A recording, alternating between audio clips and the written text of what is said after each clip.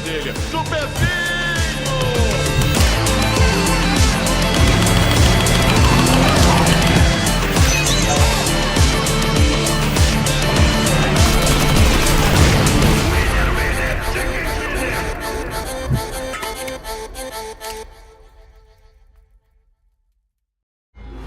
And welcome back, everyone, to the 2024 PMSL America's Fall Season Day 20. Today marks the ending of the fall season. It's been filled with a lot of heartbreak, a lot of uplifting action, but more importantly, it all comes down to this: the final day, the final chance to etch your team, etch yourself as a competitor into the annals of course, competitive PUBG Mobile. Will it be Alpha7, Influence, Rage, or maybe even Twisted Minds, who had a phenomenal day 19? They make things interesting. Both Alpha7, Twisted Minds on double points. Bonus points today. Will it be enough, though, to make a good fight all the way until the final map of the day, map number 6?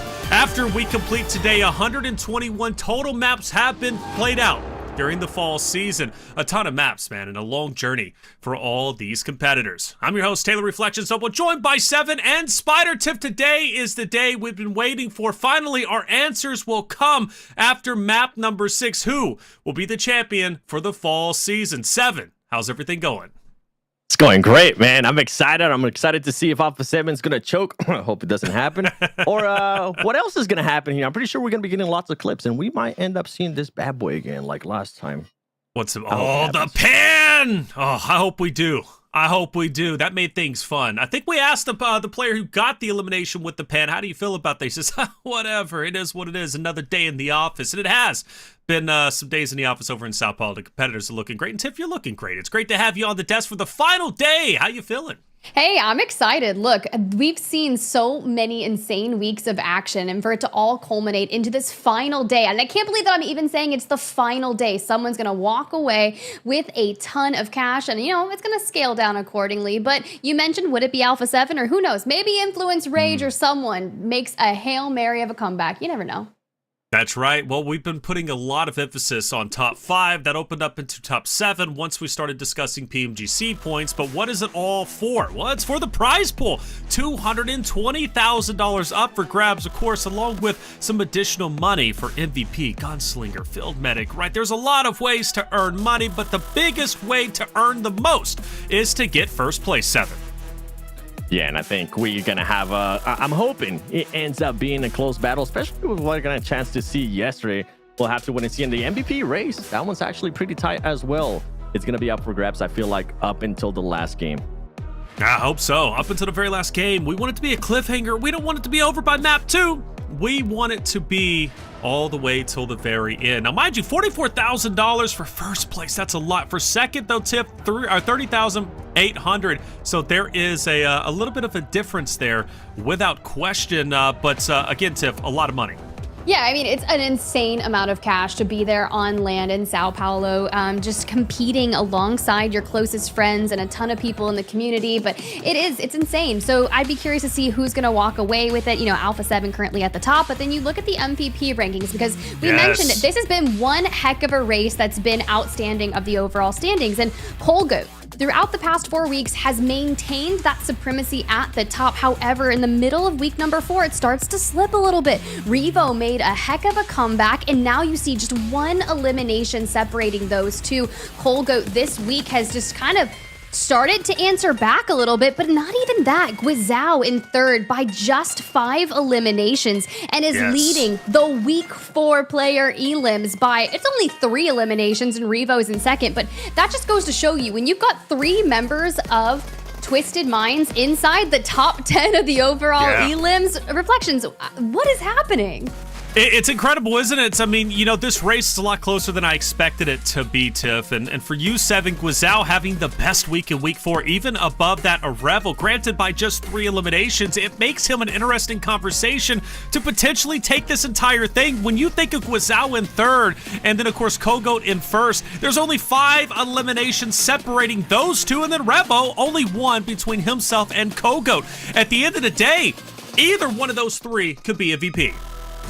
Yeah, I mean, Revel wanting to be the America's MVP again, and then you have surprises like Zhao trying, just pushing in the very last week. I mean, he's currently up to 50 eliminations. We keep talking about Federal, whatever player it is from Twisted Mindset, but right now it's going to be close, and I'm excited. I'm excited to see who's actually going to end up taking it. Hey, who is going to take it? That's the question that only the competitors could answer. But Sarpatch did a little bit of digging around to see how they're feeling going into it. And he had a chance to catch up with Revel and Kogoat at the same time, the two front runners for MVP. This is going to be interesting. All right, guys, here we are about to start the last day. My voice is off. You can hear it now. Revo, you're about to be, I mean, he's so really close to be MVP. You're right behind him. How are you feeling about it? I'm feeling good. I know that's a consequence. If it's gonna happen, this is gonna happen. It's not my focus. I'm focused on be the champions, and I know if Collegoats be the MVP, it's deserving to him because he is the name of the PMSL Collegoats. He's the man of the PMSL. Él dice que tú eres la cara del PMSL. He says that you're the face of the PMSL. How do you feel about that? ¿Cómo te sientes de que él dice que tú eres la cara del PMSL? No, pues muy honrado porque pues Revo es campeón del mundo y pues que me diga eso pues lo agradezco y también es el mejor igual. He says that he's very honored. I mean, he's the world champion. If Revo says that, I'm very honored. He's he's the best. So yeah. How are you feeling about being the MVP? ¿Qué te sientes tú de ser el MVP? Cuéntamelo de los equipos. Pues cuando se juega yo creo que por kills, buscando kills, pues hay veces en las que no salen, hay veces que sí, pero es muy raro. Y yo siento que cuando se juega, a ganar, pues las kills salen solas y salen más, yo creo. He says that when we look for kills, we don't get them. But when we play as a team, focus on the team play, we get more kills that way. So that's what we're going to focus on. 2 goats right here. 2 goats. Let's go. Ooh, I like that. Revo giving respect over towards Kogoat. That's a big title, saying he's the face of PMGC. That's absolutely massive. So if the GOAT's saying that, there's some weight into that 7. It is. And you know what? Even if for some reason Revo doesn't end up being MVP, which with the way that they're currently playing, I really don't know what's going to happen. I got to give him some props, man. He speaks English now. Me and him usually have to use a Google Translate back and forth. So you know what? He's the MVP for me. Hey, man, he's elevating his life not only for PUBG Mobile, but also when it comes to languages. Look, that's not easy to do. And for me, I cheated in high school, right? So I didn't learn any Spanish myself. And I'm definitely not going to start learning now. Let's talk about PMGC points, Tiff, because it was a close race up until the very end, but it's pretty much solidified at this point. We know from Brazil, Alpha7, right? They're going to be qualifying for PMGC if they didn't do it through, obviously, the fall season. Team Queso and Inco, right? Those should be your 3 teams moving on to PMGC. Yeah, I mean, look at that. First off, I'm still not mentally over you saying that you used to cheat in high school. Now I don't know if we can be friends because I was a nerd in high school and I'm not going to let that one go. But yeah, back to PMGC points. Back to this. I think it's quite interesting when you look at North America because NRG Galaxy this fall has had a pretty stellar performance when you look at it in 10th place overall. But you have to look back towards spring and there just weren't necessarily to get things moving, bringing that average definitely lower than Inco Gaming and X Factor. And Inco Gaming's been a little off in the fall. Something's going to have to kind of amp up when you start thinking about PMGC for them to go on and represent. That's a great way to put it. Inco's definitely been off, but they're going to PMGC regardless. They're our best hope for North America. But as far as the fall season goes, now let's start getting serious about the storylines. Alpha7, they had their struggles in the beginning, but they haven't been struggling over the past couple of weeks. They've managed to reclaim first place. Since they reclaimed first place, they only gave it up once, and that was to Team Liquid for literally 1 map. And then Alpha7 took it back over, and they have yet to let it go. They were the first team to hit 500 eliminations. They were the first team to hit 1,000, and definitely the first team and only team to hit 1,100 points. Their fall season has been spectacular, but the question is, can any roster catch up to them, 7? It's going to be a big question mark, and not only are they going to be going for just first place, right? They're going to be looking to break the 20 wins. On top of that, the 600 elims. which it's very likely. But I mean, we've been talking about it. And the thing we got to notice too is that both of these teams are going to be on their bonus point day. And it's going to be Twisted Minds. I mean, Twisted Minds with the performance we've been talking about that Gisao has been able to put up this week. If for some reason Alpha7 does have a very slow day, which will be unlikely, but anything can happen with PUBG Mobile Esports, Twisted Minds just might push for that first place. It's a possibility and an exciting one. You know, their bonus point days have been spectacular, but so is Alpha7. We also have to consider the Vicious potentially catching up to Furia, or even Team Liquid dropping down below Team Queso to 5th place. A big fall given the fact they were the spring champions. But we look at we sober up a little bit, right, and go to the second page, Tiff, and this is where things kind of get a little bit sad, especially for our North American rosters. Yeah, it definitely does, but you can also try to think of it in a more light kind of way. If you're on double points like NRG Galaxy and 9Z, something that you could focus on is maybe shifting your standings on the overall rankings, right? You just want to make sure that you increase your chances in that prize pool at the very least. Absolutely, and I hope NRG has a good day because, you know, their bonus point day has been quite significant. You know, it's been a big talking point. It really has, and I want to see how far they can go, but catching up to, well, X Factor first and foremost at PMGC points, and then even going further and catching up to Inco, it's just a little bit out of reach. But they can have an exciting day. It's a mountain. It might as well be Mount Everest at this point, man. It really might as well be. But as far as Alpha7 and Twisted Minds go, again, that is one of the biggest talking points. They have this chance to really battle it out today. For Twisted Minds, they've done incredibly well on their previous bonus points day, and then Alpha7 as well have also done an incredible job. But honestly, they're relatively even. But this is the thing about this graphic, 7. It shows that they're even. But for Twisted Minds, they have to have a monstrous day, and that last bonus points day, even though it was great in comparison to Alpha7, it has to be now double what Alpha7's about to output. I absolutely love this graphic. Shout out to our producer for getting it done because, man, I mean, you want to talk about a head-to-head of Titans right here. They're just so close in every single stat that you're able to see. And the way that Alpha7 right now is just being able to perform, that's what I'm saying. Like, it is a big mountain for Twisted Minds as well, because not only do you have to outpace Alpha7, you have to hope that Alpha7 just doesn't end up performing. And right now, I don't see it happening. It's one thing that I do want to end up pointing out is just, yeah, Revo is currently in contention for that MVP, but a big player, a big veteran on this PUBG Mobile Esports community, Carrillo, he has been performing so well this week. He's currently up to 38 eliminations, especially when we do like PMGC, PMWC events. We always talk about Alpha7 being able to clutch up and Carrillo being able to step up, and he's stepping up in a big way. Sure, Carrillo's been incredible. Like you mentioned, 6th place in overall eliminations for week 4 at 38. He can go even further today. But Twisted Minds, you know, they've got 2 heavy hitters, I should say. Guizao in 1st place when it comes to week 4 eliminations. And in the 3rd place, Rato Boy in 3rd with 45 himself. So now you've got 2 of the top slayers on the very same roster. Twisted Minds, they lead the charge in every single stat in comparison to every other team. They are the top dogs when it comes to week 4, but none of that matters if they're not the top dogs today. Will they settle for 2nd place, or will they throw the Hail Mary pass and score the touchdown at the same time and get 1st place, overtaking Alpha7? That's what's up for grabs, and they have the chance to do it. They have the chance to dethrone the global champions, but they've got to own the moment over the next 6 maps. So let's get the final day of the fall season started with 7 and Spider Tiff. And we are going to be having some miracles happen here in the final day. It's going to have to start in this first match. Twisted Minds needs to have a just pop-off performance, Tiff. See, it's not only that.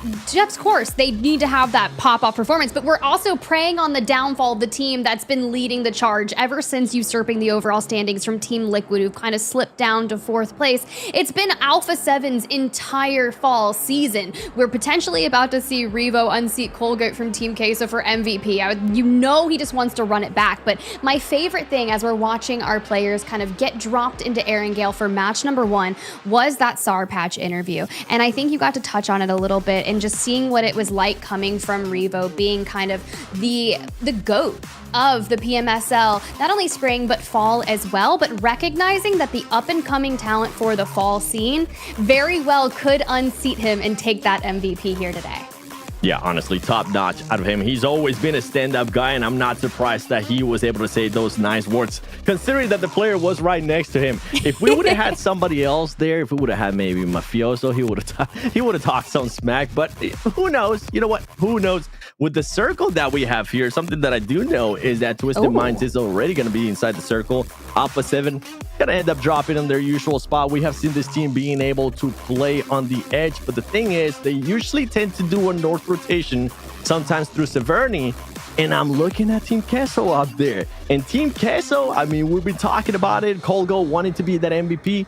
They could cost them some challenges, so we might have a great start here for Twisted Minds if we do end up getting a fight between Alpha7 and Team Queso there towards the north.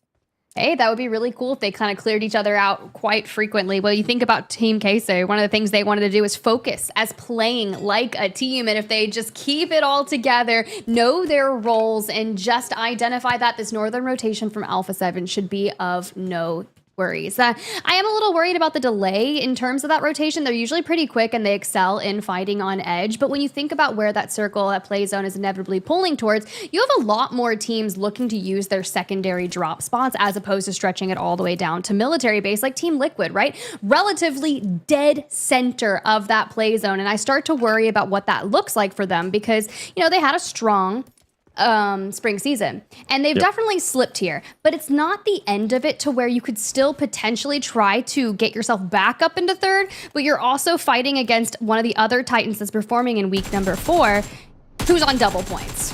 Yeah, I mean, for Team Liquid, this team usually tends to excel whenever they do end up getting the center of the circle. So for them to already have that to begin with at the start of the game, they're going to be looking to more than likely have a good performance. And that's the thing, too. I mean, we've been talking about Alpha7 and Twisted Minds there. I feel like for most of the first couple of weeks, we were just so heavy on Team Liquid dominating everything. They were the first team to be able to just break some records in regards to eliminations, in regards to the way that they were able to just dominate the lead that they had. I remember every single time coming into Sunday, they just had an insane lead over Alpha7.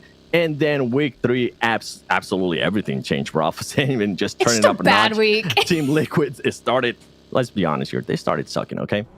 Yeah, and I mean, excuses started coming out. It's fine. Like, you can be real about it. We kind of hit them for a couple days, and we were like, you know, it's not what we're used to seeing for them, as some of our teams still look to try to find center of zone and get position where they'd like to. A little bit split off here for the Navy SEALs, but I think that's fair to call it out, right? Because that's what it was. We were just seeing something, and I was saying, I don't know what's going on in their camp and what these conversations look like when they're leaving that stage, but something was going amiss there. Then, you know, we saw some moments of the old Team Liquid this week, and I was like, maybe it's not too late. Maybe they can kind of answer it back, get to that top 3. But right now, you're looking at 51-point differential between 3rd and 4th place, and you know that's a lot of cash. It's just enough to make you feel like you're moving up in the world. You're separating it out between the team and yourselves, and you just feel a little better overall. I mean, if I'm Team Liquid, I know we're hyping up Alpha7. We're hyping up Twisted Minds too, because it is their bonus day. It is the teams that are currently more than likely going to be fighting for that 1 and 2. But if I'm Team Liquid, I'm still trying to push for that 2nd place, because right now, 4th place is going to end up getting what, $14,000. 2nd place ends up getting $30,000. That's a big difference. That is a massive difference. I want that money, Tiff. Is that the motto of the day? We want the money. We want it. Who's going to take that? What is it? $44,000 for first, and Alpha7. They've got the charge. They have that initial structure, breaking that 1,100 points. And the Vicious, look, we've seen some crazy games out of them. We're just going to hit kind of these movements and scouting for everything. But I've actually really enjoyed getting to watch this team throughout the fall season, the past 4 weeks, and finding their wins. I've seen some of the craziest games. I think one of them was like north of 15 eliminations and a win, and I was like, dang, this is like insane. Yep. Yeah, I mean, the team can definitely fragged out. The major thing that we need to point out with the Vicious is that they just needed their lucky charm, okay? They needed Powerbang at the helm here with us to be able to power them through. Powerbang's more than likely still waiting for that jersey, the Vicious. Make sure you send it right, because when that man was here was when you guys were able to get the most points, just clutch up a lot of wins. And to be fair, I mean, even after 3 days on week 4, this team was still able to perform well. They were in 3rd place. They were being able to get those wins. They were being able to back it up with very high eliminations. So there is a chance where they could push up to Furia, but it's going to be very unlikely because then you kind of have to hope that Furia ends up just throwing, which this week hasn't been one of the best ones for that team either. Yeah, that's been tough, right? Ever since kind of Loops Esports overtook Furia, they were really neck and neck, kind of toggling on the overall standings. But for now, it seems to be that Loops has cemented themselves into 6th and Furia is just married to the 7th. And Loops here, I was trying to keep an eye on where they are. They're kind of moving in towards that center of the play zone, might be encroaching on that Team Liquid territory relatively soon, which could be interesting for them. We've seen a lot of teams actually int onto Team Liquid's position when they do have center of zone, and they just almost seem to crumble. And I think that is kind of scary when I talk about things like that. I don't want to see things like that happen here in the final day. I want to see the best PUBG Mobile gameplay we've seen thus far. And when we're talking about best PUBG Mobile, you know what? I'm going to be a little bit toxic today since it was the last day. Since we're going to be going to PMGC League stage soon. Yo, Inco, 14th place. You're going to be representing an A. How about we get a couple wins today, huh? How about we get some more wins than Latin Kings, the team that's currently in last place, because they currently have 3 and Inco has 2. I would say the name of the person that gave me that great stat, but I don't know if he wants me to say his name out loud. But yeah, Inco Gaming, with the way that they've been able to perform, it is a bit of a bittersweet. That team is going to be going to PMBC League stage, but it's not looking promising with what we've seen out of them. I know they have some roster changes. I know it has been taking some time for that team, but I want to start seeing a bit of their final form or what they are going to be able to showcase when we go to PMGC League stage, because NA, Tiff, NA always gets picked on, and I'm just tired of it. I get picked on my height. Now I need to get picked on Inco again. Oh, wait, you're getting picked on your height? Me too. We can be besties in that regards. I mean, what are you, like 6 foot? Yeah. See? Hey, it's fine. Yeah, you're totally 6 foot. I'm 5'1", so you're a giant to me. I got I'm a solid 5'7" on a good day. Hey, I still have to look up. I still got to look up. It's all right. It's all right. I'm the one that usually ends up using one of those booster boxes that they end up giving you, but we do end up having the new circle here. And I didn't get that fight that I wanted earlier on, even though I'm an Alpha7 fan. I don't know. I just wanted them to see. I wanted to see some adversity right off the bat. Team Queso ended up rotating very early on, and Team Liquid is going to be moving towards the center as well. Another NA team here. You know what? Let's give NA some props here. X Factor. This team, I mean, they were trying to chase down Inco. It's just too much now at this point. On the final day, it's not going to end up happening. But I just want to see some of the NA teams just put up some nice performances here. Very really possibly could, but if they point Sponge, you know what that's going to do? It's going to leave the door open for Alpha7 to just completely end this thing out on top. So you saw the play zone, we saw the early rotations as it shifted towards the south, and a lot of players already looking for their new home if they weren't already in it. So going to be interesting to see AGG, Inco, Furia, some of the last teams to make their way in, but you asked for X Factor, and well, they're over there. Team Liquid, though, starting to get mixy. They had to move Cardoson already down. Chief needs to figure out a way to smoke and hit that reset before allowing any angles from the Navy SEALs across the street. And I think they will be able to do that, considering that they were able to eliminate 2 players there from late Navy SEALs. And Navy SEALs usually doesn't tend to be an aggressive team. They're currently in a bad spot as well. Something that I am looking at the elimination feed, though, that I would love to just kind of rotate to. Alpha7, one of their players does end up getting knocked on their rotation. I think he was to NRG. So we'll see if anything leads in regards to that, because those 2 teams are, especially teams at the top with Alpha7, Twisted Minds. I want to see what's going to end up happening with these teams. Because we do have, there you go, Mafioso and the squad just ended up fully sending it to the ocean. That's a different rotate than you were thinking of originally. I'm going to go with that one. McGrellin fooled by NRG spec across the way, but we are out in the water in Carrillo. I mean, someone's going to hunt you down. It's only a matter of time. You better link on up with Mafioso and just like, I don't know, tread water, trying to get to shore, because Team Liquid, they're a little preoccupied over here between a rock, a buggy, and the crossfire. Team Liquid just not having a good start of the day here as well. Not only did they have to take an earlier fight with Latin Kings, now they're having to just get a fight with X Factor, and X Factor is just being able to find all the angles on this squad at the moment as they're just trying to survive. 2 of their players are currently down, but you know what this means? This commotion here means that nobody's going to be focused on that ocean. And right now, if I'm Alpha7, I'm just hoping that that Team Liquid and some of the other squad, like now Team Queso, being able to pop off their mythic as he was trying to get in the ocean. On top of that, you have IG. Oh man, I think I might have cursed them, Tiff. I was saying that I wanted to see Team Liquid be able to do good here today. It's not looking like it's gonna start like that. It was a little bit something like when they're dead center of zone, usually good things come from Team Liquid. Well, Yeah. all I see is a frag grenade that barely misses out on Cardozo. Not only are they being stared at by the Navy SEALs, then X Factor. Intense Game even wants to start poking and prodding at Ayala and co. Now, if I'm Ayala and I'm kind of that last line of defense, you have to do as much as you can to put that pressure on neighboring teams to make sure that we hit that full reset. You can see Chief, Cardozo, they're starting to get that health regen, Mythic up as well. So I like that we're back up. We got 2 eliminations and we have withstood everyone. The issue with this is we are the gatekeepers of the people that are going to want to move in from the north, which will happen relatively shortly. Yeah, it's going to be a tough one because with the new circle, I mean, they're going to be barely on the edge. And we were talking earlier about them being in the center. This team does not end up playing well on the edge. Luckily, though, somehow they were still able to keep all 4 alive, which I'm actually quite impressed with for the scenario that they were put in. Alpha7 does end up losing another player. They're currently down to 2, and they're just not looking to be in a good spot. So for Twisted Minds, I know Twisted Minds is your bonus day. I know that you could possibly just be comfortable with the second place finish, $30,000 in your pocket, but just try to make that extra push. Try to go for the extra 14,000 for a total of 44,000 for first place. And on top of that, you get the bragging rights of saying you were able to knock off Alpha7 on the final day for first place. That's just something that you definitely want to go to PMGC League Stage with. I mean, that's a story that you just lead with that. You're like, we did that.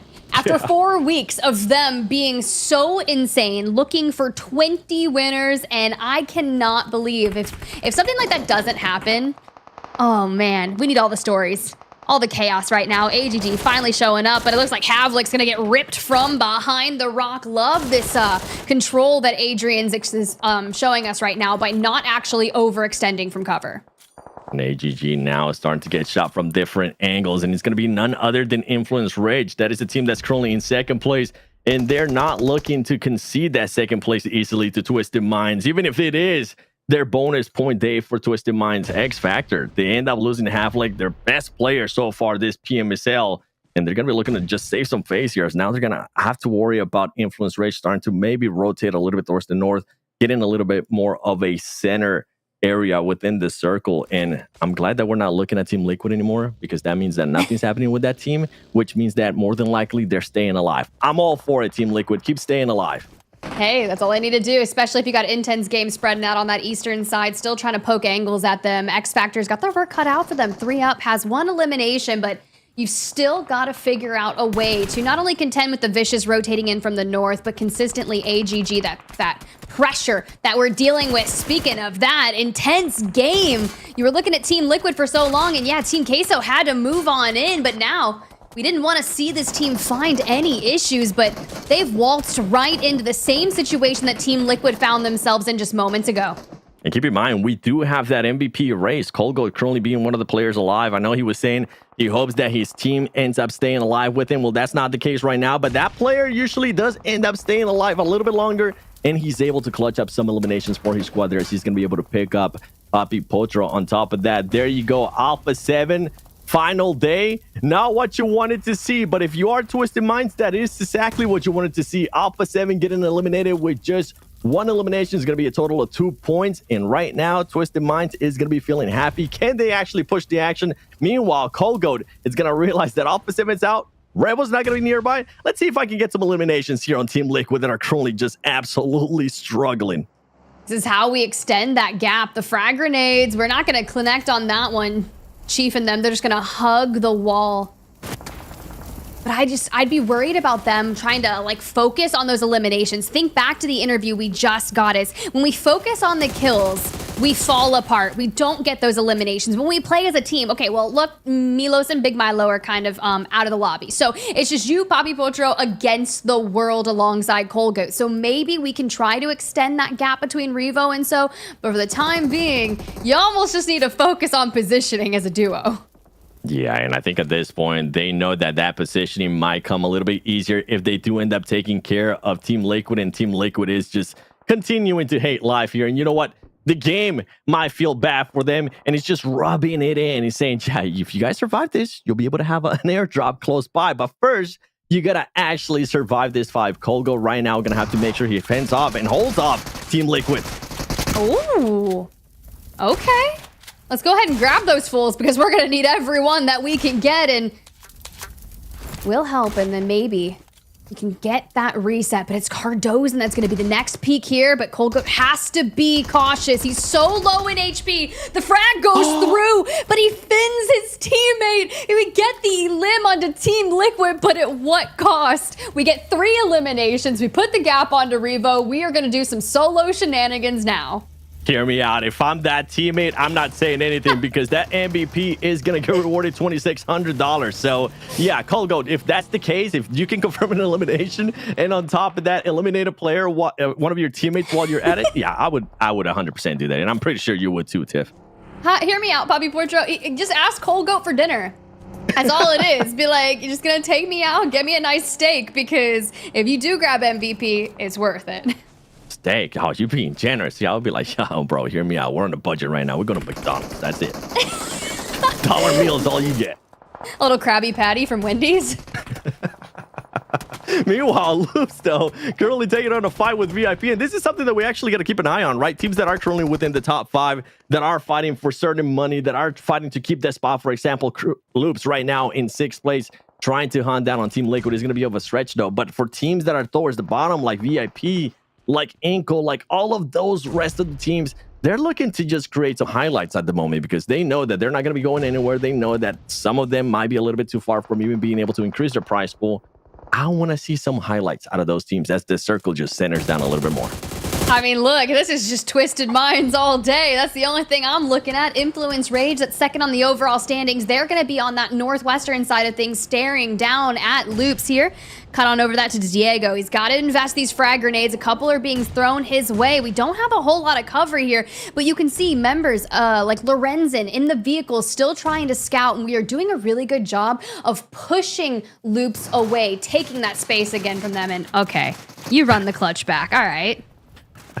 All right. This is it. This is what I was gonna be putting on my highlights. Like, guys, don't worry. I know I killed one of my teammates, but that could possibly secure me the MVP race of PMSL Americas. All right. I have a perfect explanation of why I did that, and I would just run with it. MVP. I mean, that's just such an accolade that you want to have under your resume, especially currently with PMSL Americas going on. And you heard Colgo say, yeah, if he can actually end up beating one of the GOATs of America's Rebel, that would be just insane.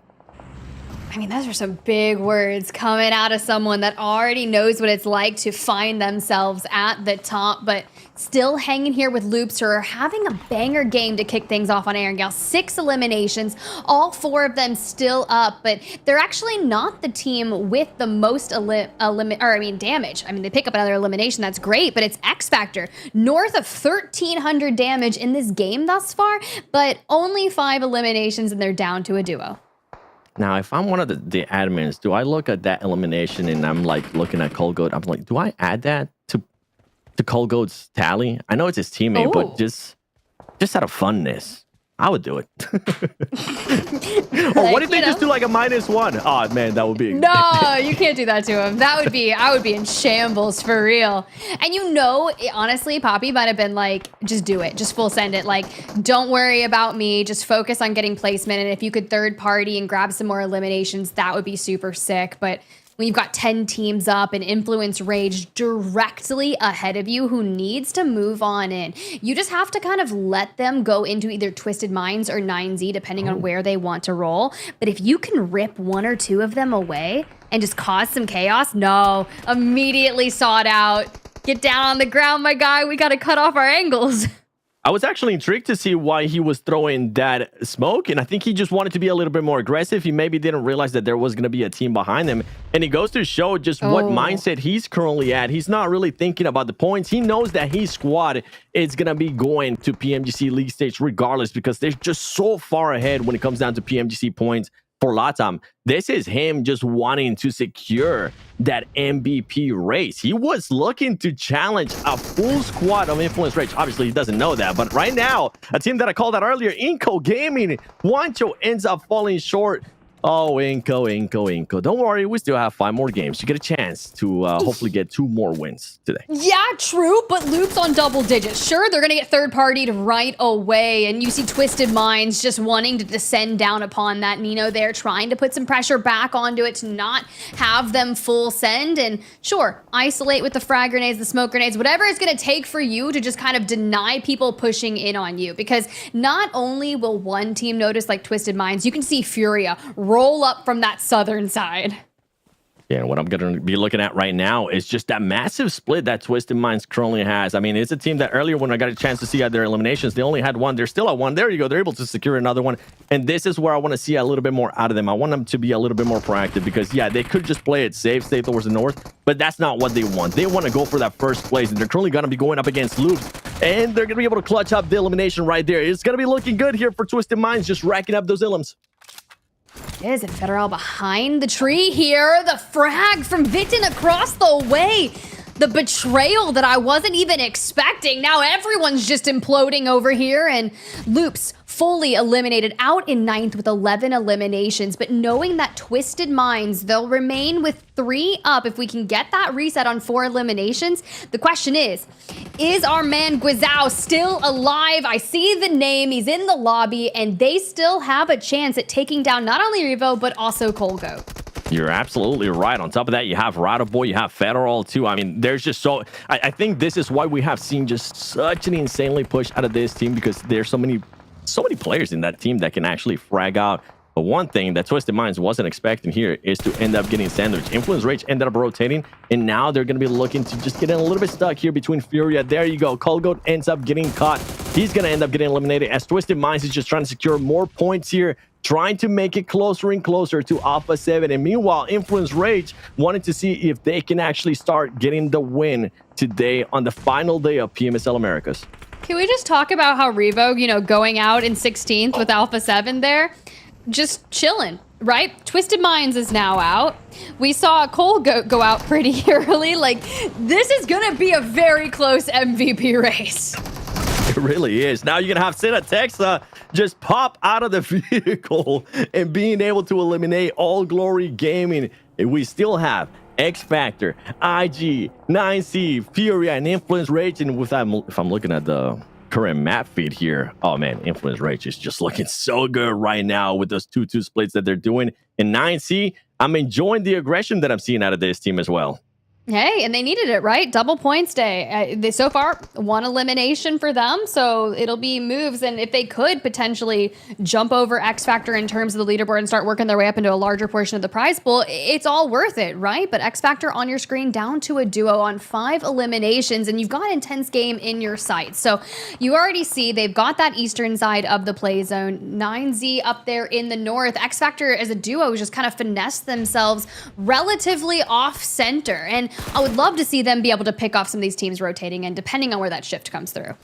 And with the current angles that they're going to be having here, I think they might end up being able to gatekeep a little bit of IG, but they need to be careful because 9C, there you go. That was my biggest worry right there. 9C is currently towards their north, getting some angles on them, and they were looking to pop some off. Oh my goodness, there you go. Okay, so X Factor, you're definitely going to be able to gatekeep IG. You're going to be the one that's currently most center. And Influence Rage, what do you end up doing here? You were just being so confident with those 2-2 splits. I do enjoy the regrouping here, but they need to be careful because 9C, even though this team is on the second page of the overall, we have seen them be just aggressive, and it's a team just full of veterans. Texa going to be looking at his teammates going to his ex-teammates going to PMGC. I'm talking about Alpha7.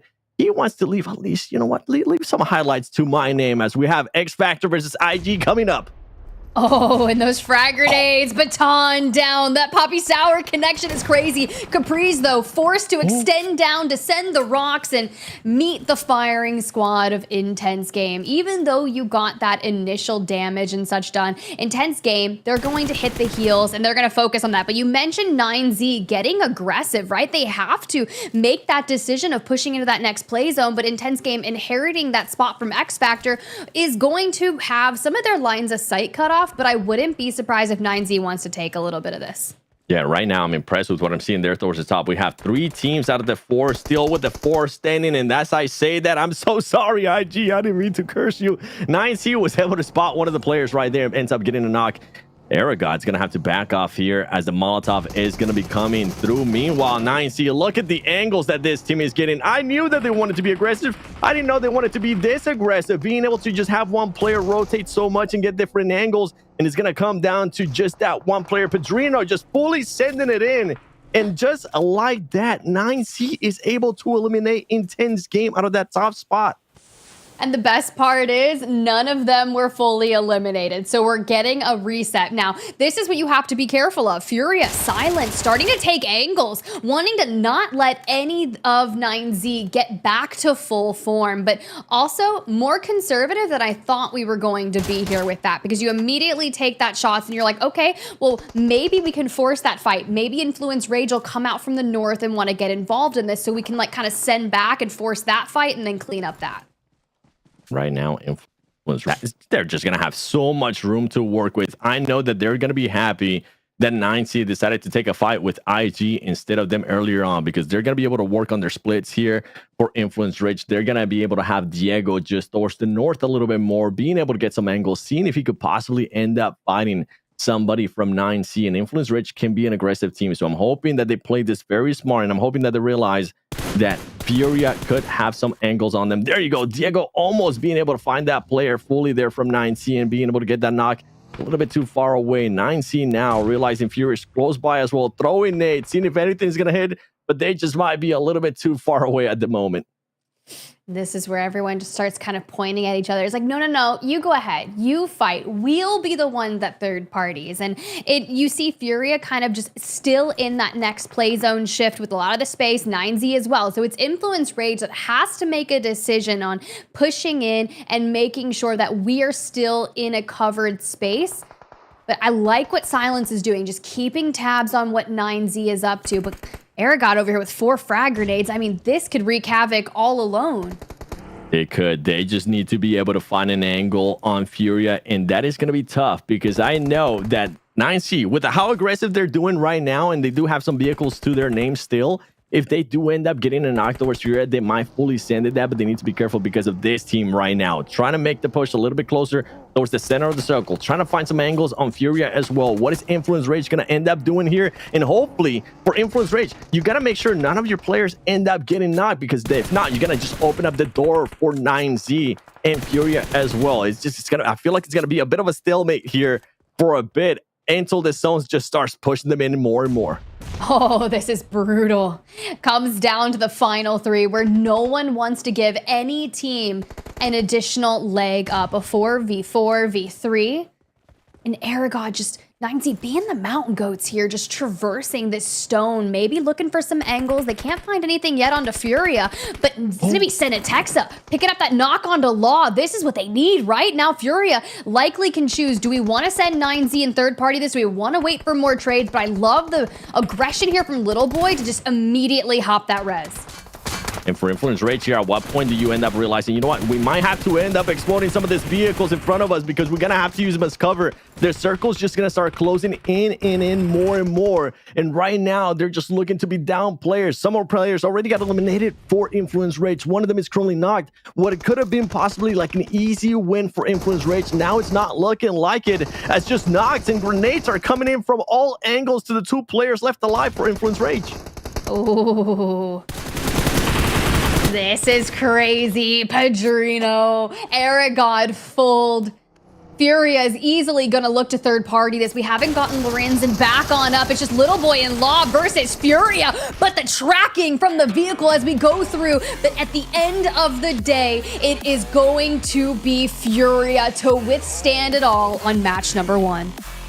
Furia heard us talking about the Vicious probably trying to make a push there towards them. They're going to just shut that down from the get-go. They're saying that is not going to happen. But overall, I can't wait to see just the overall leaderboard when we get to that. Remember, Alpha7 got eliminated earlier on. Even though Twisted Minds wasn't able to take full advantage of that, they did end up getting eliminations. They did, and I was hoping they would just really punch down the gas hard when Alpha7 was eliminated, because they should have been like, this is our time. And I love that they were center zone for the longest time. Yep. They were set up so nicely. That's why they missed out on a lot of early eliminations, but that typically happens when you're center zone for the longest. Alpha7, though, they had a long way to go. We know that they kind of land on the leftmost side, North Georgia pole. They had to go all the way towards the right side. It wasn't easy for them. They ended up running into trouble and naturally were the first team eliminated. But I want to talk about how good this performance was for Influence Rage and what really this map 1 means for potentially catching up to Alpha7 Tiff. So at the start of the day, there was only 65 points separating Alpha7 from Influence Rage, who was in second place. We put a lot of emphasis on Twisted Minds, and we still are, because it's their double points day. But 65 points can quickly be chopped away at, especially if Alpha7 continues to underperform. Last place, 1 elimination. This first game from Influence Rage, second place, 8 eliminations, puts them now within striking distance of catching up to Alpha7. Especially with 5 more matches on the line for them to be able to do so. And I think what they're doing is they're recognizing what's at stake. You don't really have a whole lot to lose. You're in second place, you're pretty much moving on, but what else could you do to make it better? You could win the entire America's Fall, and that would be just the claiming of that has you on pins and needles, knowing that you just have to lock it in and be the best versions of yourself. So even just kind of holding it on here in this final fight on Erangel. Yes, you pick up a couple eliminations. Like you said, you still walk away with 8, which is wild. You don't get the win, but you still have 14 points. Comparing that to Alpha7's 1 elimination that turns into 2 points. That's it, right? Which isn't a lot. Granted, Alpha7's not a team to underperform on all 6 maps. I'm sure they're going to step it up, and it's going to make it impossible for Influence Rage to catch up. But, I mean, Tip, that storyline is absolutely there and something we have to pay attention to. But for Twisted Minds, all the way in 7th place, 12 total points. 7, they've got a lot of ground to cover up. 12 points isn't going to cut it. Yeah, and I like that they started being a little bit more proactive as soon as they saw Alpha7 getting eliminated. But you mentioned it too. They were just sitting in center of the circle for a little bit too long. I want to see a little bit more proactiveness out of this team if they do want to end up pushing for that first place, which in my mind, and I think in all of us minds, yeah, you want to end up pushing for that first place. Second place is within reach. But at the end of the day, if you can just end up becoming champions, and for some reason, I don't think it's going to continue to happen, but if Alpha7 continues to throw, that first place will be looking good. I love how you put that. If you just end up becoming champion, almost like you stumble upon it, like it just happens out of nowhere. Yeah. It's, Alpha7, they have found themselves now 53 points ahead of Influence Rage. At the start of the day, it was 60 plus. So Influence Rage slowly but surely catching up, but still a long way to go. For Twisted Minds, a little bit more doable, despite them being lower in standings than Influence Rage, only because of their double points. We'll see what the next game has to bring for us. Now, for Team Queso, Team Liquid, still a possibility. Team Liquid drops down to 5th place, but for the Vicious, I hate to say it, I think it's a little bit too far gone. With only 5 maps remaining, I don't see them catching up to Furia. So, Tiff, I think we're looking at our top 7 teams. Now, the question is, where do they fall at the end of map 6? Well, that's still yet to be answered. Anything could happen. Like, I'm always one of those people that I just hang on the threads of like a good story, and I'm constantly rooting for the people that are outside the top to get in it. It doesn't matter what that looks like on the final day. Like, if there's still a possibility, I am hanging on the thought that that can actually happen. Now, whether it does or not, you know what it's like for me, Reflections. I'm constantly seeing the Titans take it no matter what, right? Yeah. They're in the lead. They're likely going to clinch it on up. I can't imagine Alpha7 having a couple more games like the one we just witnessed, especially on their double point stage. It seems very uncharacteristic. But when you jump on over here to page number 2, no changes thus far. A lot of same things here, but I still loved the aggression that we got from 9Z with that top 3 finish. Yeah, you can't hate on that. I don't care if they're in 12th place. I don't care how far away they are from breaking into top 7. A good performance is a good performance, and you have to give them respect where respect is due. 9Z, a great game on their perspective. 3rd place, 5 eliminations. I love it. Hey, Tiff, You're just a romantic at heart. You love those underdog am. storylines. I And don't we do. all? On the desk, right? Don't we all? We want to see somebody break into top 7. Will it happen, though? It's up to the competitors to decide. And really, the only realistic one to break in is going to obviously continue to be that of the Vicious. They've got a long way to go, but maybe these next 5 games could bring something magical. Map number 1 has concluded, and a lot has remained the same. But for Influence Rage, they do get closer to dethroning that of Alpha7 in first if they don't step it up. We're going to take a quick break. When we come back, Miramar, map number 2, coming your way.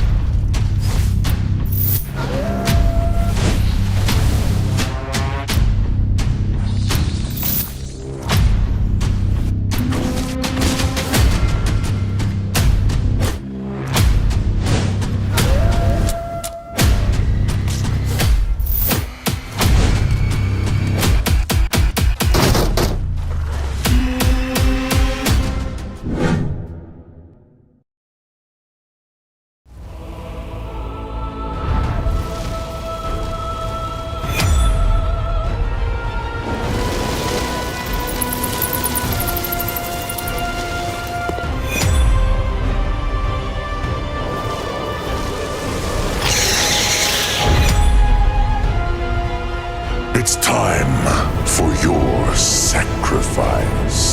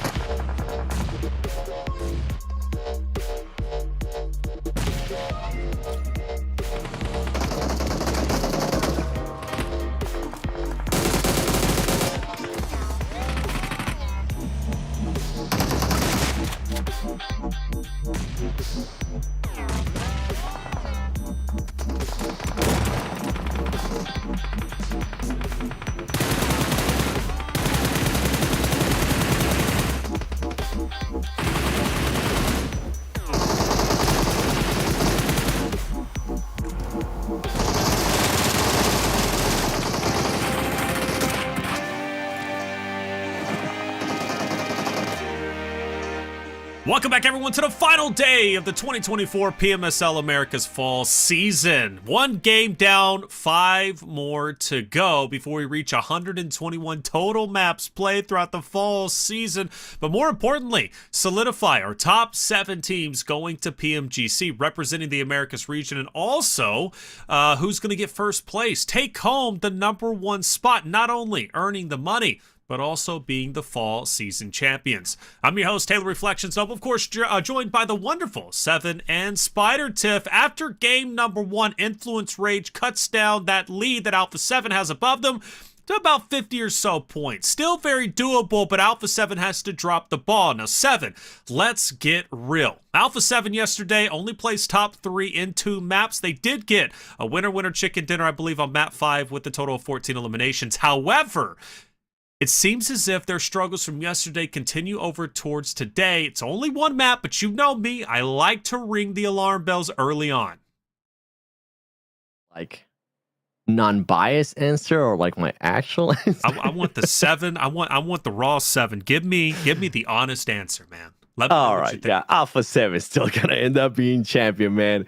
With the way that that's the thing out of yesterday. Even though they didn't have a good performance for the whole day, all this team needs to honestly do, considering it is their bonus point, is they just need to be able to get a win. Even if they just end up getting 1 win, they end up getting just 1 point for the rest of the 4 matches left. And then on the final game, they end up getting a chicken dinner. They'll more than likely end up being in first place. But one thing that we have seen before out of this team, whenever they do start very bad, like how they were able to do here, they end up answering. They end up coming back. So that's what I'm going to be looking at, what they end up doing here on this Miramar. I want to see how they end up responding. Ooh, the response has to be severe as well. Not only for Influence Rage, but Twisted Minds, Tiff. You know, again, we needed a good game 1 from them. They've only got 6 total games today, and obviously 5 more to go. But for Twisted Minds, 7th place, 5 eliminations. It's not the worst start, but they could definitely do better. They still have, 80 or so points to catch up to Alpha7. Yeah, and so when you say 80 or so points, it's very realistic that the chances of that actually happening are slim to none. And I as much as I like to hope for cool stuff like that, please prove me wrong, Twisted Minds, but I think I'm going with 7 here, because if they do kind of slack off on a couple of games, drop some, substandard ones for them, all it takes is what you said, a 14 elimination win. That's 24 points. You hit a ×2 on it, you're looking at 48 points, and that entire season is theirs. That's true. It's possible. You got to throw the Hail Mary, man. I like her map, by the way. It's good map. That's good map. That's quick, bro. Tiff is quick with it, all right? And that's why I don't like to do math around her, because she puts me to shame, right? What do you mean? Then I'll miss 2 + 2. It equals 3. You're like the TI 580. I'm like an abacus, all right? I'm back in the Stone Ages, and you're like, well, look, see, maybe I made it up. TI 86, a lot of numbers. I didn't even pass algebra. Look, I'm exposing myself really hard. I did pass algebra, and I want that to be very clear, okay? I didn't pass pre-cal. I'll be honest about that. Here we are, map #2. We're heading into Miramar. 5 more maps to go. This is one of them. Let's get to work. Catch up to Alpha7. Make things fun. 7, Spider Tiff. Let's find out what's about to happen. And for anybody currently watching in the chat, if you're scratching your head like me and wondering, what's a TI 86? Don't worry, I got you covered. It's a calculator. I actually had to Google it real quick, too. Is it a cool one? Like, is it the ones that you had to use? Yeah, it's one of those cool ones. Oh, dude, there used to be ones where you could actually log stuff in and save it, and I would hide things in my calculator, but that's fine because I haven't picked up a calculator outside of my cell phone in a very, very long time. But now that we've made it to Miramar, we don't have to talk about calculators. We can just watch all the action unfold on our screen and look for eliminations in that MVP race. With that initial plane line kind of just divvying up Miramar in half, none of our teams should have any real issues on making sure that they can get to their drop spot POIs. For Team Liquid and Alpha7 that are going to be hailing their way towards the north, why do I just get an inkling that we're going to the south once that play zone starts to show? I'm hoping it goes to the southeast. I just want those islands over there.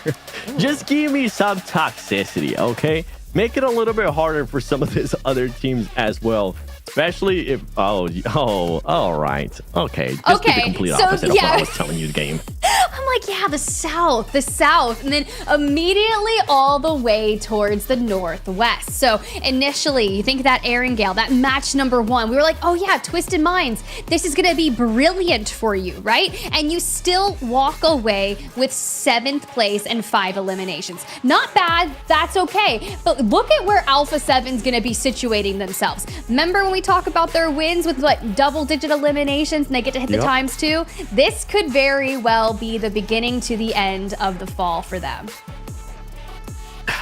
Yes, I'm an Alpha. I gotta remind myself that I'm an Alpha7 fan as well, because I'm with you. I kind of just see some adversity. I love an underdog story with the way that Twisted Minds, honestly, throughout this whole PMSL, it's gonna be a bit until we actually end up getting any fights. So let's talk about this a little bit more. For Twisted Minds, they just have had so much adversity.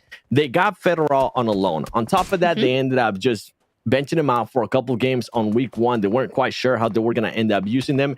And then on the second win, they ended up sticking with it as, oh my God, David, you just got absolutely destroyed there for sticking out a little bit too long. But going back to Twisted Minds, they decided to just stick with Federal, and it ended up working out. And then we ended up getting the performances that we've been getting out of this team, especially for this week 4. I'm so excited at how this team is going to end up performing at PMUC League stage, because I feel like with a little bit more time, they could be one of those challenger teams, and they could be one of those teams that ends up going to the finals. They really just been on the up and up, and I think that's a great way to highlight them, right? 13th in the PUBG Mobile World Cup, 4th in PMSL America Spring, and we just kind of keep on moving, especially since the pickup from the former Deathwolves, now Twisted Minds. It's only like they're working on finding that final evolution of themselves, and I'm okay with them kind of ending here if they do go out and they just state themselves down in that 3rd place, because it's a very solidified 3rd with the chance to potentially grab 2nd overall. And the Hail Mary play, 1st. If something crazy implodes over there on the Alpha7 camp, even though you're getting a Miramar pull to your zone, great. But something could happen. But regardless, it's been a really nice journey for them here. Yeah, even if they don't end up getting a 2nd place, still 3rd place, you're going to be above the team that actually ended up being the champions of PMSL America Spring, which is Team Liquid. On top of that, you are above of Team Queso, the team that's just has been lights out for the LATAM region.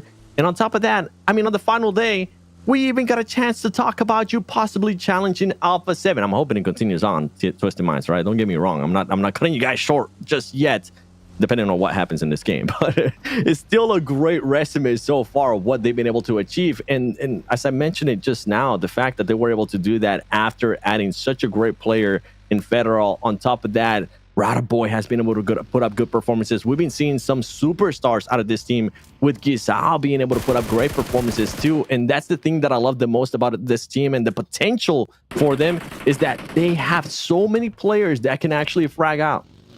They really do, and I love that we get to focus on them, because this is going to be nice to see what Team Queso can do this early on. My biggest qualm about them is making sure that they focus on the task at hand. Don't get too separated away from each other, but sure, crunch some members of Furia. That's kind of rude considering they just won on Erangel, and we don't want to see them go out too soon, but, you know, get those eliminations, Big Milo. Get them. Do we not want to see them get eliminated soon? I mean, I'm still hoping for the Vicious. Just kidding, Furia. Just kidding. Ooh, I don't like this. I don't like what I'm seeing over here for VIP Esports. You're going to take Chief down right out of that vehicle, and we are not close to our teammates, but Cardozan, the lifeline out here, popping through. Oh, help. He realized that VIP was actually making the push, and he just like, sorry, Chief. We're going to have to sacrifice you, buddy. See you in the next match. Like, you see that bright light of your teammate potentially coming to help you get off the ground. Like, your life alert is nearby. The help, I've fallen, I can't get up. And they're just like, good luck. Maybe next time, we're out. He looked at him too. He made eye contact. He's like, yeah, that's not happening, but maybe next round we do gonna be looking at VIP now, keeping an eye on AGG. And meanwhile, just so many teams have been able to rotate to this just crazy circle, even though it was in Southeast. All right, game. I see it. ended up being Northwest, which is still going to be at a pulse. So I'm really intrigued to see what Alpha7 is going to be doing. I have seen them playing a couple times, especially this week, where they are able to get the center of the circle, but they just stop being they end up being a little bit too passive for my liking, especially with what Alpha7 has trained me that their game style is like. I'm hoping that doesn't happen here. I'm hoping that they still kind of have that fire to them, and they use the point advantage that they have right now is still pretty massive to Twisted Minds. I'm hoping they still try to just be the Alpha7 that we know they are, and I feel like we will end up seeing them here at some point today. I think so. But I mean, if I'm Twisted Minds, I'm all the way from the East right now. Like, I'll be there in 2 business days. Like, we'll get to the play zone eventually, and we're going to have to fight our way into it. And with Intense Game being the furthest team out towards the East, if they don't move or shift, unless Twisted Mind wants to approach from the north of the potential... I mean, look, I'm not going down south. South's going to be an actual crazy fest of teams down there. So all Glory Gaming, well... you're going to find yourself situated pretty close to Central, and here we do. We see that rotate coming in from Twisted Minds. We're going to be here for a minute because they got a while to go. Oh, stylish. All right, style points. Add him a point. Please. Nose wheelie? Okay. It won't be double, but just add him a point. I feel like the biggest flip-flopper today, all right? As an Alpha7 fan, as a Brazil fan, I kind of want the storyline of Twisted Minds just trying to hunt them down, but I also want Alpha7. I feel like LeBron James in 2010 not being able to make his mind whether he wanted to go to Miami or Cleveland. We'll see which one is going to end up happening here. Is it going to be Twisted Minds maybe taking advantage? But this is going to be a tough push, as now we do look at Alpha7, and Alpha7, I mean, they're just going to have so much room to work with. They know how to play this area. It is where they usually end up landing, and they're just going to be looking to pick people up on their rotations. Oh, yeah, I think that's going to be really smart for them. And I love that we pull up the play zone to see where that shift's going to occur, because I forgot about the Navy SEALs. God. And there's a very real possibility for it, because I was looking at Twisted Minds and I don't even know if Navy SEALs were on my screen. I said 2 business days. Well, they'll get here next week. They've got to like airmail themselves all the way across. But we are going to the very north, as far north as we could possibly get. Be honest, with all the time that I've been looking at, you know what? I'll hold on to that one. Influence Rich versus Inco. Inco, I still want you to get that win. I still believe. And what a way it would be if you're going to be able to eliminate Influence Rich, which now, it's going to be looking very unlikely. But I was going to be saying, with as much PUBG Mobile Esports as I have seen in my life, I don't think I've ever seen a circle this up north this early on. And when we were looking at the map as well, we were able to see Twisted Minds still rotating towards the north. So they are going to be able to rotate into the circle without having to fight anybody, which is going to be massive for that team. Juancho currently trying to take a fight there with Influence Rage. Influence Rage being a little bit too much, and it's just going to be Nenebete and Vitali left alive. See, this is why I'm really glad that Twisted Minds, albeit late, is just going to waltz right into the north, because you look towards the south and it's just going to be all of this. Inco Gaming down to 2. Influence Rage in 2nd place. Now, we don't want them to actually fall and go out here, because we're down to just 3 with 2 eliminations. No double points for them. They've already expended that, but we could still try to carve back on that Alpha7 points gap, which is going to take nothing short of a miracle, but it could be nice if you just clean up Inco Gaming here, because time is of the essence. You still have Vicious, you still have Furia, and a couple other teams lurking nearby. And not only that, too, for Influence Rage, they're trying to just get as much points to hopefully end up holding off Twisted Minds. They're hoping that Twisted Minds doesn't end up having a good performance. VIP Esports going to end up getting eliminated. And now Vitali and Nenebete, they're just going to have such a miracle to just get out of this hole that Influence Rage currently has them on, because it's not looking good. Meanwhile, there on the bottom of your screen, you're going to be looking at Team Queso. Colgo, remember, he's still trying to fight for that MVP that we're able to take care of NRG. Actually, that was Loops being able to take care of NRG, but Team Queso does end up getting at least 1 elimination added to their tally. Ooh, okay. A little bit of chaos here for them, but for what we can, we are kind of stabilizing.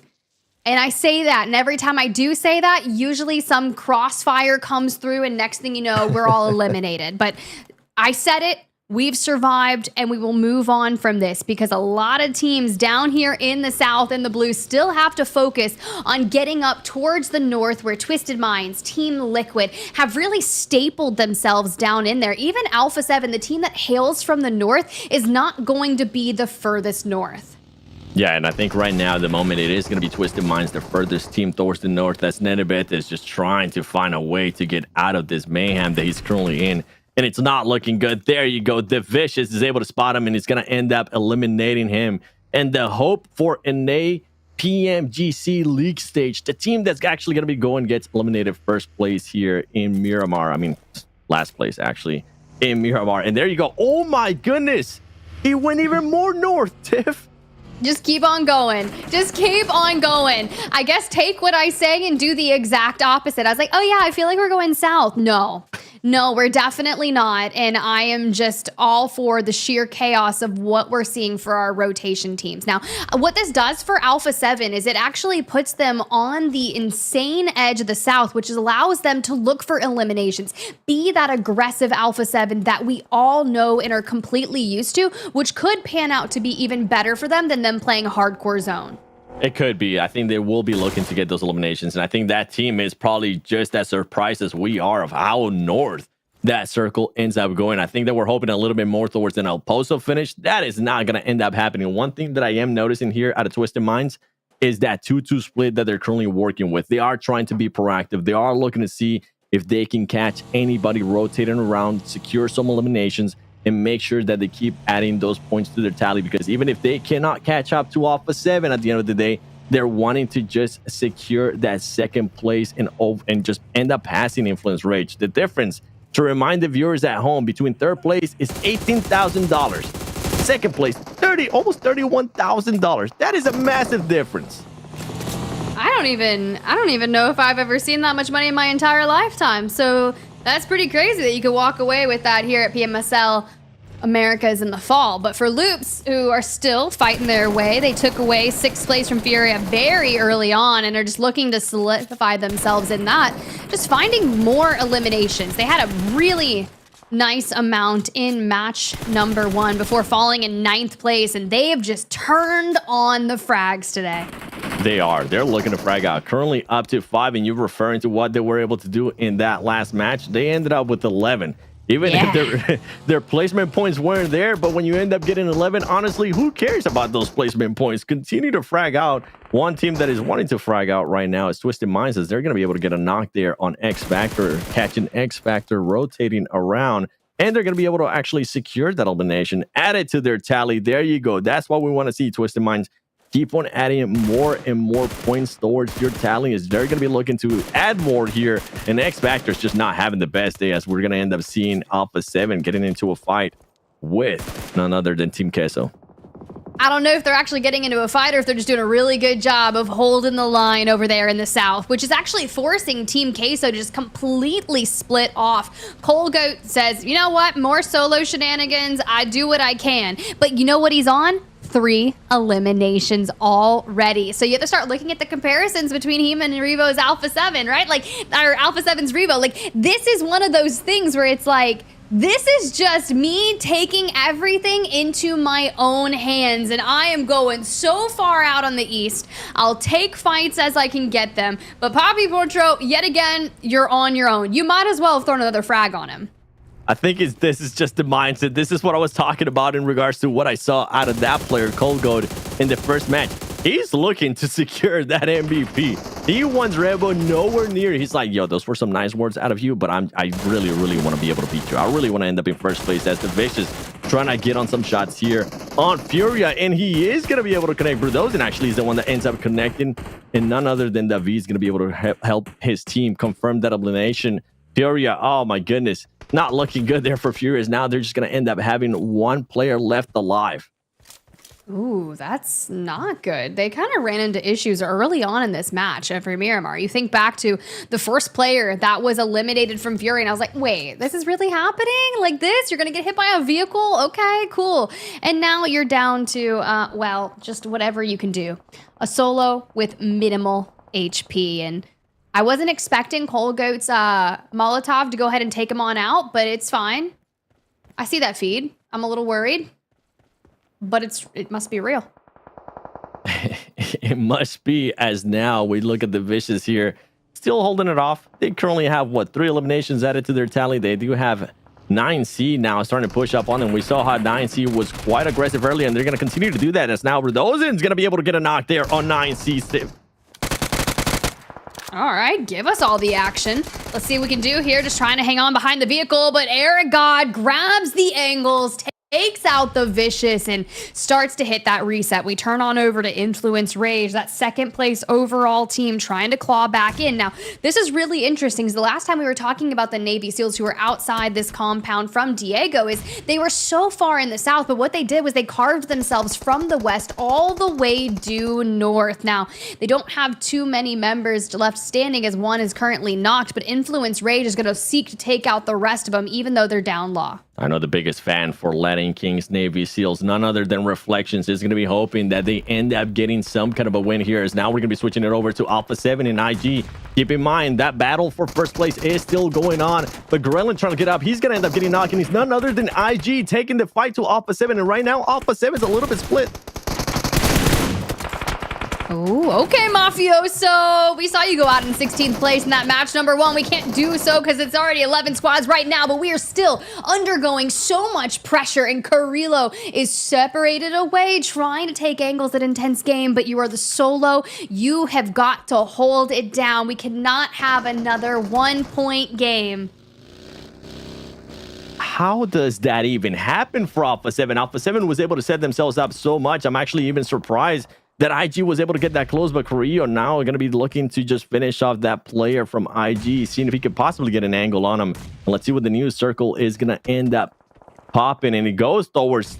Oh my goodness. Okay, X Factor got a little bit blessed there. Twisted Minds currently with a great split. I mean, that team's currently poised to put up a lot of points in this match, and with the way that's going right now for Alpha7, they end up getting eliminated by IG. And if I'm Twisted Minds, I'm looking at that and I want to just propel myself even higher on the leaderboard, because what it looked to be very unlikely might start happening now as Alpha7 back-to-back games with just 1 elimination to their name and 0 placement points.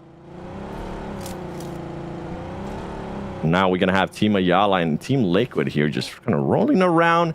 They're usually not used to playing on that edge, so they're going to just be chilling, being a little bit patient, switching it up. And this is actually something that I've been wanting to see out of this team for quite some time.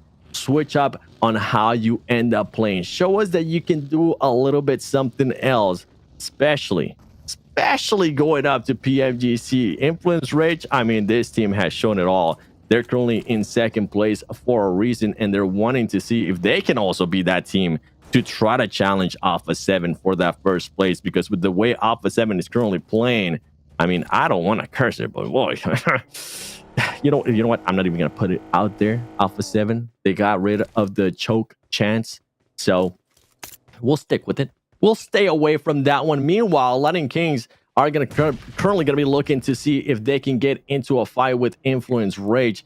Influence Rage, I know they're going to be looking at that team and saying, okay, we hope that we're able to get those eliminations, because we want to go from second place to first place. We're going to be looking now at Loops Esports versus X Factor. X Factor having to back up a little bit more. Loops Esports earlier with those 11 eliminations, wanting to take the fight, continuing to be aggressive. They're currently up to 6, and they want to see if they could possibly end up repeating in regards to the elims that they've been able to get in the first match. FFS and Havlik, at least they have Havlik still alive, one of their best players so far. Team Queso ends up getting eliminated.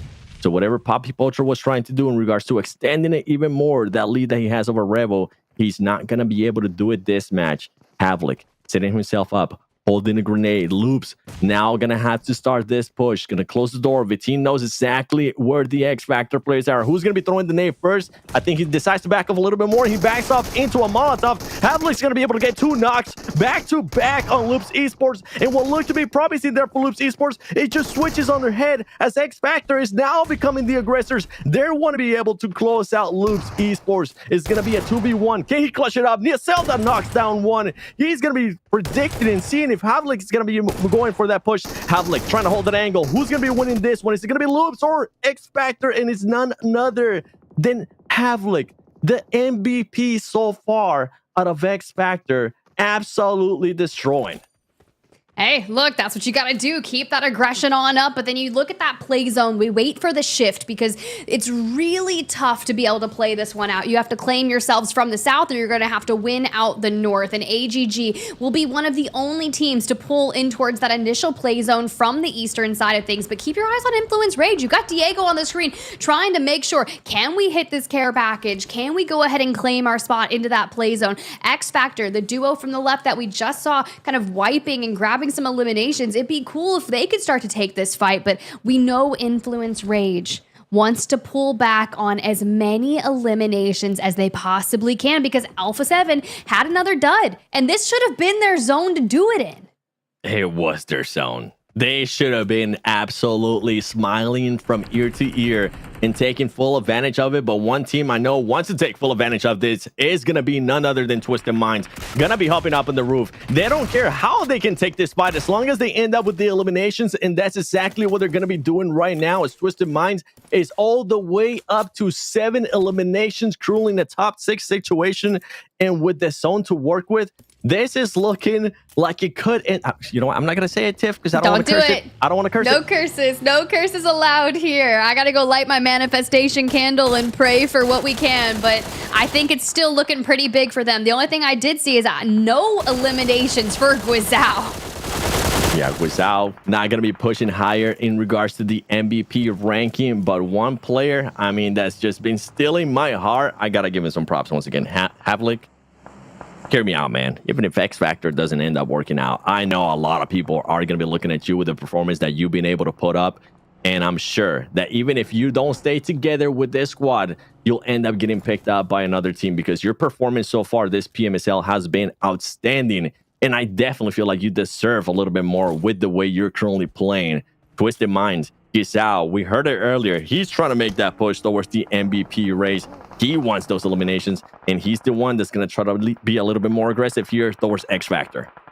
Oh, look, we got shotties in hand, and FS trying to feed the nades through the window, connects onto Rataboy, who was least expecting that. Havlik grabs Federal. The Twisted Minds breakdown is absolutely insane, leaving Obscura in a 1v2, but he gets threaded through with a nade, and what did we just witness? That is one of the greatest anime betrayals of all time, and it's not even anime, it's just PUBG Mobile, but it's America's, and I am lost. X Factor? I'm sorry, I was not familiar with your game like that. I didn't know you guys could hold off Twisted Minds and in a way become the saviors of Alpha7 in this match, as you were able to hold off Twisted Minds, a full team of Twisted Minds. Not just one, not just two, not just three, a full team. Havlik and FSS. I know FSS, I've been talking smack about you for the longest time, but my boy, that was nice. I'm sorry for what I said about you in the past because I didn't think you could actually pull that off. They did, and it was beautiful. I mean, you run it back, you see the nades, the opening damage, you see Rataboy picked from the window, and now you look at the final 4 teams and you're just like, how did we get here? Team Liquid, I love that you're here. I'm excited for you. And we see X Factor, the duo, and we're just like, all right, who's going to win? Call it right now. 7, who's taking this game?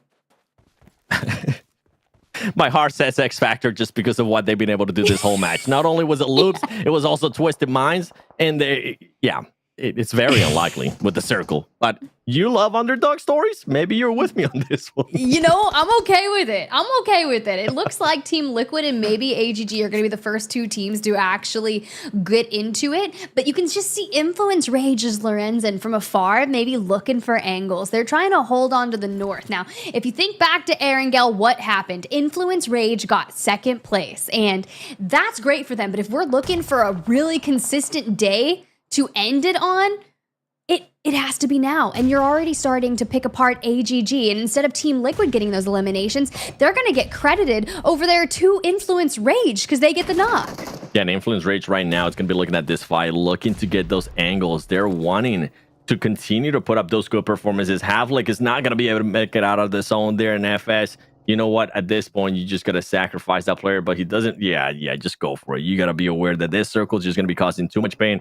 And what I wanted to see, that underdog story is just not going to end up happening. So a realistic pick here out of me, it's going to be none other. Oh, no. You hate to see that. Make your mind. You wanted to go pick them up, and then you're not able to pick them up. I hate to see that in PUBG Mobile Esports. But you wanted a realistic pick? I think Influence Rage. With the amount of area that they're currently able to cover, they should end up winning this. You know, it would be really solid for them to clean it on out, especially when you look at Team Liquid being the only other trio left in the lobby. FS is just going to try and third party whomever and cause chaos wherever they can. AGG's Melgar is likely going to do the same thing. So you have to keep your eyes on what is that going to look like for Influence Rage and Team Liquid, with Cardozen being the furthest north member of Team Liquid, likely going to run into Influence Rage first.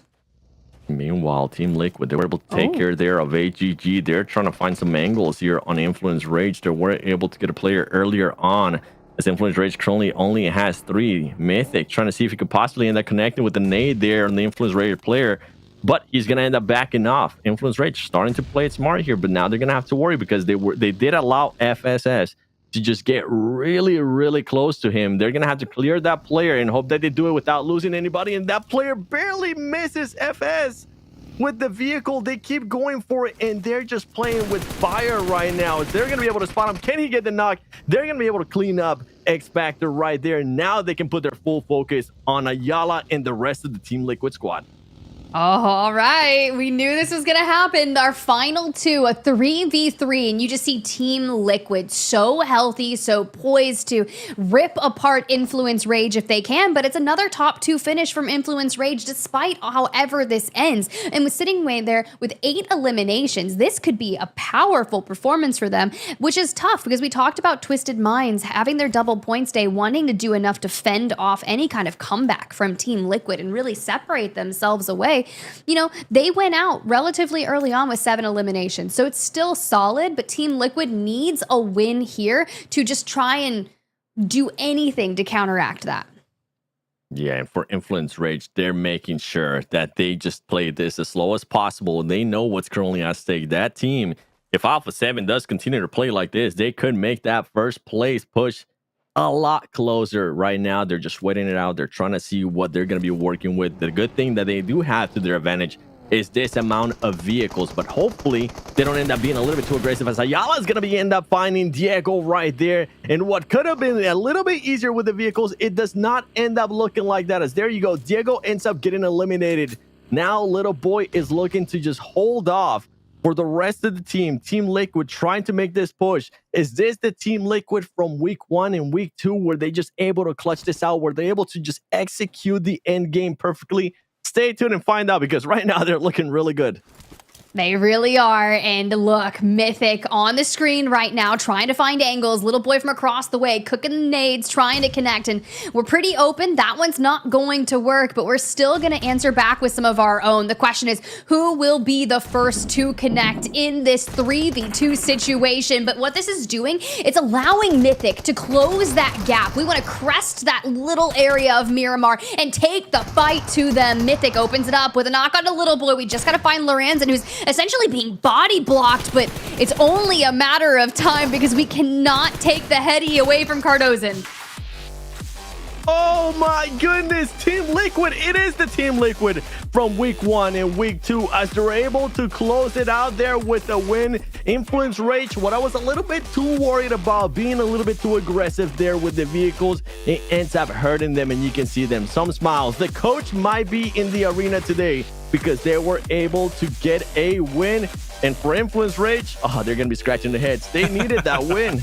They did, man. They needed 2 wins. They could have had 2 wins back-to-back, but second place, what they're going to have to settle with. Identical finishings, by the way. 8 eliminations, second place, game 1, as well as game 2. But still better than what Alpha7 was able to achieve. So they clear, I believe, another 10 or so points over Alpha7 to, I think, get the point lead down to just 40 or so. What should have been, though, and I want to go back to what should have been a 50-plus point game for Twisted Minds, Tiff, turns into an unfortunate ending. 6th place, 7 eliminations. Now, granted, double points is still going to be significant, but man, what a collapse and what a heroic effort from X Factor. And look, that is just... It's so wild to know exactly what X Factor just did work on when thinking about Twisted Minds, because you'll see that in the replays. There's not a chance in my mind that we're not going to be playing those clips, because that was something to see for sure. But you're right, they needed a 40-point game right there, and they were on track to be able to do so. They go out in 6th place with 7 eliminations, really close to double-digit elims, and if you kind of go up a couple more positions, you're going to grab all the placement points, and you're setting yourselves up for the comeback that we have been saying it's a very fine chance to make happen, but it could until it didn't, because X Factor. Oh, it's so heartbreaking, man, because 50 plus points, 7, that would have cut the lead down by like 50 going into obviously the next 4 maps. Granted, Twisted Minds do all they can. Here's the fight. Tell me where it went wrong other than that nade taking out the last player. The first engagement, they were just starting to push one by one, it felt like. I mean, you had, I think it was FS being able to hit a beautiful shotgun shot out of the window, and then they just started crumbling down. Grenades, I mean, honestly, you got to give credit to X Factor. The way that they were able to play that was so well. They already had the grenades ready. They were able to time it as well. You couldn't have played it any more perfect in regards to X Factor. Something that I do want to point out is that earlier, especially during these highlights, we ended up seeing a Team Queso player. I think it might have been Papi Potro. He ended up Molotoving himself on purpose to deny the point to Team Liquid, since they are currently kind of hunting them down in the overall leaderboard. So it's good to see that Team Queso is still wanting to push for that 4th place, or whatever place might be that Team Liquid is currently on, as Team Liquid ends up with 16 points, influence rates there with 14, and Twisted Minds, you said it, what it could have been, but they end up with 18. For Team Liquid, though, give them credit. 1st place, that's big. What are they fighting for, Tiff, right? They're fighting to hold down 4th place. Don't see them catching up to 3rd. Twisted Minds, Influence Rage have just been too consistent today. Plus, with Twisted Minds having double points, it's just not going to be possible. But for Team Liquid, they do not want Team Queso catching up to them. And good news is, Team Queso over the back 2 maps haven't really been too spectacular. So, at least for the meantime, Tiff, it seems like Team Liquid is safe and 4th. It seems that they are, because you jump on over to the back half of this match, and Team Queso, they walked away with 5 eliminations, which is massive, right? And I like that 7 was talking about that Molotov. It was actually Colgoat, because I literally was like, oh my God, Colgoat, what are we doing over there? So I'm so glad we came in with that explanation, but he still walked away with a slew of elims, which is going to allow themselves to kind of work on extending that MVP lead, because although Alpha7 is still at the top, of course, on the overall rankings, they really haven't had the best showing yet on the final day. No, they have not. So Alpha7, Influence Rage, they get closer still. And let's even throw Twisted Minds in there, 7. The storylines are still the same, but Alpha7 has to be careful. They really have to be careful. But in a way, they don't really have to worry about Influence Rage unless they continue to throw like how they've been throwing those last 2 games. The biggest one for me was this most recent one. I mean, they had everything to work with. They really didn't have to rotate that much. They had first dibs in regards to where they wanted to set themselves up, and they ended up getting absolutely surprised by what IG was able to do. The next one is Twisted Minds. I feel like Twisted Minds really needs to be able to take advantages of these situations, because who knows how many more you're going to be getting throughout the day where Alpha7 only ends up getting, what, just 2 points or 1 point added to their tally. And that's not going to be happening often. You got to take care of that when it does happen to you. You got to take advantage of it, get those double points. Right now, they're not being able to do that, and they need to be able to close that gap. Yes, they do, but 4 more maps to get the job done, absolutely possible. I do want to shout out Loops, by the way. They have done such a great job today. They've had 2 relatively decent games in terms of eliminations, not necessarily placing, but they are catching up to Team Queso. That gap is relatively slim, so there could be a chance Team Queso drops down to 6th place, which is kind of in the same vein of Team Liquid. It's like, you know, Team Queso at one point was the top dog when it came to the fall season. They've had their chances to capitalize, but one of the glaring issues that they've had has been their bonus point stay. They didn't get a good bonus point stay until really yesterday, where they were able to at least, I think, get, around 70 or something like that. But for the most part, that's where they've been struggling.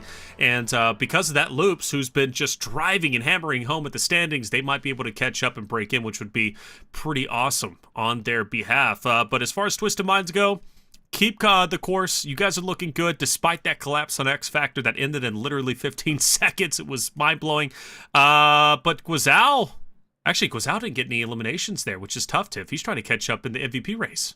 Yeah, he really didn't. That was the biggest note. I was like, yes, they've got eliminations, but Guizhou is allergic to them today. So if we're trying to fight for that MVP, it's unfortunate because we got Colgoat over here who's like, I'll take out my own teammates if it means I get eliminations. Like, you got to do what you got to do. And Guizhou's like, oh no, eliminations. Good luck, team. Ew, brother, ew, stay away from me, man. Everybody else go get them. Well, 4 more games to go. That race is still very close. So anything can change in the MVP race, just like our standings. For Influence Rage, keep hammering home at those standings. Keep taking out whoever you can because you're doing good. 2 back-to-back second places with 8 eliminations is solid. It's still possible, but you've got 4 games to get there. And same thing for you, Twisted Minds. But for Alpha7, they're still relatively safe at the top of the standings. But can that all change? Keep the conversation going in chat. We're going to take a quick break. When we come back, map number 3 comes along. We're hopping back into Erangel. Dear survivors of PUBG Mobile Metro Royale, have you noticed that the town is a little different from before? A mysterious power is quietly approaching. Let's see what happened to the town. When the darkness of night falls, the town becomes rather enchanting. You will find a bottle of transformation salve in your backpack. It will bring you a completely different experience. Use it to transform into a vampiric fiend or wolf warrior. Use their powers to fight against zombies and other enemies. If you choose to become a vampiric fiend, you will gain the ability to fly. When you're surrounded by zombies, you can make a quick escape. You can also fly in the sky and launch attacks at enemies on the ground. Once you reach a certain altitude, you can use the quick dive ability to swoop to the ground, dealing damage to zombies and enemies within range. Also, after you defeat an enemy, a blood orb will spawn nearby on the battleground. Touch it to recover some health over a short period of time. When transformed, you will automatically absorb blood orbs nearby.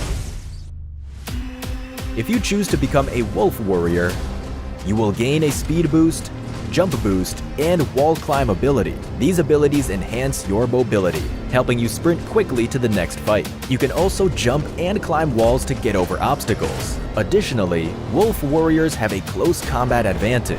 You can punch to deal damage to zombies and enemies within range. When sprinting, you can still launch an attack to damage enemies within range. Oh, and using the Howl ability buffs you and your nearby teammates. Whether you choose to transform into a vampiric fiend or a wolf warrior, they will grant you power in the dark of night. Making strategic use of their abilities will definitely provide you with a unique and fun gaming experience.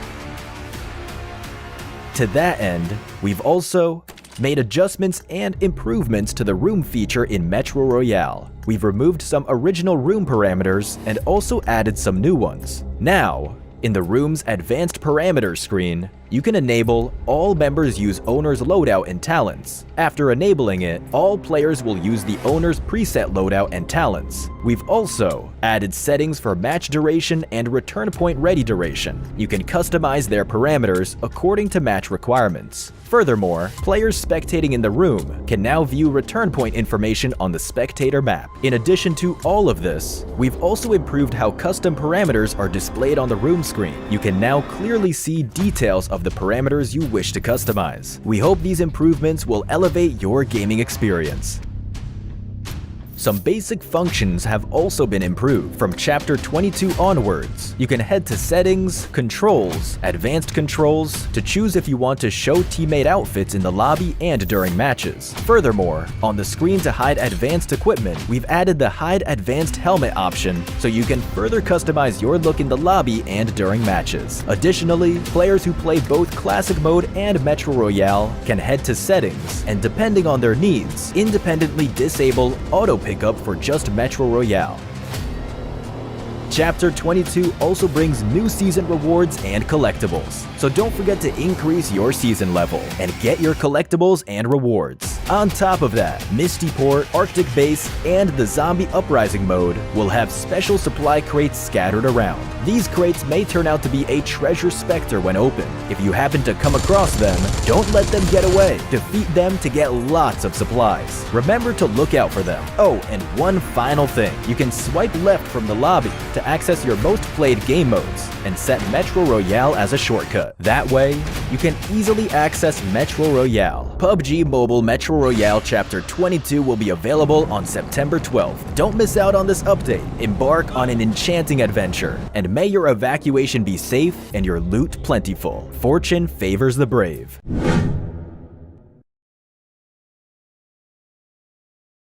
Welcome back, everyone, to the final day of the 2024 PMSL Americas Fall season. We are about to hop into map number 3. Time is getting thin for all of those trying to catch up to Alpha7, but a lot of good stories still unfolding with Influence, Rage, Twisted Minds trying to catch up to A7. They can do it. One's within 41 points away, and then the other is about 54 points away, but that's Twisted Minds are on double points.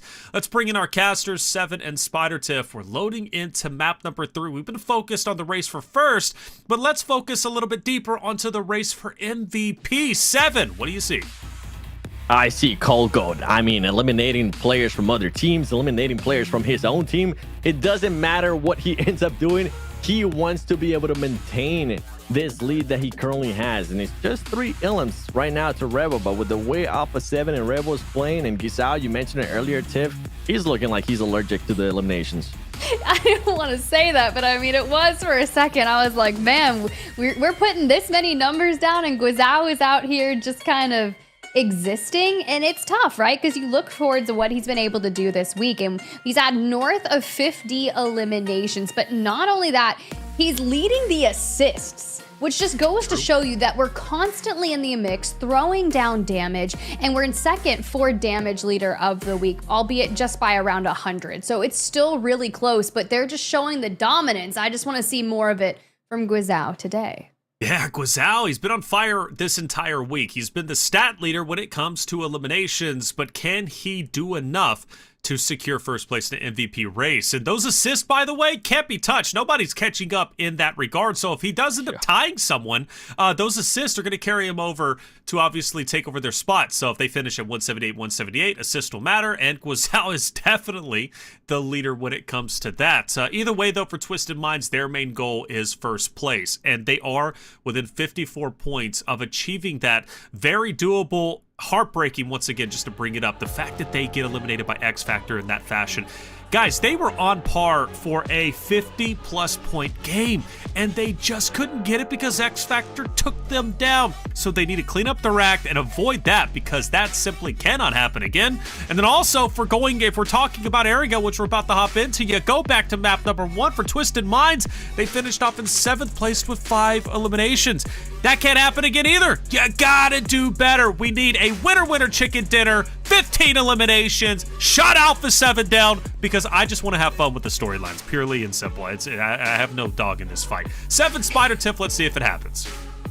I want to see it too, but for Alpha7, I mean, I think so far, at least this week, you have had 2 wins in Erangel. Is this the time to respond for Alpha7, as we're going to be having a bit somewhat of a normal playing path here, but not for Alpha7. They're gonna have to make it a stretch there if they do want to end up on their usual spot, which is gonna be Giorgio, or do they want to end up challenging X Factor, something that we saw earlier in the tournament? Those 2 teams ended up landing in Lipovka. We'll have to wait and see what's gonna be happening, because Team Liquid, I mean, they're just gonna have military base to themselves as usual.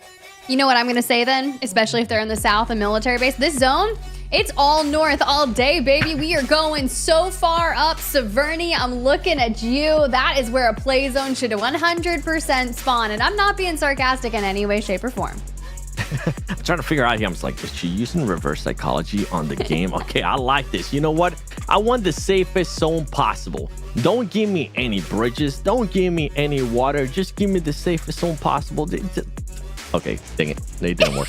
No, just dead center. Hear me out. I was commentating on Friday, and our Erangel, the first 2 Erangels of the days were just disgusting. And they were consistently disgusting. We pulled to the island northeast of ruins twice. And it was all water, all island, all chaos all day. So there's no way we're going back over there.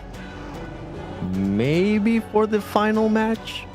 Not here. Maybe we'll end up seeing that again, because we have seen that a couple times already throughout this PMSL. You got a chance to see it. I got a chance to see it. I mean, it could end up happening, especially if for some reason Twisted Minds does end up clutching up. Alpha7 continues to just not perform the way we expect them to. Anything can happen here, as we do have Loops currently Input Chinky taking their sweet time. Nobody's going to be challenging. One team that is looking to challenge somebody is Brundozen with the Vicious trying to take some shots there on Inco, and Inco just trying to get out of the way. Remember, Inco, I still have a challenge for you. You got to get more wins than the last place team. Last place team, Latin Kings, currently with 3.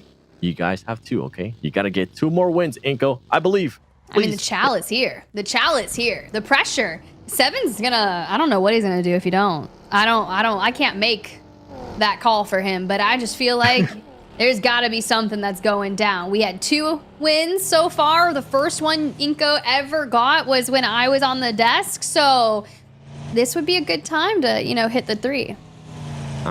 Lucky charm.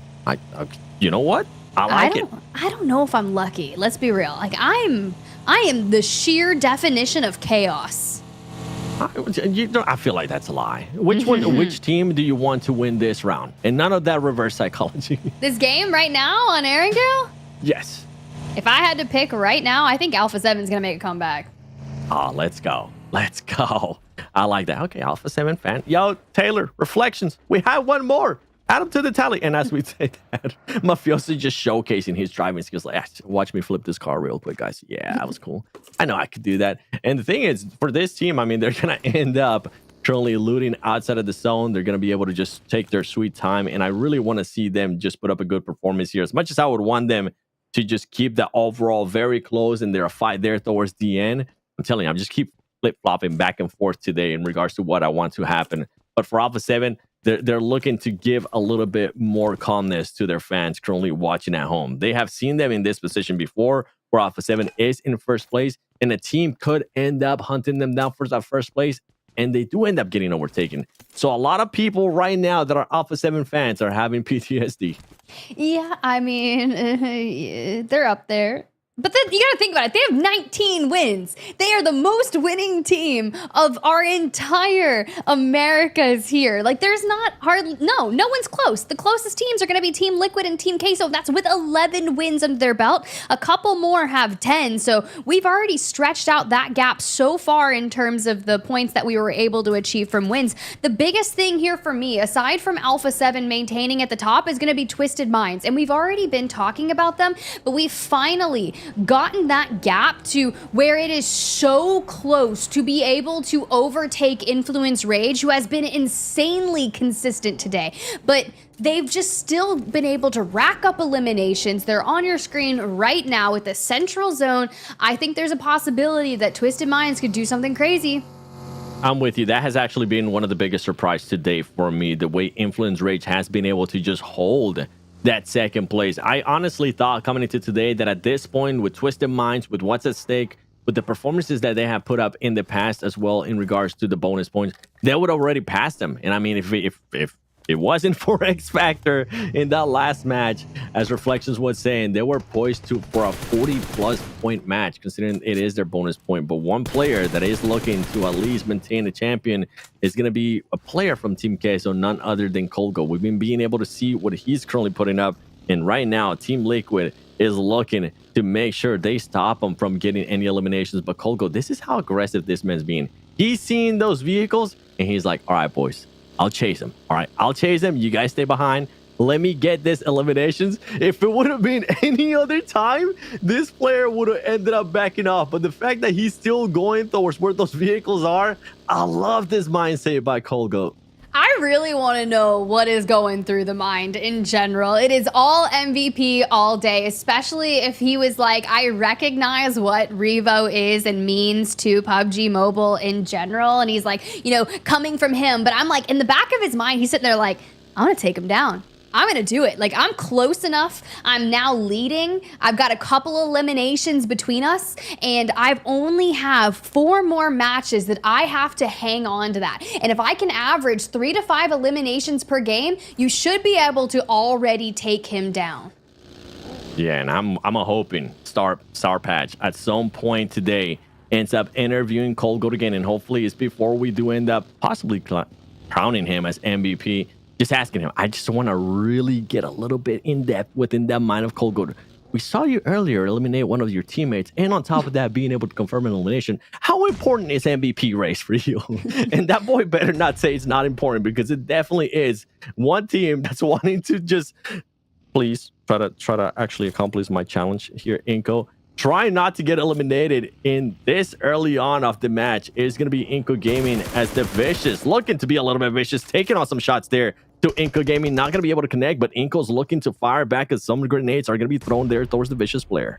Ooh, all right. So you got to keep your eyes out. I said that Vicious can get really living up to their name status, because I've seen some wild gameplays out of them, and despite seeming like we could look for some angles there, I respect the decision to go ahead and group back on up. Whether or not we make it there is a whole other story, but the buggy does ride itself, so that's okay. Yeah, Buggy, Vicious. You know what? They're like, okay, we'll take our time. Inco, we'll let you be for a little bit longer. Inco not wanting to be aggressive. Juancho, I'm so glad Juancho has started to do more interviews. I got a chance to mention it. I was like, bro, you need to keep on doing interviews. You need to show this charisma that you have had hidden this whole time, because right now the Vicious is just looking to shut that down. They're trying to make up their mind, and they can't make up their mind as we're getting a new circle, and it's going to be going over towards the northeast. And boy, this is going to be looking like a scramble with so many teams there. And I'm trying to pinpoint where Twisted Minds is. Okay, Twisted Minds, I see a little bit of green there towards already inside the circle, a little bit of the south. They might end up fighting X Factor again, and that's a little bit worrying. Okay, they went to the north. Never mind, I can be calm now. Yeah, I was gonna say, you said X Factor, and I was like, wait a second, not yet. Not yet. I do not want to see something of that nature come through, but it might. It really might. We are putting ourselves in a tunnel and just hiding through, and Baton grabs Rataboy. No. Twisted Minds, I'm going to need you guys to figure something out, because not again. Not like this. That's their nemesis for today. It's gonna be none other than X Factor. Oh my gosh, X Factor's actually pushing this fight. They got nothing to lose. Remember that. They're looking to just stop any storyline that we're having here. Gisao, the one that was at one point pushing for the MVP's race as well, it's gonna end up getting knocked. And whatever we wanted to happen there for Twisted Minds, it's not looking like it, as X Factor is wanting to be those party poopers for Twisted Minds. That's kind of rude, honestly. I mean, I like it. You wanted the chaos. You asked for Yes. it. You were like, this is everything that we need to see. And if I'm Federal, I'm chilling. I don't want to go up there. They've already taken down the rest of my teammates. We'll eventually have to leave here, but oh. All right. Well, we'll go elsewhere. Team Liquid, your winners of match number 2 after grabbing 6 eliminations. Still alive, still well, trying to pick their last player up. Cardozo here from afar. You can see they're out here looking for information, getting peppered from all different ways, and I'm sad. How come? I just keep thinking about X Factor. Like, they are the true, I don't want to call them villains, but that's how villain arcs start. That is 100% how you're gonna force Twisted Minds onto a villain arc. Next thing you know, I'm gonna see freaking all for one walk up in here and just come crazy throughout the last couple matches, and I can't handle that. I like it. Give me some more toxicity throughout the day, as Team Liquid is going to be taking on a fight here with IG. We saw what IG was able to do earlier, I believe was to Alpha7. Can they also end up eliminating here Team Liquid? Cardozo is going to be getting some shots. He's going to be able to get knocked. It was actually powered. Poppy Sour and the rest of the squad being able to knock him. Now, can the rest of Team Liquid reply? They're going to end up pushing a little bit closer towards where Twisted Minds was, as they're just trying to get away from this fight between IG and themselves. Well, let's go ahead and keep an eye on that play zone and some of the rotations that need to occur here. Team Queso, we still have all members up for that roster. 0 eliminations, but we're the farthest south, so we've got a lot of work to be had. But Mythic here, intense game, wants to roll up on him. Shotty's at hand, take that peek, I dare you, and Remix. Go ahead, levels them out and keeps on looking for the remnants, but joke's on you, that was all that was left of Team Liquid. This is why I love the final day of tournaments, because teams that usually tend to be towards the second page of the overall end up surprising us in a big way. Not only X Factor taking the fight to Twisted Minds back-to-back games, now you had IG taking the fight as well to Team Liquid. Two teams that I can't honestly see them in my mind fighting quite often because of how they end up rotating.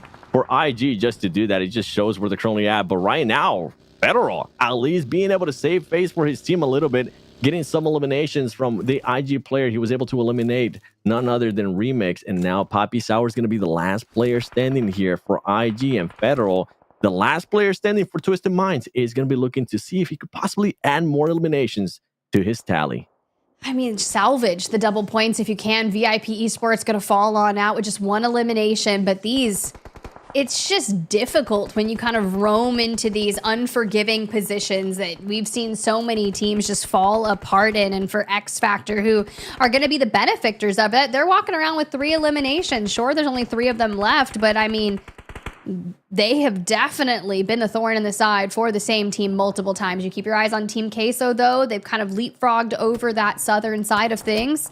Find some coverage here, but job's not done, especially when you've got a team looming over the horizon at you. Yeah, and for Team Queso, I mean, remember earlier how we were able to point out not only Colgo being able to get a lot of eliminations for his team so far today, but on top of that, one of the players just Molotoving himself and stopping Team Liquid from getting that fight. They are currently hunting down Team Liquid. Team Liquid now being eliminated out of this lobby.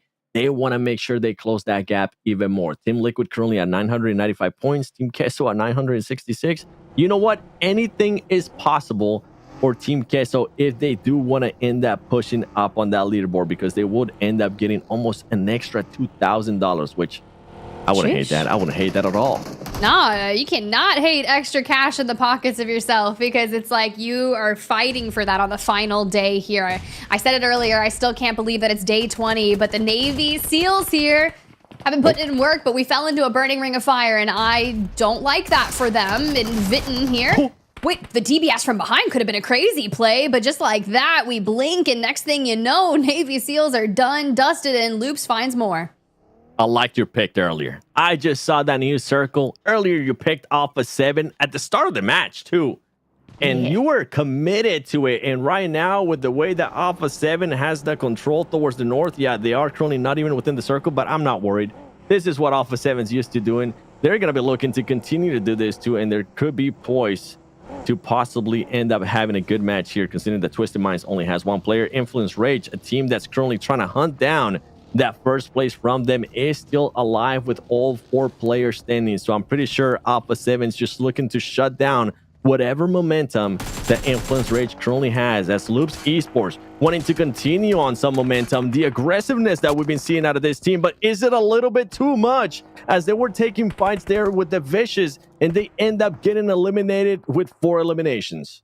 Hey, they could do something crazy here. It'd be wild, but I would be okay with it. Poppy Sour over here still taking shots over here at 9Z, but with the Vicious lurking amongst, they're going to go and look for some trades. Sure, they're down to 3. They got 3 eliminations, but we're still making moves towards the north. We have to go, and to kind of clean things out, wait for David and Reyes to join alongside them. They could really contend here and take down the rest of 9Z.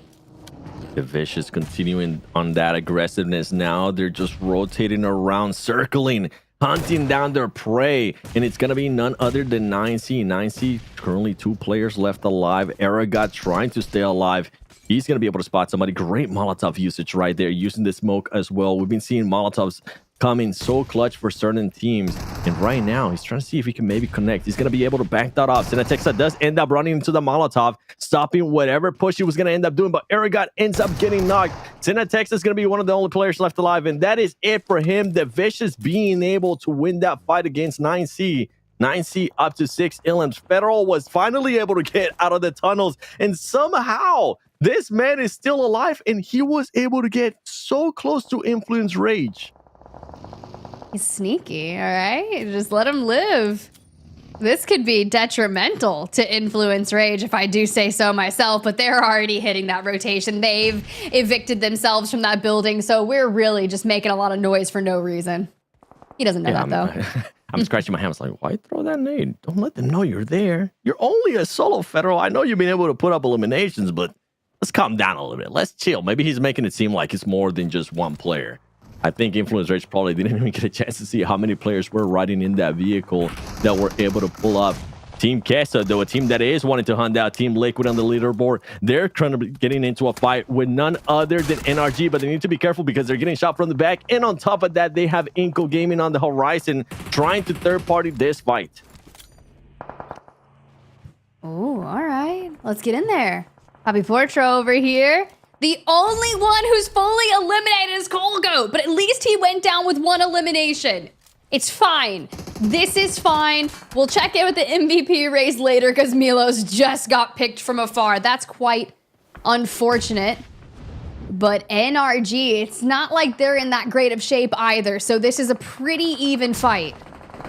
It is going to be pretty even, and it's going to come down to just those third parties there. You finally see Milo just throw down a little bit of smoke to have some cover from the back from Influence Rage. Influence Rage was just trying to find different angles. We do end up getting a new circle, and this is why I wasn't too worried about what Alpha7 was doing at the beginning, and why I was saying it was such a great pick from you, because they are going to be a team that's currently within the circle, and on top of that, they're going to be in a compound too. And they're going to be looking to just stop teams rotating around and try to see if they could possibly sneak some eliminations here and there. Inco Gaming wanted to be a little bit more aggressive, trying to get involved in this fight. NRG now not only having to fend off Team Queso, they're going to have to fend off none other than Inco Gaming as they're starting to push. Ooh, Spec. Waiting for that smoke to clear on out, but Nenabete has full numbers and has a nice angle on a Papi Portro. So seeing if we can connect this, we're waiting for the swamp here.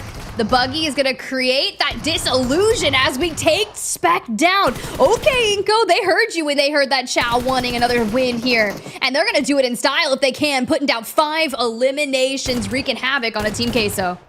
Let's go, Nenebete. Let's go, Vitali. Let's go, Juancho. Come on, Inactive. Get into the party as well. The challenge is still going, man. I want to see this team get that win. And a team that's looking to get a win and not just another top 2 is going to be Influence Rage. They want to make sure they end up eliminating this last player standing from Twisted Minds as Federal. Somehow, this man continues to stay alive even though he's so close to Influence Rage players. And he's going to maintain that alive trajectory as he was able to rotate all the way around them somehow, some way. This man was able to just frog leap him and actually be within the circle, but he needs to be careful because I think he was just spotted there by Law. Actually, Law just barely missed him. Oh my goodness, the lock on that man on Federal is absolutely insane right now. Ooh, all right. Look, you never know what you're gonna get from them. Lorenzen finds that knock onto Nenabete, which is quite nice from a distance, but I'm not sure. Are we going to be able to hit the pickups, or is Inco going to be relegated down to a duo? Looks like the two that are up are going to like kind of link back up here.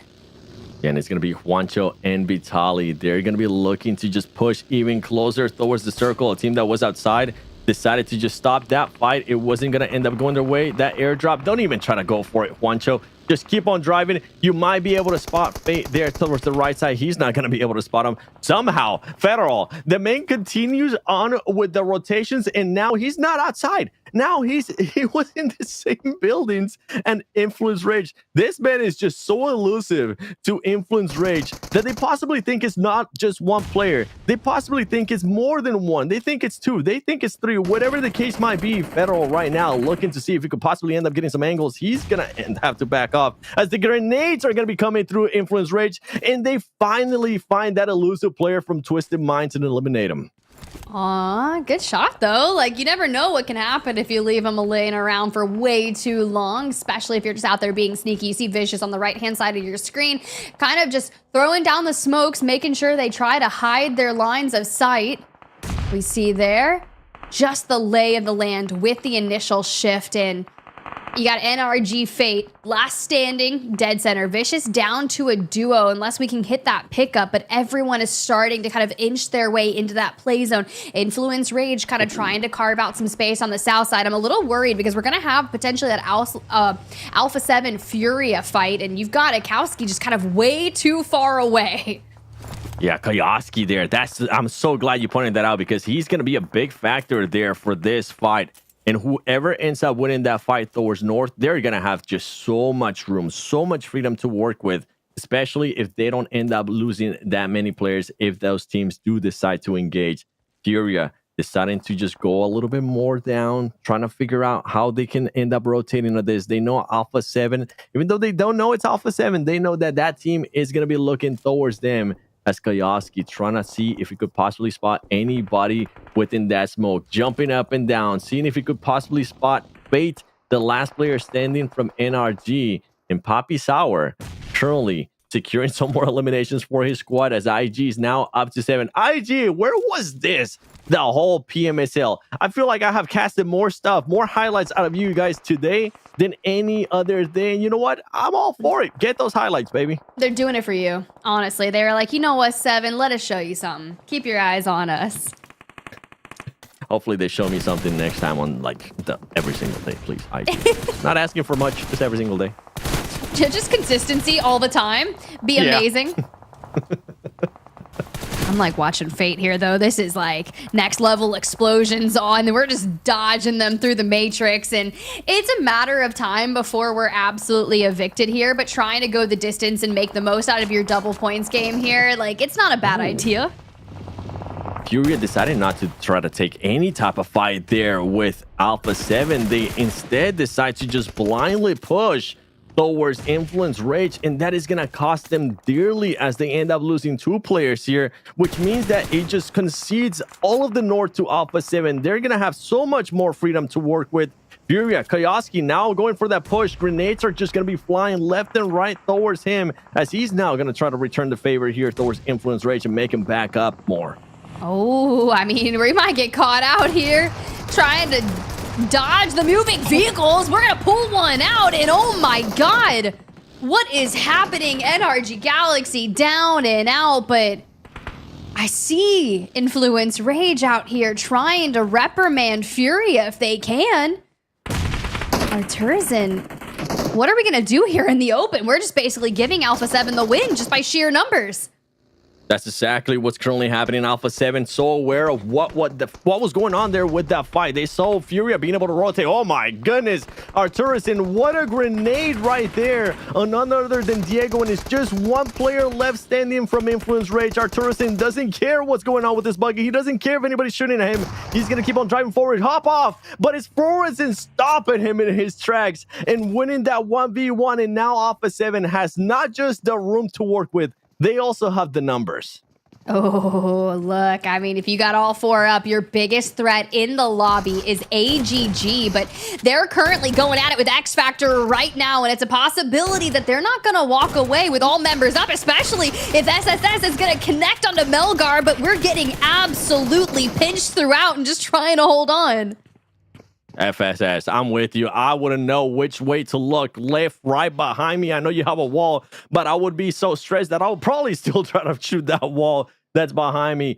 Alpha7, that were able to take care of that last player standing, and this was always the big question mark whenever we talked about Twisted Minds being able to catch up, whenever we talked about Influence Rage possibly making a push there for second place. Alpha7, all they needed to do was just be able to get that win, and they're making sure they get the win here earlier on before we even get to Sandhawk. They want to be able to secure it, but anything can happen. You still have 2 players, actually 3 players left alive there from AGG, and 1 little player strangling around from IG, looking to see if we could see. Oh no, Poppy Sour, as soon as I start talking about you, you end up dying on me, man. I'm sorry, I think I cursed you. The angle from the roof, and look who it was. 7 in game, 7 out of game with the curse. It is sad here, but you bring it to that final fight, right? That 4v3, and things are a little interesting here because this compound that AGG holds,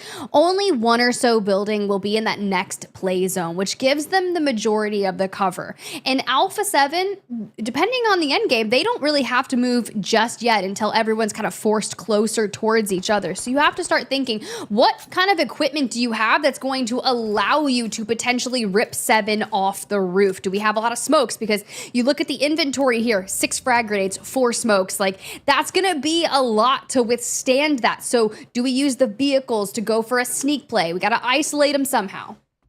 Yeah, and I think the numbers are going to become a massive, massive thing for this team. You can see Carrillo now just trying to find an off angle towards this team. Adrian, something that I was hoping not to see here out of him is just to concede that building that was closer towards the road. I think he wants to be a little bit more safer and back up towards his team. He's also inside a vehicle right now. Maybe he's thinking about doing something a little bit crazy, but for Carrillo, that's the perfect spot that he needs to be at. McGrellin just jumping around, trying to get some distraction going the way of all the other players from AGG, popping their heads up and forward. I mean, that Alpha7 at this point, they know that AGG is going to be in those compounds. They know that they're going to be on the roof as well. So you're not going to be seeing them overextend that much. But how confident is Alpha7 feeling? That's my biggest question. Right now, we have seen this team in this situation before just start closing the grip on these situations, trying to push for something to happen, trying to push one of the AGG players to feel a little bit too overconfident and overpeak and ends up getting knocked. 7, I don't know what you were doing there, but man, I'm sorry, I'm short too. I couldn't make that jump even if I tried.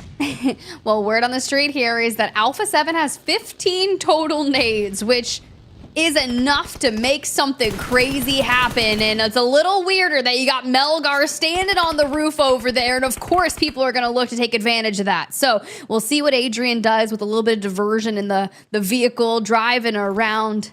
Maybe if he could crunch one of them, you see something. But honestly, I don't know if that's the way to go.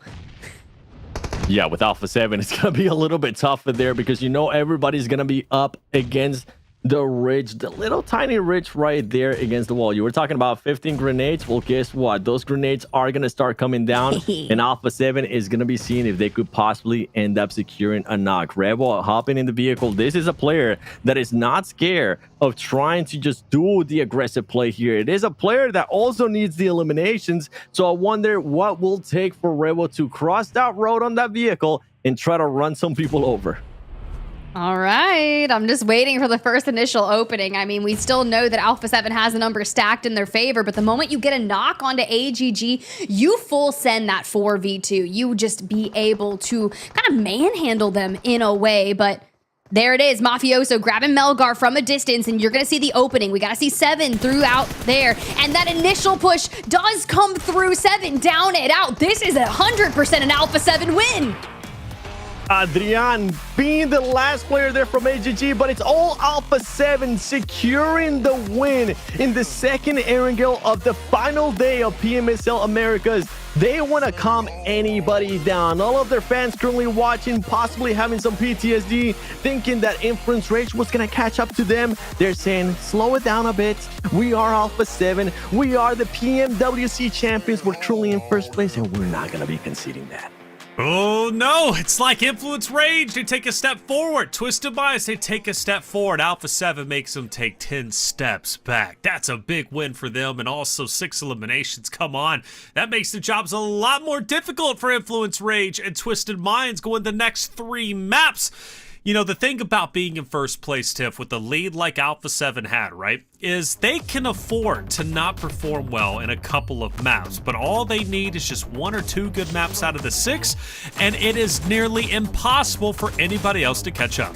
It is 100% impossible if you're going to keep throwing stuff down like this. 6 eliminations, you get the 10 for the winner, and you grab a 32-point game on your double point scoring games. Honestly, you also get your 20th win of fall, which is insane. Our first team to hit 20 wins. Like, we're talking cementing themselves at the top in such a dominant fashion.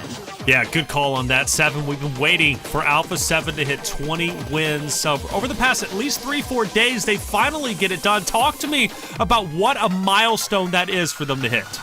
Massive milestone, confidence booster, even more for this squad. They're wanting to just secure more records. I mean, those grenades right there, they knew it was going to be just one last player standing. But something that I definitely want to point out, I mean, Alpha7, you're going to be able to continue to put up performances like this. It feels like whenever the zone is given to you, whenever teams don't want to end up fighting. And that's why throughout that match, especially towards the end, I was really hoping that Furia would want to take the unlikely fight with Alpha7, because as soon as they conceded, they just gave Alpha7 so much room to work with. On top of that, they go and end up fighting Influence Rage, and Alpha7 is able to take just full advantage of this. And when Alpha7 is in a final situation like this, they have the numbers, they have vehicles going their way. It's very unlikely for them not to win.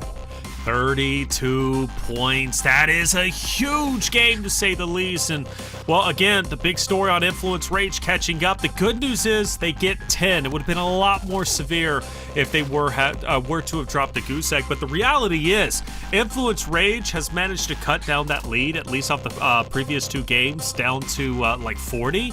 Now it's back where they started. It's already back up to 60-plus points, and that's gotta hurt. If they had double points, maybe today would have been different, but the reality is they just simply don't have that luxury. For AGG, for the longest time, we were waiting for them to break onto the top page. They missed their chance. However, they refused to give up. A second place with 5 eliminations, 11 points is great to see. 9Z, another roster that has performed very well today. They're on their bonus points. They're looking to just clear one more additional spot on the second page. If they can do that, they'll have to call it a GG. But for Twisted Minds, 2 points, just simply not going to do. Now here it is, Alpha7 once again leading the charge as they have been. The big 20 for the winner chicken dinners. More importantly though, that lead from them to Influence Rage to Twisted Minds looks like the start of the day, Tiff, and I don't know now if second or third place can get it done.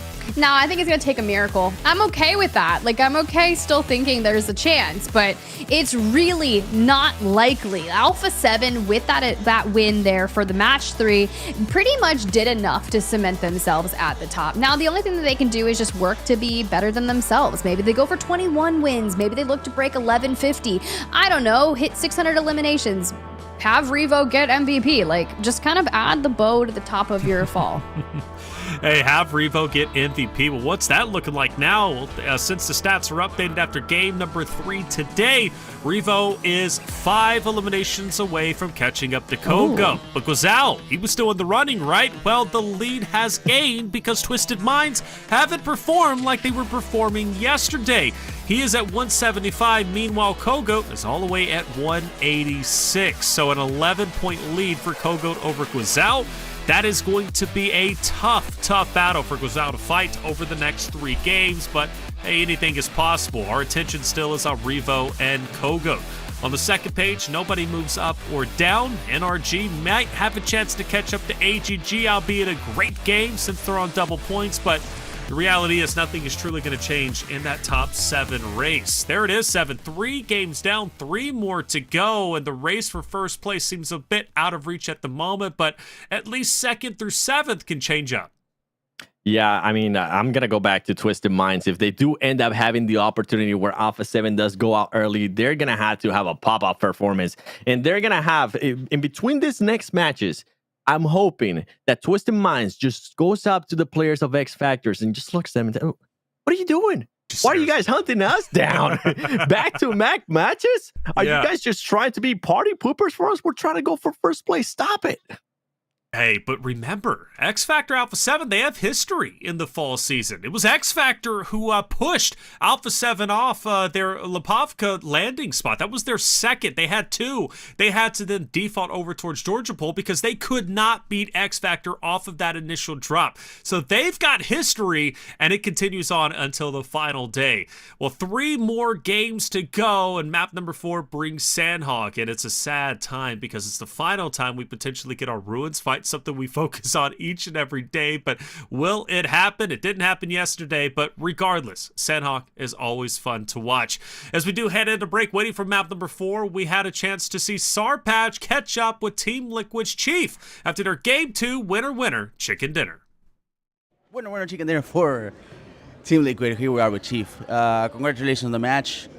Tell me about the match. It was a tense fight right there at the end. Almost escaped.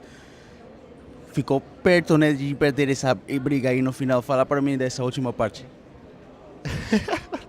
Os caras ficou sem bala. O carro dos garantiu no X1 e é isso. Quem ficou sem bala? Ayala. Ayala was out of bullets, and Cardosin had to, secure the win. Good thing on Cardosin. He's normally not the one that's doing all the kills, but he still got it. Cardosin normalmente não é o cara que faz todas essas kills, ele é o AGL, então, mas aí, além disso, fez a boa e ganhou a queda, né? Quando é X1 assim, ele sempre garante. when it's a 1v1, he always secures it. Baba, parabéns, boa sorte. Let's go. Ruxa, pega o da direita. Bora. Pega o da direita. Caiu, desculpa.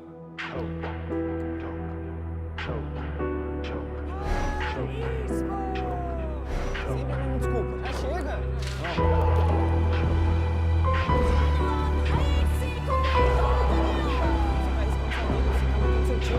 Chega disso. Chega.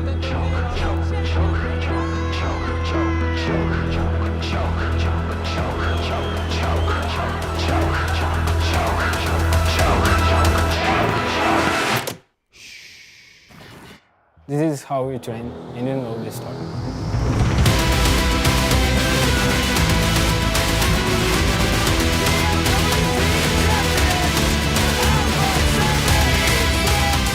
Anyone can be the one. We know it, you know it. Play Ultimate Royale. We are waiting for you.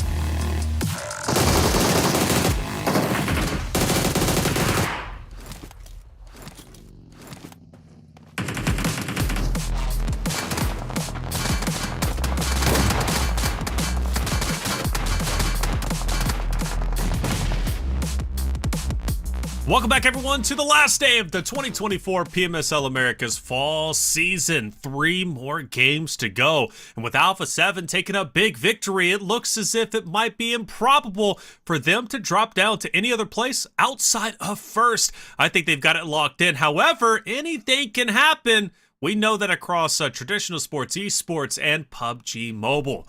I'm your host, Taylor Reflections Noble, bringing in our casters of 7 and Spider Tiff. Things are about to get weird as we move into Sandhawk 7. I'm excited, but what do we need to happen to make things even more interesting into the next 3 maps? An Inco win. Or Twisted Minds win. See, I like the Twisted Minds, but Inco, Why Inco? I'm still on it, man. I want them to win. This is a team that's going to represent us at PMGC. Okay, Taylor, you don't understand. I'm going to get bullied. You need help? I'll come out there, be your bodyguard, even though you're probably bigger than me. I'll try to be your I think you're taller. Am I tall? Okay, maybe I'm taller. But I say we all stand up. Let's all stand up. It's fine, right? Well, I can't stand up right now. he literally, he has no body below what you see on camera. That's it. That's all. Is that what it I only wear a shirt, all right? Or Pants are not required for this show. Hey, we're doing the broadcast. He's got shorts underneath, all right? There's me, I'm wearing full slacks with you know, like the loafers, and I'm weird. So what watch is on today? Hold on. What watch is on today? This is Flex a the good watch. question. Am I allowed to say it on? Am I alled to say the brand? No, just show it. Just show it. Oh, just show it. Oh, okay. Yeah. Just show it. Hey, you wanted to get all technical. It's clean. Serial number 0117. I did the worst. Nice. Look, you can tell I'm not a hand model. Okay, I don't do You this. literally could have just went like this. Like you I literally- didn't even think of. I'm like so awkward. You're like, wait a second. It's like over here. No. You can This tell. man I'm went full glad. on chicken wing. I mean, yo, that was my nickname growing up. I'm so happy that that we don't have a watch sponsor, because that would have been the worst showcase. From what I'm hearing, we do have Twisted Minds versus Alpha7 head-to-head today, which is pretty fun because these are the two teams going at it. 7, walk me through it. What do we see? Okay. Average placement, Twisted Minds is being able to beat Alpha7, considering Alpha7, the first 2 games, they were just absolutely awful. But that's the thing, man. Alpha7, whenever they do need to back themselves up, whenever they do need to respond, they were able to do it. And they were able to do it, I mean, the last match. You can see 36 points earned today compared to 32. Twisted Minds, I mean, I said it earlier, I'll say it again. If you want to be able to even challenge for that second place and that first place, you have to take advantage. If Influence Rage goes out and on top of it, Alpha7 goes out, you need to have a big game. I cannot see them being able to get a win, and anything less than 40 points, that's just not going to be enough. Less than 40 points. Oh, man. It's heartbreaking that they got deleted by X Factor. I mean, absolutely heartbreaking. They could have got 50 points that game, and it's just, that's going to haunt them. It's going to haunt me, right, for at least the next, like, day and a half, without question, because I'm thinking to myself, oh, what if that would have happened? But hey, Alpha7, they're still in first place. I know the fans are happy for that one, and Sanhok is coming up. This is going to be a fun map. I cannot wait to see how this is going to unfold. Do we get a Ruins fight for the final time, for the final? One time for the one time. I hope we do. I really do, because Inco X Factor, they've got it to settle. We need to know who the final winner is. Who truly dominates Ruins, at least until the next season, because this was something that was happening in the spring season too. It happened in the fall season. It's going to continue to happen over and over and over again. But I'm excited for this one because I get to cast with Spider Tiff. It's been a long time. I think literally well over a year. So Tiff, let's get it going into map number 4. Oh, let's do it, Reflections. I'm so happy. It's been a minute since we got to commentate together, and what better way to do it on the chaos, the fast-paced Sanhok that we just hope everyone ints everyone. And I know that sounds a little dramatic, but it's the final day. What do you really have to lose? Just kind of ego chow every and all fight. That's it, ego chow. Go for it. Okay, what's a couple $1,000 from, I don't know, 3rd place to 2nd place? It doesn't matter. Just ego chow everything and do it for the camera. Do it for the spectators at home. We're on board with Alpha7 off the rip. They're going to be on the right side of the map pretty much by themselves. They do have a bit of a split, but you know what? I'm okay with that because, again, they know their position. They know nobody really chooses to challenge them over here, so they've got a lot of time to loot up and examine where the next zone, or at least the initial zone, is going to be. Now, as far as Ruins goes, Tiff, I'm so sad. X Factor, unfortunately, would be the only team there for Inco. Where they actually, Inco goes up north. We don't see them land up north like this pretty much ever. It seems like the final day they decide to break the mold and change everything. I can't remember, but I honestly think they did this on Friday. And I want to say it was because they initially grabbed a knock onto Team Queso and took one of them down originally. But X Factor, who quite frankly has just been a nuisance to Twisted Minds in general, they're going to be here in Ruins by themselves. Instead, you've got Twisted Minds on the opposite side of Sanhok, where they need to stay, with that initial play zone pulling relatively the entirety of Sanhok. But that just means everyone's going to be able to rotate just fine and get into the action early on. Get into the action early on. Excited for X Factors, though. The longevity is here. Normally, they're finished off relatively quickly, or they lose a player during the Ruins fight against Inco. So with them being a team that has had pretty decent success today, or at least in some fights, right? Alpha7's Boogeyman, it's going to be nice to see how far they can go on map number 4. You know, continue to make that effort. X Factor was a team that was in contention to catch up to Inco on PMGC points a couple of days ago on their bonus points. They unfortunately didn't reach that mark, but I love that X Factor continues to fight each and every map all the way to the very end. That just shows North America, Tiff, we're resilient. Ooh, I love that. Okay, that's a nice word for North America, but you know what? You're going to need to be resilient at the further stages. I'm talking PMGC and I'm talking Inco Gaming. I want to see that resilience later down the line, but Team Liquid, they got to win today. That's did. resilient. I think so. And look, they're center zone at the moment as well. You know, I'm excited for Team Liquid to finish strong. I've been waiting for them to heat up on week number 3. They're not looking like the Team Liquid of spring season. You know, they're the champions going into the fall season. They will not, without a doubt, unquestionably, they will not be the champions this time around. That torch will be passed most likely over to Alpha7, potentially influence Rager Twisted Minds. But for Team Liquid, keep hammering home that you are a great roster, or at least you're willing to try and evolve. Men was the split drops. They started split dropping quite a bit, which was unusual for Team Liquid from the spring season into the fall season. And along the line, they lost their confidence. They started making excuses, and it was quite unfortunate. But we've got an engagement potentially about to go down, and that's between Twisted Minds and VIP, and maybe even Alpha7 on the Twisted Minds.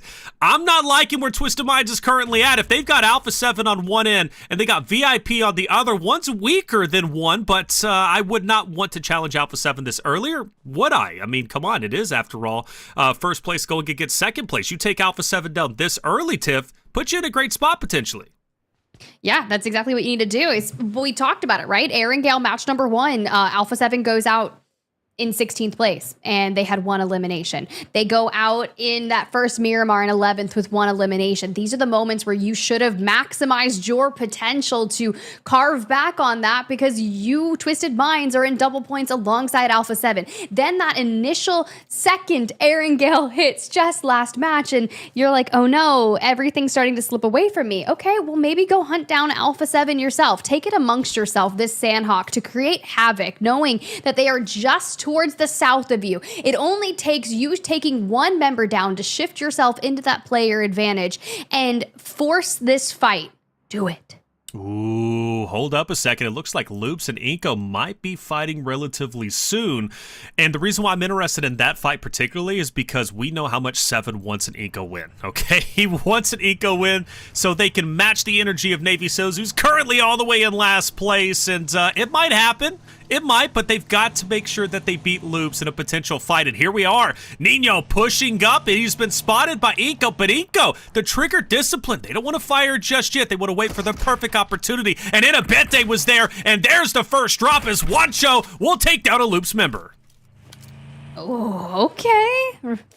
That's a good way to kick things off, especially with Neil Zada being down and out, that first Loops member that you mentioned. So what are you going to do to counteract that essential pickup? Because you don't want to go into the end of this match and have, 2 to 3 players standing, because we know when someone walks into the end of a Sandhawk with 4, they're likely going to be the ones that convert towards this victory. But this angle is interesting. Yeah, it is. Rafina can see quite a bit. Oh, I don't know if he actually meant to drop down, so now he's got to work his way back up. That's all right. He's not getting pressured at the meantime, Tiff, so he'll be fine. Meanwhile, this fight will sort of, take its time. There's no reason to rush this, especially from Loop's perspective. You lost a teammate. That's got to hurt. Now you've got to go the remainder of this game with just 3, and it might get worse depending on what ends up unfolding in just a little bit. But for Loop's at least sake, the good news is, Tiff, they're a great Sandhawk team. They really are. They've had great success on this map, specifically when they are able to lock in Paradise. They left that a little bit earlier this time around because they knew it wasn't going to be beneficial in the second or third stage. So they went ahead and just left it. That's why they want to fight Inco, but they ran into some issues. So now they backed away, and unfortunately, Rafina's separated from his roster. Intense Game is just behind that of Loops. That's going to be a tricky scenario. But for Team Queso, what do we got going on in the meantime? Oh, we got a lot of zeros on the board right now with the Navy SEALs up ahead. And if I'm Colgoat, I'm hungry for more eliminations, knowing that I still have 5 separating between me and Revo. And so all I see are money signs. Do you? For who? For Team Queso, maybe. I don't know if Navy SEALs can be making any money, but they can at least win this fight. But Kogo better pump the brakes a bit. He gets tagged up with the nade, but for Navy SEALs, this is where you hit the gas. This is where you push in. You got the initial ticks, but why aren't you trying to capitalize? Well, that's unfortunate, but that's okay. They're dipping! What are we doing here? You can't leave Colgo. It's all fine and dandy. The Navy SEALs peacock away here on Sandhawk, and it's, you know what? Go ahead. Walk away from Colgoat. We saw the solo shenanigans that we've been witnessing throughout the first couple matches in our series today, the final ones, but now you're just gonna run, get your fists out, knees to chest. We want to get back with the team. Maybe the Navy SEALs are too much for us right now. I feel like I'm back in gym class with Tiff screaming knees to chest, man. Hey, that was a real thing to get you going. So this is interesting for Navy SEALs' perspective. You know, they back away despite them getting the initial damage, and it seems as if they wanted to go into zone, because you notice Team Queso is currently in Papa Blue, but so is some members of Navy SEALs. I thought they were going to play the gatekeeper. That would have been halfway intelligent. But instead, now they're chasing Team Queso to the shoreline after they got the initial damage. Now they're taking damage themselves. It just seems like they're at this weird standstill, and this could be why Navy SEALs have struggled all season long. Do they not have an IGO guiding them and saying, look, this is what we need to do? Because clearly it seems as if right now they are completely lost. But as we switch over towards Twisted Minds, once again in an engagement, they do have Remix just in front. He's a solo. Twisted Minds can take advantage of this. All right, let's see if you can do it, especially Guizhao. I see that full right there. It's not your elimination, though. It was Rata Boys, which is cool. Everyone else can have them, but not you. Pop into the vehicle, and we'll see what's going on here. I want to see them get hyper aggro. I don't know why, but I look towards Alpha7, who were initially kind of just ahead of Twisted Minds in the south, right? Alpha7 decided to go rotate straight towards the dead center of where we're pulling towards on Sandhawk. So Twisted Minds is going to be on the outskirts, and okay, this is an interesting rotation here for Team Queso. Get in, Milos. We're going fragging. You know what I've learned from listening to Hot Jukes and everybody else? The boat tape. This is what we got going on. This is the only thing in PUBG Mobile. It's so unique. They call it a boat tape. I love it. So for Team Queso, they're chilling. They found a way out of that awkward spot that they were in with Navy SEALs, and they've got some longevity within them. They've got time, but I do see Navy SEALs kind of encroaching on their land. There could still be a time where we see these two rosters face off once again. Oh, okay. I mean, they're going to make it to shore, which is good. And I don't know why that just made me like want to laugh so bad when you said botate, and now that's all I can think, because botate kind of rhymes with potate, and then I think of potatoes, and I really like potatoes. Okay, that's where my mind goes on a Sunday night. I don't know.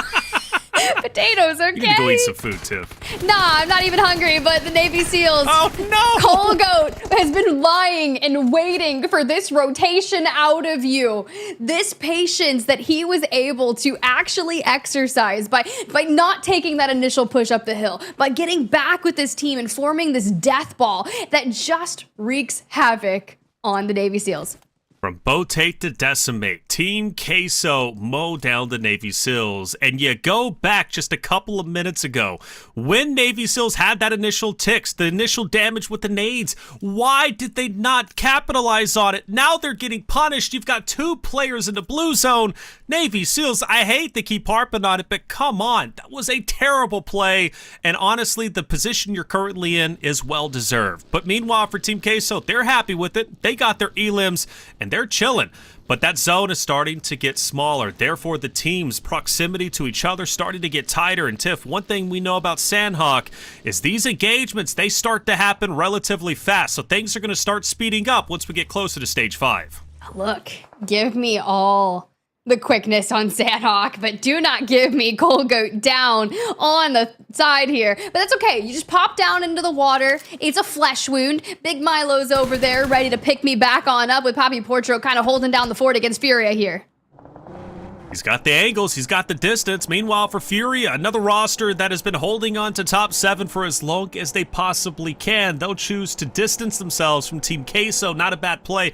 I wouldn't want to fight them either, especially when we're all a little bit weak. We're not full strength. I will say, this is pretty unique for stage 3 for every roster to still be up. Granted, some members are hurting, like Navy SEALs. They've lost 2 players. Loops have lost 2 players. And, well, Team Queso might be on their way to losing 2 themselves, but there's still 16 teams available to hunt down, which is pretty cool, and also great for teams like Alpha7, Influence Rage, or Twisted Minds, who, well, more specifically, number 2nd and number 3rd, Influence Rage and Twisted Minds, who need to catch up. There's still plenty of opportunities to drop a big number game here. Should I be worried about that Furia kamikaze into the water? Not Like, at all. I know they're just a bit downstream from Team Queso, but they're going to swim their way to shore. But I'm going to need Team Queso to waltz it on in. Inco Gaming is still up there in the north, which could also be a big threat. Then you got the remnants of Navy SEALs on your screen that have to find a way out of blue some way. Are you going to kind of hail on over to AGG, or are you going to mirror Team Queso? Twisted Minds, AGG, it's about to go down, and Obscure might be the tip of the spear for the... Oh, hold up, though. Is that a player from AGG off to the right? Obscure, you've got to sniff this out, or you got to get aggressive here. Staying put is not the play. You're going to get that off-angled player from AGG to take you down. So if I'm Obscure, I got to play this appropriately, but I want to try and get it down as quickly as possible. Now, meanwhile, for Gazelle, he's looking to make a move himself. This is a big fight for Twisted Minds. They cannot afford to lose this. And Rattleboy, he's going full send. All right, let's get it. Rataboy here, Rivas. We peeked this boulder. No, Rivas with the smoke and the disengage. Rataboy, this is where you take advantage of it. You take that and you completely eliminate him. I know that you got Melgar from the back trying to hold the cross. You take some damage there, but it's Guizao that needs to be on the front line for Twisted Minds in terms of that MVP race. We're letting it start to slip away, but with this match on Sandhawk and 2 more to go, you are going to be able to take down that 11 elimination gap. I can feel it. All right, but you got to get to work here, and you can't afford to lose anybody. Twisted Mind still has 4 up. That's great news for them, but the longer they stay here, the more they risk of being third-partied. And I do look at Navy SEALs. I look at Intense Games. Speaking of which, Navy SEALs were on this car rotate, and they are now done and dusted. They will be our first team to be eliminated from start to finish. What a poor effort. They should have capitalized on Team K, so they pushed themselves back into Blue Zone. Then they never found a way to get out of it. And for Poppy Potro, somehow also eliminated 2, and Team Queso's out. Oh, no. Don't say that. What'd you just... That's a real thing. That's a real statement. Real Reflections, thing. You're not lying to me right now? Not at all. Not at all. Team Cheese are melted. Dang. Well, okay. Colgo got 1 eliminations in the Vicious. Let's do it. Let's see what you got against Furia, because it's Demeanor right here with a 3-man team, knowing that 1 is still on down. And look at the onslaught of frag grenades that we've just got to hit. The dodge, the dip, the dive, all of it until we can get behind the rock. All right. Well, the Vicious, I've been waiting for them to wake up all day long. And unfortunately, they simply have not awakened from their slumber. But is this the turnaround point? It's a little bit too late to catch up to Furia, but if there's a team that you do want to fight and eliminate early on, it would be Furia. But for Inco, it seems like they're going to be their boogeyman, as 1 will fall. Vicious, though, will take down Archison. Vitali will be finished off. The Playzone will take down another member of Furia. Furia are collapsing. If you're a fan of them, send in your energy, because Augustus, he's the last one alive. And we've just got to hide within the shrubbery on Sandhawk. We're taking angles. We're being sighted. But the fact that we're able to turn that into a knock is going to do substantial things from us. But we got to get out of this blue. And yikes, the fall apart is real here for Furia. Down and out. And all sights set to AGG, where Twisted Minds is looking to get hyper aggro. I think they heard you when you wanted that big game. And let's see if they can do it. They're already on 3 eliminations, but Obscure ripped apart Federal just like it. And I'm gonna stop talking now, because this is shambles. Oh, Rattle, no! He hit some great shots. I'm thinking there's a sliver of hope, but it's shut down in just a blink of an eye. And now it's up to Guizao. Guizao holding on to the hopes and dreams of Twisted Minds for game number 4. You cannot afford to let any of these games go to the wayside. Oh, it's just getting heartbreaking. Meanwhile, up close and personal is going to be NRG on their double point stay, trying to do everything for North America. The shots are fired, but nothing's connecting. 24K has to reload, and that's going to be the death of them. NRG are now out. Oh no. Oh no. This is the chaos that we were asking for at the start of things. If you've got 2 members of Vicious down to a duo and everyone's falling apart, you look towards that initial play zone shift, and it's Alpha7 from the south, Inco the north, and we're looking for a hard rotate with Alpha7 kind of split pulling their weight over there. Mafioso still down in the south. That could definitely mess some teams up. It absolutely could. Alpha7 still 4 up. They're coming fresh off a big win on map number 3 on Erangel with 6 eliminations. They're looking to solidify their first place spot. If they didn't do it already after 3 maps, they're looking to do it for sure after 4. And the good news for them is Twisted Minds are out, right? The only team that can truly challenge them is going to be Influence Rage, but wait a second, they're out as well. So that means Alpha7 are free and clear to go to the finish line to earn the trophy right here, right now. And there's nobody that can really stop them. But for some heavy hitters that are still left in the lobby outside of Alpha7, well, the Vicious, again, have a chance to potentially have a relatively decent game. They needed to break into top 7. They're so far away, but with only 2 members, they might also be in trouble. Now, Inco, the dream is still alive, Tiff. The dream is still alive for Inco to potentially get a win and make 7 happy. Yeah, I mean, it would make you happy too, so don't even say that it wouldn't. You're the one asking them to get 3 to match the Navy SEALs, so AGG down and out, no real threats from the north, so it could happen here, especially. You just really have to keep your eyes on X Factor. They've kind of been the thorn in everyone's side here today, that have just had these pop-off moments. They're currently tied with 5 eliminations that are the leading of this lobby alongside Inco Gaming, but Inco has less players standing on Sandhawk. Well, Alpha7 has found their way into the middle of zone. That is huge. You would think, oh, it's bad, right? Because they're surrounded. No, they're the ones now who can play the gatekeeper from their current position. They've set themselves up for success. Will they have it? Well, obviously, that's up to them. But if any team could do it, it's them. But Revo, as soon as we set it up, the caster curse, Revo will fall. He's not down just yet, but their pressure is on. X Factor has spotted them. And what I thought was great for Alpha7 might be their end. Okay. Havlik, I'm telling you, big spoiler today. Carrillo trying to take those angles if we can and put that pressure onto X Factor and hold down, but that is not going to happen because Nene Bete shows up from the north, giving them 8 eliminations. 8 eliminations. This is insane for Inco. X Factor as well. Are we looking at North America all of a sudden want to step it up on Sandhawk? Does that just mean we're the most aggressive region out there? Maybe. We like our aggressive maps. We like to get scrappy. Maybe that's why we don't do well necessarily on Miramar and Erangel. We want to get in your face. We want to fight. We love the chaos. And for Inco, they are thriving in that chaos. They are, but they need to stay healthy here. You're letting that health get a little too low, so invest those frag grenades. Find that time to kind of get your numbers back on up. It's inactive that's riding the blue, trying to find that cover, but you have to think, we do have one member of the Vicious out towards their initial way on one side, and you've got 2 from Intense Game out ahead of them. So I'm a little worried on how we're going to split tackle this, but you do have that player advantage. But what's going to happen is you can potentially get your numbers dwindled before you meet the final bosses of this entire game, and that's X Factor. They're the final bosses. Okay, so they got all 4 up.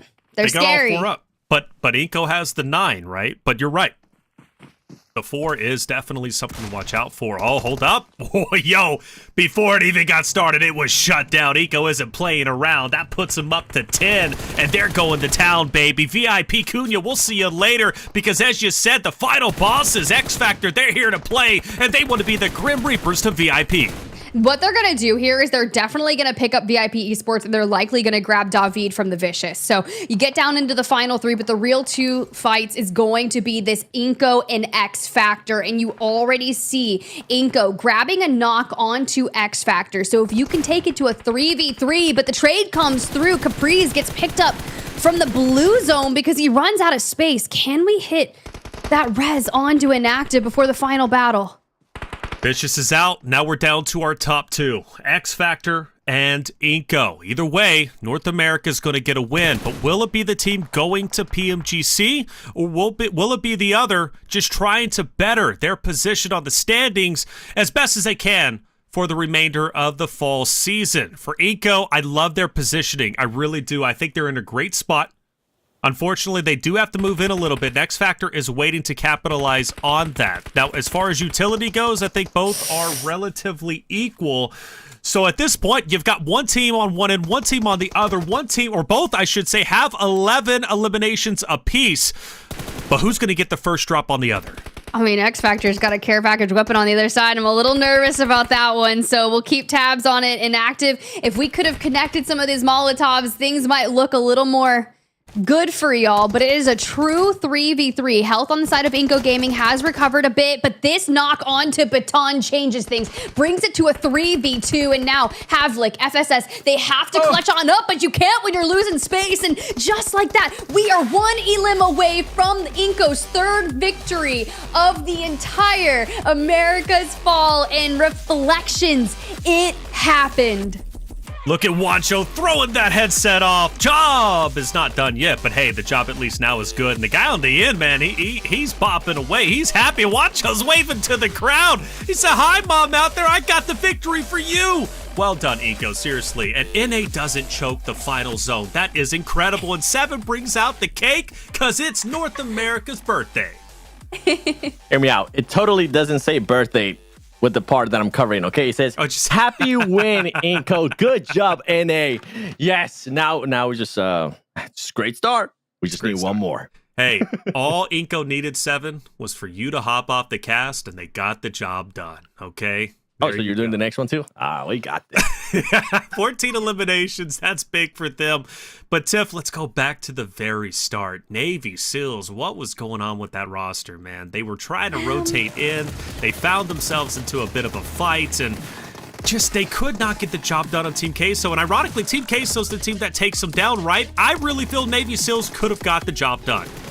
Maybe. I mean, we've seen some definite highlight moments out of them over the past couple of days, but it definitely wasn't this. And that's all right, because when Colga walks away with MVP at the end of this, you know, if we can last 2 more maps, so you can be like, hey, thanks, Navy SEALs, or you got your participation eliminations in there, and I thank you. That's right. I like this fight for NRG. They got aggressive, they got mixy, but Influence Rage was able to hold it down. Good on them. Now, they will eventually finish off in 9th place with 4 eliminations, but as the game starts to develop, let's talk about Alpha7. They get into this position center zone. 7, we're thinking it's great, but it ends up being their undoing.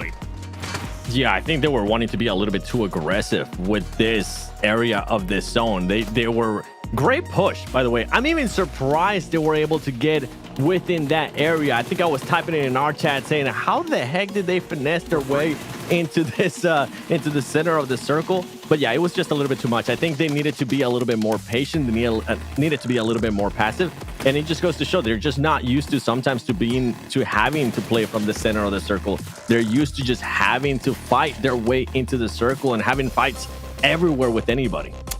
Well, Inco, big game for them. 24 points, 14 eliminations. A good indication of what they could be bringing to PMGC. We've seen these maps of brilliance from Inco Gaming. It's few and far between, but when we get it, it's truly something to behold.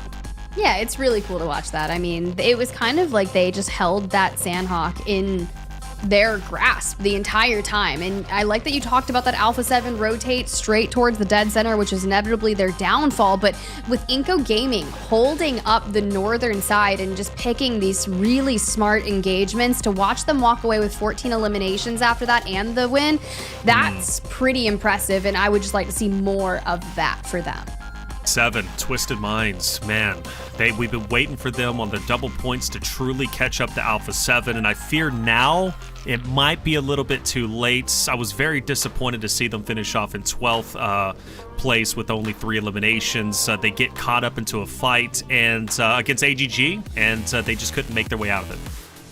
Yeah, I think Alpha7 in first place might be a little bit too far away from that team. The biggest question mark, honestly, with 2 games left on today is, can Twisted Minds, even on their bonus point day, pass Influence Rage? Yeah. For that second place? That is going to be a massive jump up, and I got to go back to the money because that's what's at stake right now for these teams. They know they're already going to PMGC, just with how much more money in your pockets. Well, guess what? Third place right now gets $18.5 thousand. Second place, that's solid $30.8 thousand. I mean, that's a big difference. All right, Twisted Minds, you have bonus points going your way. Please stop choking and actually go after that second place. Well, the good news is we know they're capable of it, right? But it's a matter of, can they do it? Influence Rage has been highly consistent. You've got to give them credit, Tiff. The fact that they've held on to second place this long without double points is truly impressive. Yeah, I think it's really great. But one pop-off from Twisted Minds in the next 2 matches could easily change this. But I will say with Influence Rage grabbing 2 second-place finishes with 8 eliminations on the first matches of the day, it's like they came here to fight. And they're still putting down even more elims if they're not finishing near the top. So they're trying to just hold off with enough. But it's really scary because I feel like Twisted Minds is a team that can do what Alpha7 did and have a pop-off game that could be enough to kind of thrust them into second place. Oh, Inco able to jump up over VIP. Good on them. That was a big game for them to have. Only 9 points separate them, so VIP fans, don't worry. You can still jump up to 13th place, but for now, Inco owns it. As for 9Z, though, I don't see Inco catching up, so 13th place is probably going to be the max. Now, as far as the MVP race goes, though, here's a little updates for you. Kogo, no surprise, still in first place. Revo, 5 eliminations behind. It seems like 7. He's been 5 eliminations for the entirety of the day. Yeah, every single time, whether Team Queso gets off eliminated early, then Rev was just not able to put up the elims, or whatever the case might be. If Alpha7 at the start of the day, if they were eliminated early, at least Kogo would be able to just keep that distance going. Yeah, all right. Well, we'll see if Kogo can hold on. Hey, do not put it past Revo. He can absolutely clear 5 in just 1 game, but he's got 2 games to get it done. But for Alpha7, I don't know if they can be caught up to. Twisted Minds are going to need 2 historic games in order to do so, but can they at least set their sights on second place like 7 said? I think it's possible, but of course it's up to them to decide if it truly is. 2 more maps to go. We're going to take a quick break. When we come back, Miramar, map number 5, coming your way.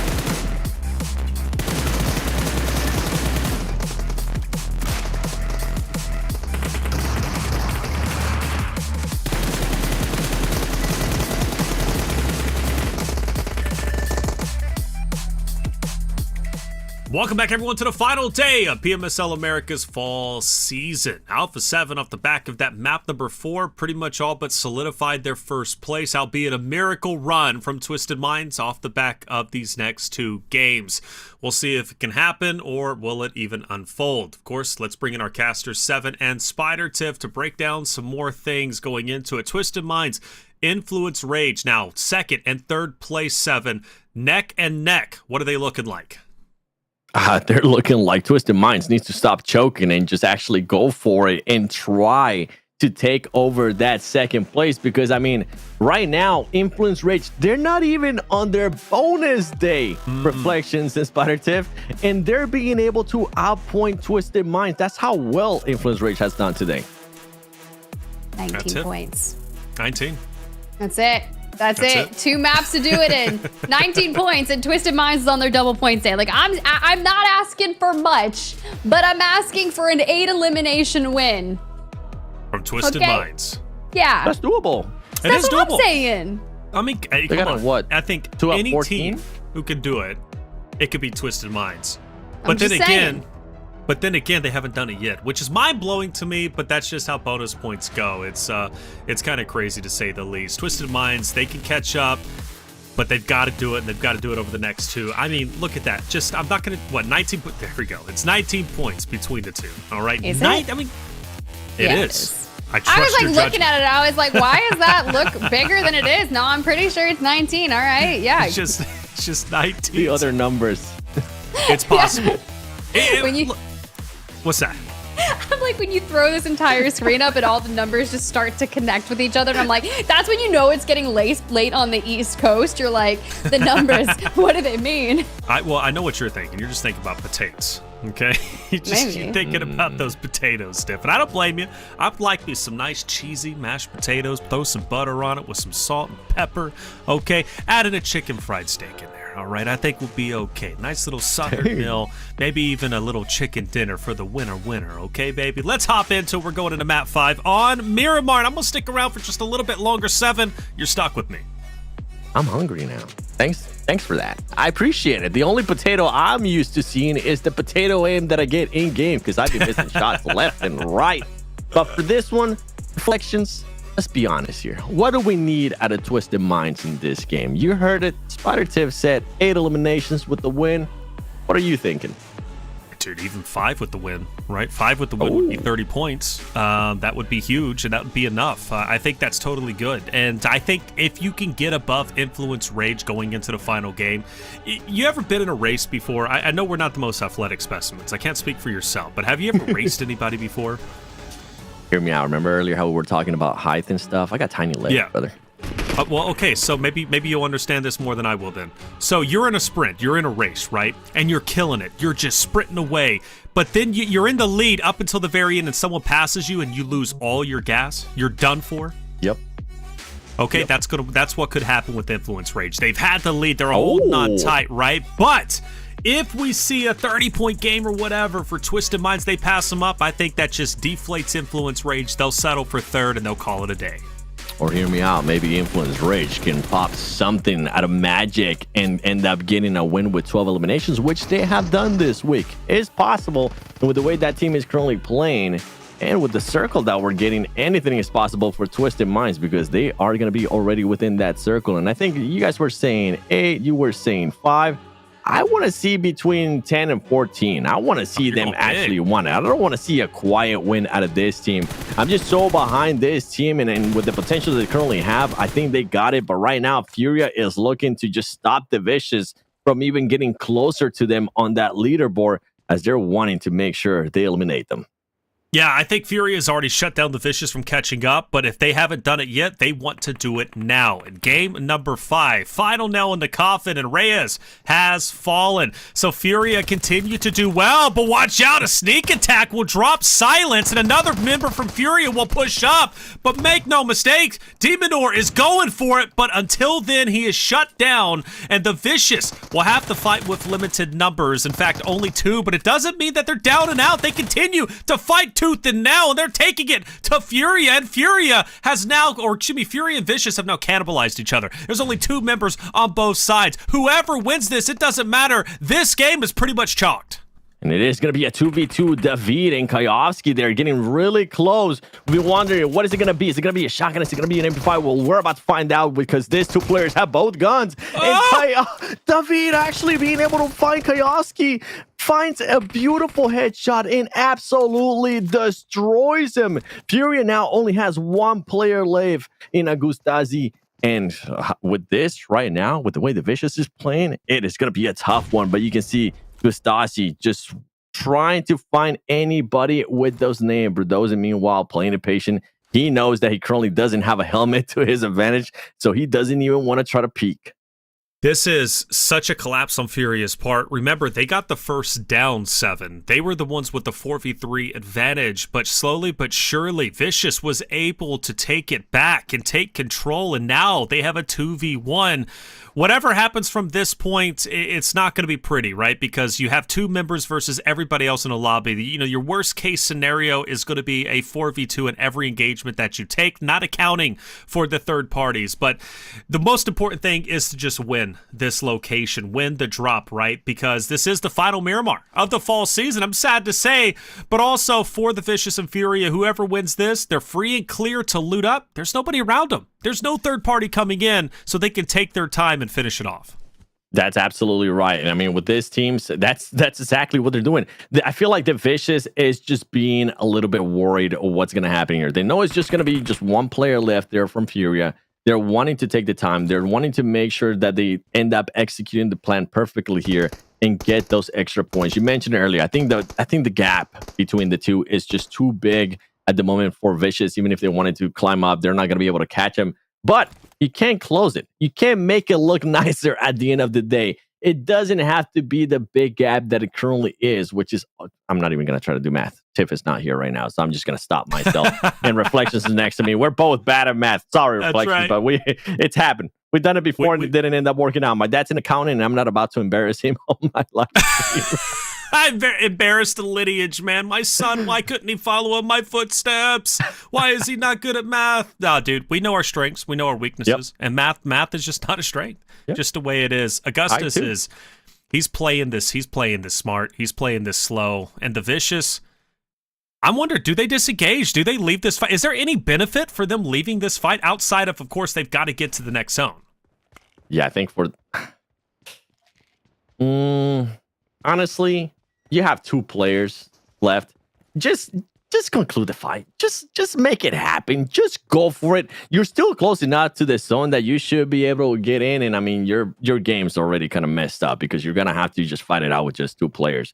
So get the bragging rights. Be able to knock out Furia. Say you were able to do it. But then I honestly think they're just a little bit worried that last Furia player might be able to clutch it. Dude, at this rate, I think I would be too. They've got neck and neck, tit for tat. You know, despite Fury getting that initial knock, Vicious fought back, but it doesn't mean that it was a clean fight. You're now down to just half your team, which is obviously not a good feeling. So I think they're going to leave. They're in the car. And for Augustus, I hope he can realize that and recognize it. And he can get out himself. And he does. Oh no, Cunha! Cunha, it's getting a bit too lackadaisical. Hops into the buggy and he'll pay for it. He's not down and out just yet, but he is down. Team Queso now. They're on the hunt. They're like sharks, blood in the water, brother, and they're on the hunt. You could tell he was trying to figure out where he wanted to go in that buggy, and then he got absolutely surprised. As Team Queso is going to be the first one to strike here against VIP. And now for Team Queso, I mean, they are currently a little bit split. They need to be careful because they have none other than Loops trying to get up close to them. Papi Potro going to be surrounded here by Loops Esports players, and he's going to end up getting knocked. That's going to be an easy pickup. Meanwhile, Colgoat trying to get some shots there on that Loops Esports player. He's the one that's currently leading the MVP race, and it's looking like he might not be able to add. Yep, it's not going to be able to add any more numbers towards that elimination counter because he just got eliminated. This is a huge fight for Loops. They've still got all 4 members up and now 2 left for Team Queso. If they can win this fight cleanly, they can have a chance to pass up Team Queso and take an additional spot. Now, meanwhile, on the opposite side of the map, Cinetexa will take down Inco. They're currently in a fight 9Z versus Inco, and it looks like Inco is going to be losing. But back on board with this Team Queso Loops fight. Again, for Team Queso and Loops, they are just mere like less than 20 points away from each other, and Loops is fighting tooth and nail to try and pass them up. Milos does everything in his power to stay up. He can't do it, and Loops will win a clean fight, but they've got to reset and get healed back up because VIP might be on the attack. But luckily, it seems as if they're going to have a little bit more time to rest and recover. VIP didn't want the smoke. Yeah, VIP teased. They were like, okay, you know what? Let's not even try to go for this right now. Let's try to focus on something else. As on the elimination fee, we're seeing NRG and Alpha7 currently taking out each other. Here we go with the circle. What circle are we going to end up getting as Alpha7 is currently trying to see if they can pick up that player that's currently down? I believe, I can't see it on the top of my head. You probably know this one. Reflections, who's currently the player that's not alive in Alpha7? You know what? Hold on that top because it might be more than one as they were pushing. NRG making this push for Alpha7. Carrillo's currently knocked. McGrellin is knocked. And it's now just to that player, the anchor player, Mafioso, the last alive for Alpha7. Last alive. Heartbreaking, it truly is. And I was going to tell you it was McGrellin, man, but well, now there's 2 more who joined in the mix, and I'll let you know. Mafioso last alive, right? So yeah. We get our answer, but not in the way we wanted. Now, the good news is for Alpha7, they had 2 great games in a row, okay? So that means they're still in a great spot in first place. You look at Twisted Minds, though. That's where our attention has to focus. They need a historic, heroic 2 games in a row to catch Alpha7, but more importantly, you set the stage. Their goal is to catch up to Influence Rage. But Influence Rage already has 1 elimination. Plus, they've got 4 members up, and Twisted Minds are taking shots as they rotate. And in fact, they're going straight into AGG. Who'll send it, Twisted Minds? All right, there's still the world where Twisted Minds could actually pass up Alpha7. They just need to get back-to-back chicken dinners with 50 eliminations apiece. I know I said 10 to 14 earlier. It has gone up. Twisted Minds. All right, you got to adjust with the inflation here that's happening within the points. I need 25 points out of you, plus the bonus points. That's going to be 50. You need 100 points, and then they'll be able to pass them. All right, see? Oh, my goodness. I can actually do math sometimes. Inflation? Was that an accounting term? Look at you, man. You're making your dad proud, dude. He The texted me. accounting genes, they did rub off a little bit, all right? Clip it, ship it, and let them know, look, you did learn a little bit growing up. Hey, Twisted Minds, guess the number's gone up. 7 says it's so, and if 7 says it, that's the law. So can they reach those big numbers? Well, with Team Liquid around, right? I don't know. It's going to be tough. AGG also threatening. And for X Factor 9Z, they've been in this fight for a long time, 7. It took a while, but X Factor finally gets the job done, albeit they had to take some heavy losses. They lost 2 of their members, and now for the remainder of the game, they only have 2 up. And in the last game, too, I mean, something that we saw Juancho waving by. He was more than likely just waving by there to the X Factor players. Remember, these were the 2 teams that were just engaged in a fun hot drop at the start of the tournament, and then it just stopped being fun because they just kept hurting each other's progress throughout the PMSL. But you know what? At least Inco was able to win that finish there in the previous match. AGG, I know Enigma's currently watching. He's crying a little bit. He was hoping that AGG was going to be able to push up the leaderboard, try to catch up the Vicious, but with the gap that they currently have, it's not going to end up happening, especially because AGG just hasn't had one of the best performances, at least coming into today. So, Enigma, if you're still listening, I'm waiting for that crying picture so we can show it on broadcast. Well, I think his tears might be dried up just a little bit if they are able to win a good fight against Twisted Minds. That's a heavy-hitting team. They know that they're opposite of them in just the other compound. That would be a massive win as far as I'm concerned. It is interesting they do split up, but with the 2 inside the church, they understand, okay, well, we know where Twisted Minds are at. If they do push, the other 2 can reconvene. They can gang up on them 4v3. And I don't think there's going to be anything popping off here for a while. I really don't. There's no reason for AGG to push Twisted Minds, and the same goes for Twisted Minds onto AGG. So I think where a lot of the other engagements are going to happen is going to be on the outskirts, right? Those gatekeeper teams who are trying to work their way in. For example, maybe here, Augustus onto X Factor. I mean, he's on hot pursuit. I don't know what he wants to accomplish, but he wants revenge. I think he thinks it just might be one. Okay, there you go. Wait, hold on. Let's see. You're gonna think, he teased me.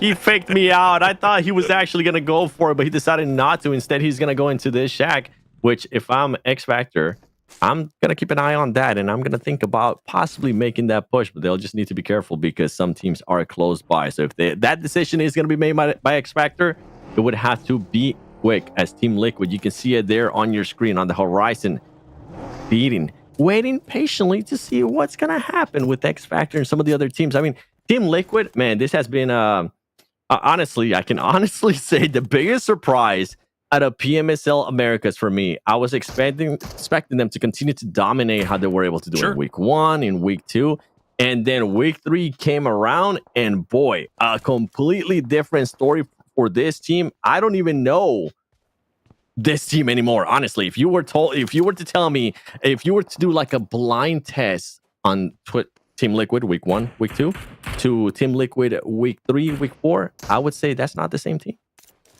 It's shocking. It really is. It's shocking and it's disappointing. My love for Team Liquid is still there, but I would be remiss if I didn't say I was disappointed. I really am. Like you said, they started off so strong, and then week 3 something happened. I don't know what, and they haven't told us. We've had interviews with them. They mentioned their coach, okay, but like, where is Team Liquid? Where is that old Team Liquid that was so dominant? It really feels like there was just a massive shift, and maybe there's something going on internally with the roster. I don't know. I'm not here to speculate, and I'm not going to speculate, but something happened to where this roster just started underperforming, and I do hope, sincerely, as they transition from PMSL Americas into PMGC, that they resolve those issues, the coach gets on board in person, whatever it takes to have TL as a dominant force, because when I think of Americas, I think Alpha7. I think Team Liquid. Those are my two go-to teams.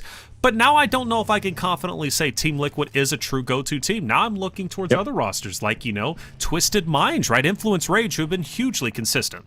Yeah, and I feel like they have shown, especially in week 3 and week 4, why so many viewers in the past have doubted them when we go to international events. And in a way, I'm actually kind of happy that Team Liquid has had these struggles in week 3 and in week 4 here in PMSL Americas, because sometimes you can learn a lot more when you're not doing bad, when you're losing, than when you are winning, when you are having those highs, when you do have that advantage. So I do hope, this team is going to PMGC League stage. The top 7, I feel like at this point, it's set. They are going to be going to PMGC League stage. They have to go VOD review. They have to go and figure out what mistakes were made, what happened, as Mafioso is going to be able to at least get an elimination here for Alpha7. But try to learn from this experience going into PMGC, because PMGC is going to be tougher, man. Not only are you not going to be in Brazil, they're going to be far away from their families, and their mental state might be a little bit weaker if they do end up playing the way they've been able to play. For Team Liquid, I'll say it again, they just need to go back to the drawing board.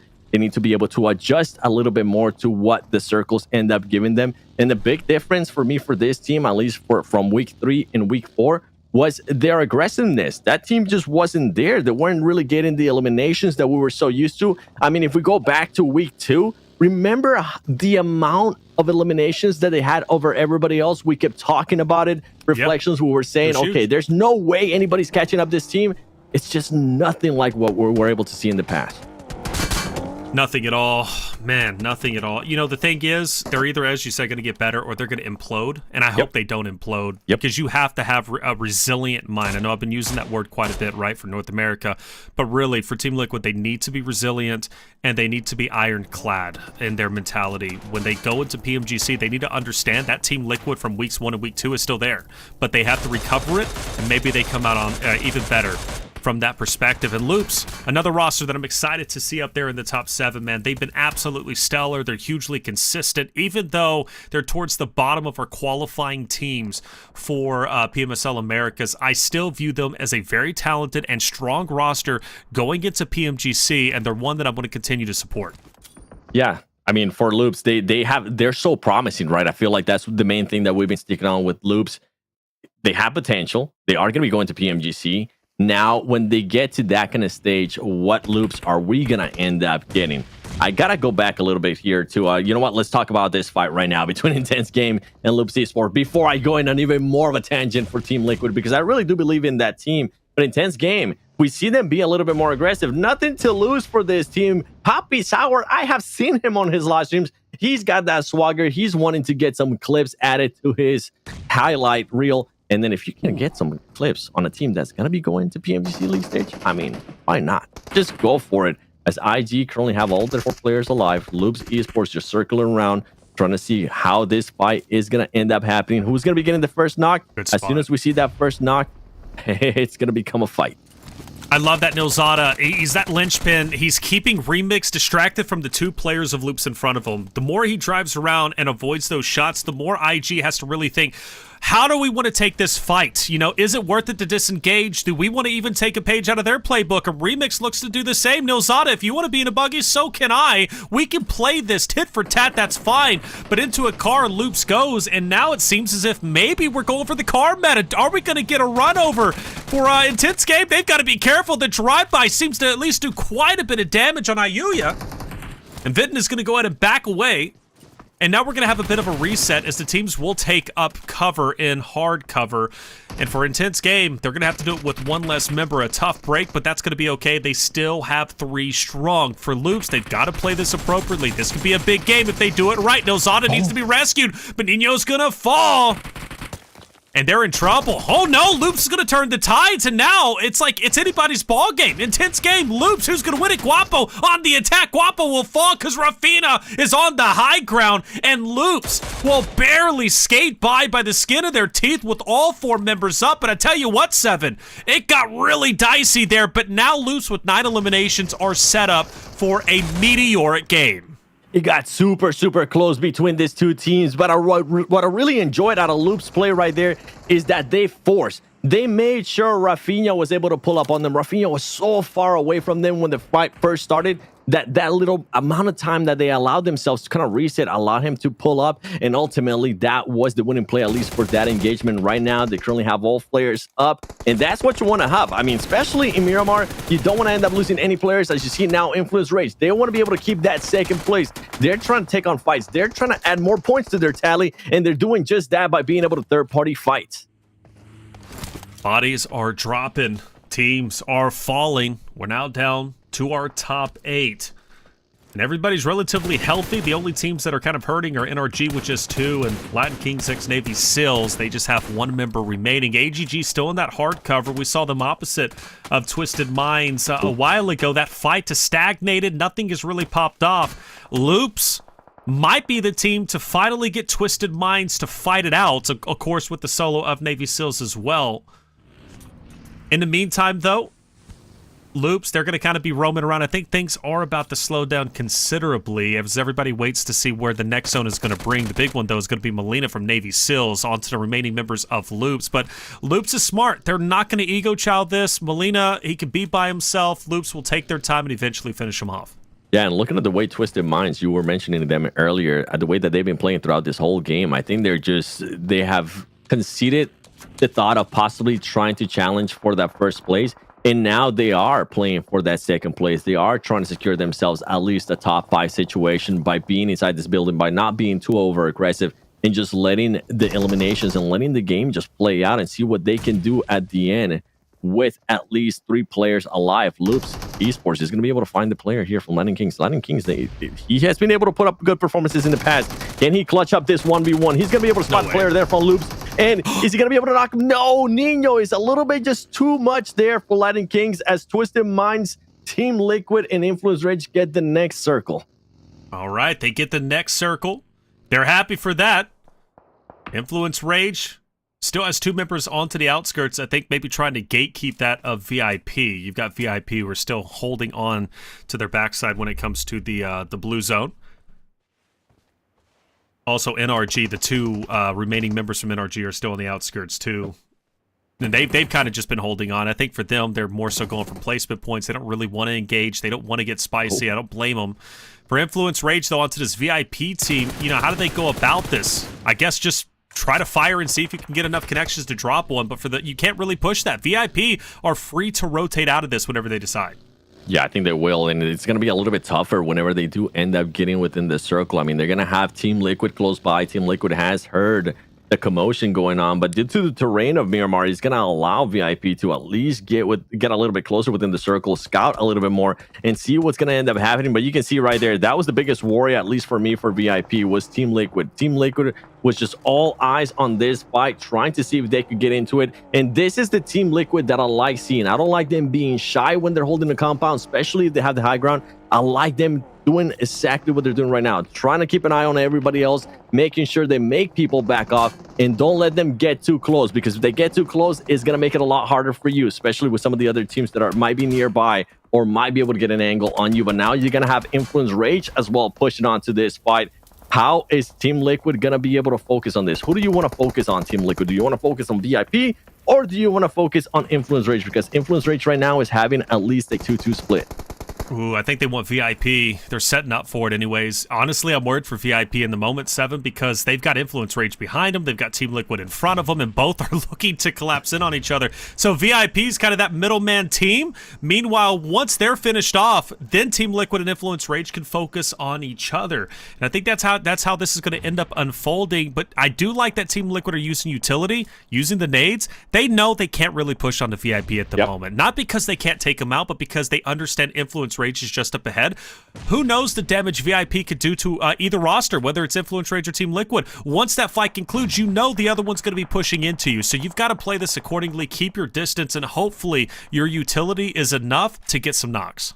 That, and on top of that, the high ground, sometimes people think it might be to their advantage, but in this situation, it's not going to be to their advantage. And Influence Rage was able to showcase it right there perfectly with the terrain of Miramar. They're going to be able to use those reaches just to pick up a little bit more, being able to spot those players from VIP and start knocking them. And with Team Liquid, if they do get a little bit too aggressive, especially Chief, we saw them get some shots earlier. He might end up getting knocked by just exposing himself a little bit too much. He needs to slow it down. He needs to go back to his team and realize that he's not going to be able to do anything in regards to that fight.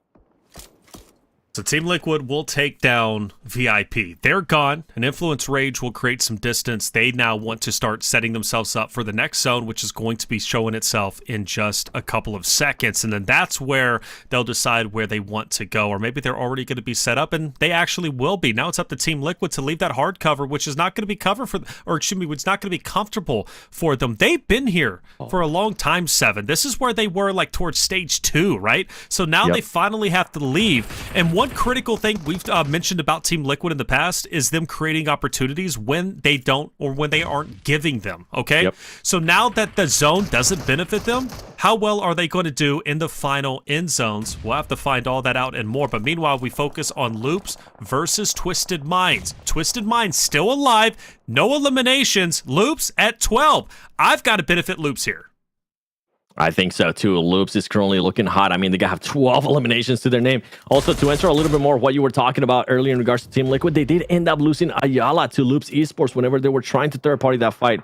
So that's what's my biggest worry for that team. Them being able to have a little bit more, too much aggression and exposing themselves. Meanwhile, Loops is just raining nades, not fully being able to connect there with anybody from Twisted Minds, as Twisted Minds is going to start making that push. And the only problem there for the Loops player is that he wasn't able to really see the full push from this squad. There you go. That's one player. Gizao in the squad starting to push up. There's going to be one left player standing here from Loops Esports. You can see Cardoso in the background trying to push up on this team. And that is it for Loops Esports. Twisted Mind taking full control of all of this. But they need to be careful. Cardoso is close by. It's not over yet. Like you said, Cardoso's close by, and he can make a big impact here.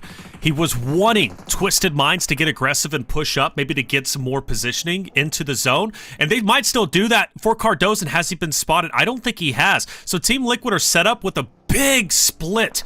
But the good thing is Cardoso, he's got a car. He can double back, and he can rejoin his roster. After all, there's only 2 of them, Chief and Cardoso, so they've got to make some great plays. Positioning is critical. And Obscure, he is down. Can Team Liquid, with just 2 members, take out the roster of Twisted Minds? We've seen it happen before. It's going to come down to their strategy and also making sure that they don't end up getting caught off guard. You're going to have Influence Rage behind you. On top of that, you might end up getting AGG. AGG currently taking on fights there with NRG. And this is going to be the biggest factor for me, at least. It's going to be this next circle. Where does it going to go? Is it going to... Oh, my goodness. It does end up benefiting Influence Rage. Twisted Minds, I know you're trying to hunt them down. You currently have done so well this match, but you're going to have to go through Team Liquid. And on top of that, you're going to have to hope that AGG is able to take care of Influence Rage. And AGG knows that they're here. That bounce of the grenade almost ends up knocking Diego.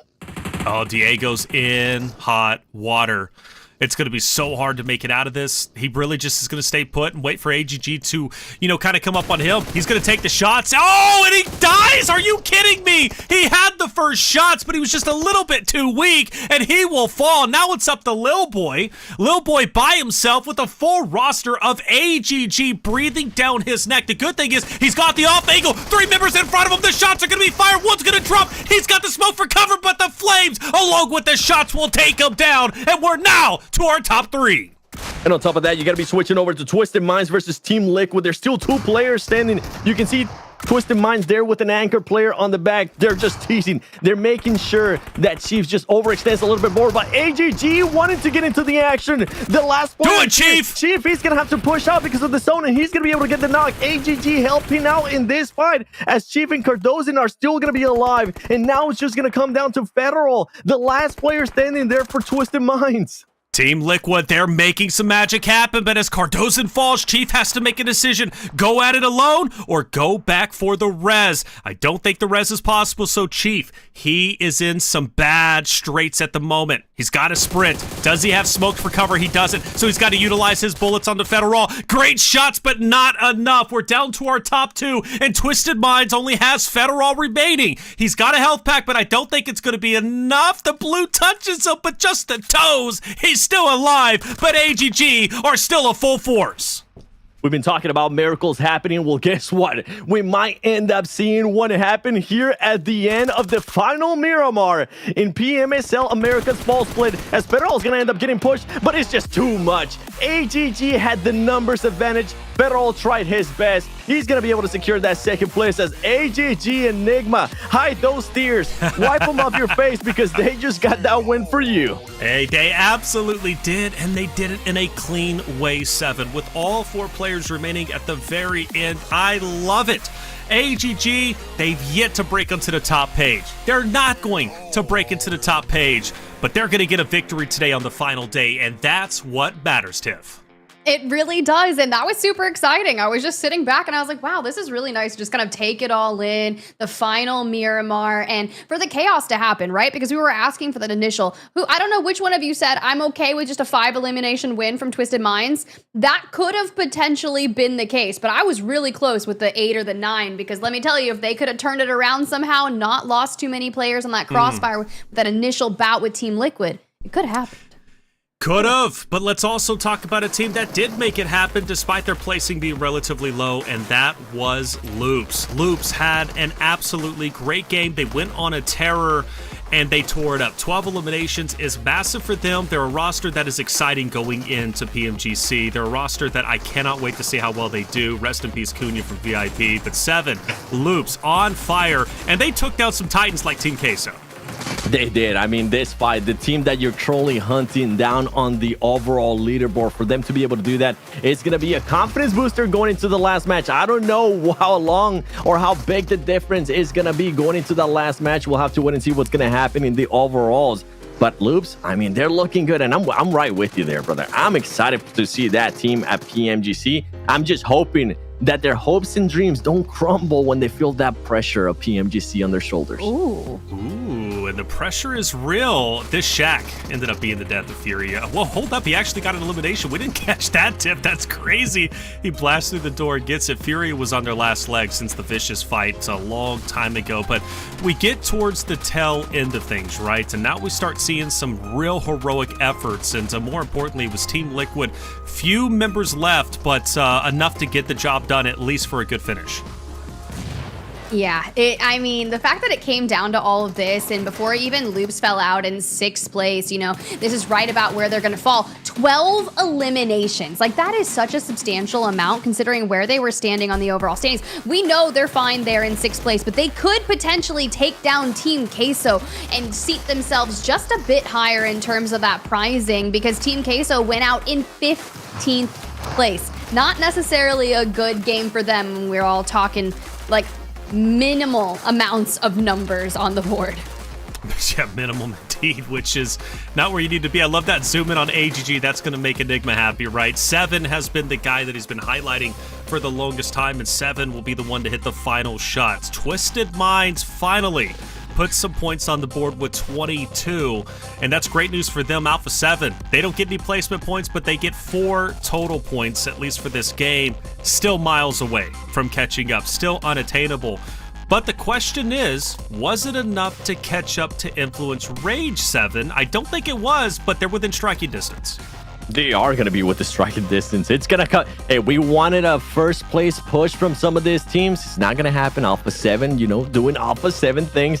But at least we're going to have a push for that second place finish. And the thing is that I honestly have to give so much props to Influence Rage to continue to hold that second place. If they are still within there this long, considering that Twisted Minds has been on their bonus day, they've been able to just perform so well. They've been able to respond well and keep it consistent too throughout the whole day.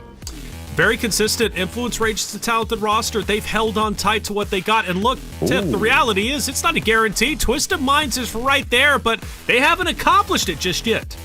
I mean, it's within striking distance, and we only have one more game. If they take it last game, I mean, that's a way to show up. That's a way to show up. I think they will with the way they've been playing. I mean, I kind of try to point it out there on that last match. You could see just a completely different mind shift switch from that team, where they could have been a little bit more aggressive in the earlier day, where they wanted to push for that first place. They went for it. In this one, they were like, you know what? We just want to make sure we at least get to the top 5 and then start letting the eliminations come to us. And that's exactly what happened. And I feel like, honestly, that's more than likely what's going to happen here in this last match, which opens up the question to Influence Rage. How bad do you want those $30,000 in your pocket? Are you willing not to hot drop Twisted Minds, but to maybe make their life a little bit harder here in the upcoming Erangel? Not hot drop, but just be neighbors to them, right? On the final Erangel. Just for once, change it up and maybe cut them off, shut them down. Look, for Twisted Minds, by the way, if you were to get a squad wipe on Influence Rage, that'd be enough to pass them up. They'd be done. You keep them at 0, job's done. Second place accomplished. Nobody's catching up. Maybe that's what I would do if I was a team. It's high risk, high reward. Influence Rage, there are no slouches. They've been consistent. So, trying to challenge them off the rip Tiff would be risky, but it's possible. Now, as we look at the second page, nothing changes, but NRG, a good 10th place. I tell you what, I'm honestly happy with that, Tiff. I'm happy with that. I'm okay with it, right? That second page has been really tough in terms of everyone kind of being solidified in their own positions. We haven't really seen too much changes going on throughout it, but it is just the final game about to occur, Reflections. And you asked for a lot of chaotic things to happen. And honestly, I'm just going to go light a manifestation candle over break. Okay, we get the candle over break. I might light mine too. I'll replace the pumpkin with the candle and we'll just have a chaotic end game. Do want to shout out, now that the stats are updated, by the way, Loops Vitten has overtaken Guizal's spot for week 4 performance in most eliminations. Shout out to him. Seriously, shout out to him. And Kogoat, at the moment, by the way, is currently still in first place with 5 over Revo. It's been 5 all day. Will it continue to stay 5? Well, there it is. 5 games down, 1 more to go. How will the season end? We're about to find out. We're going to take a quick break, and when we come back, obviously, Map 6 coming your way. But as we do head into break, by the way, Sarpatch had a chance to sit down with Inco's Wancho after their win on Sandhawk. Winner of chicken dinner for Inco Gaming. The last nail to the coffin, I guess. I don't know. What did Nene Bete say there at the end? Something in Portuguese that's probably better not to translate. Okay, that's fine, yeah. But in the end, I think this is just the end, the final strawberry on the cake. Only 2 more matches to go. They're still far away, so can you say it now? I'm going to Malaysia. You never know. If we die next games early and NRG wins the rest of the 3 games, with killing the whole lobby, you never know. Even though they're also bad, but, even bad players get lucky. Dang, watch it, bro. Congratulations anyway. It was a good match. I'll watch you from home in Malaysia too. Okay, so congratulations, all right? We'll see. We'll see. Let's go.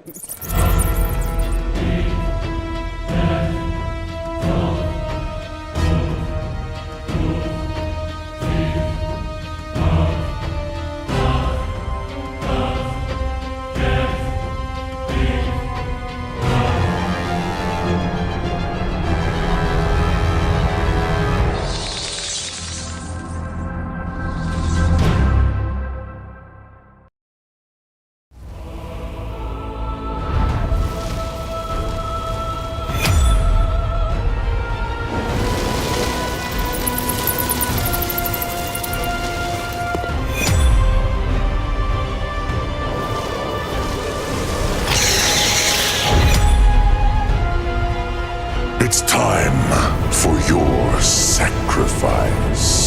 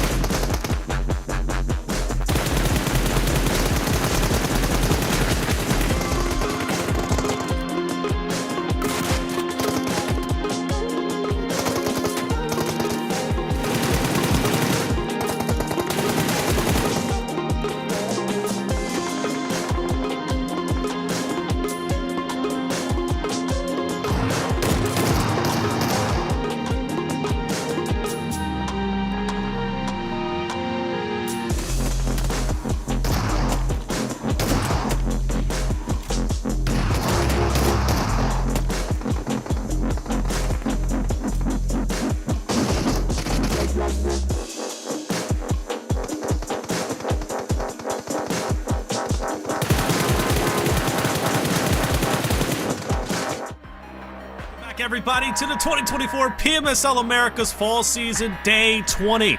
The players are out of time. This is the final game, the final opportunity to do something in the fall season for Alpha7. Their last hurrah to prove that they're the best. Finish on a high note. Finish with 21, lucky 21 wins.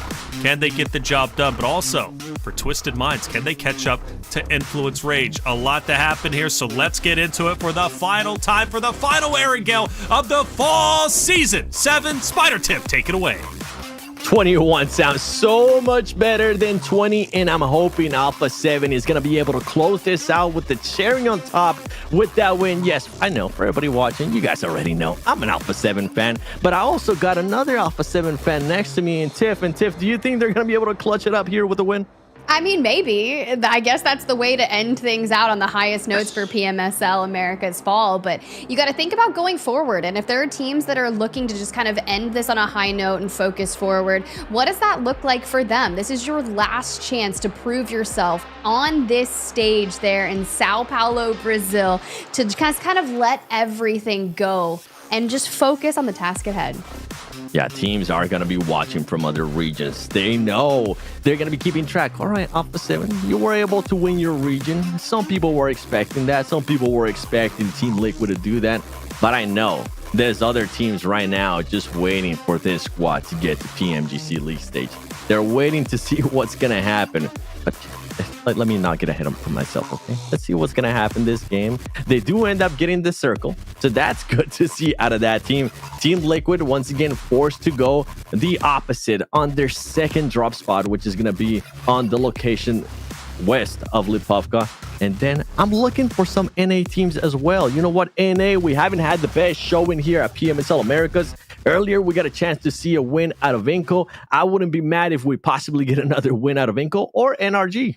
Could be kind of crazy, honestly. And then you got Alpha7 up there in the north, but you really just got to kind of figure things out. Right now, we're just laying low, the final Aaron Gale, but Influence Rage looking down the sights at Twisted Minds. You know, if this was X Factor in Twisted Minds, I would say something completely different, but this could be a fair fight.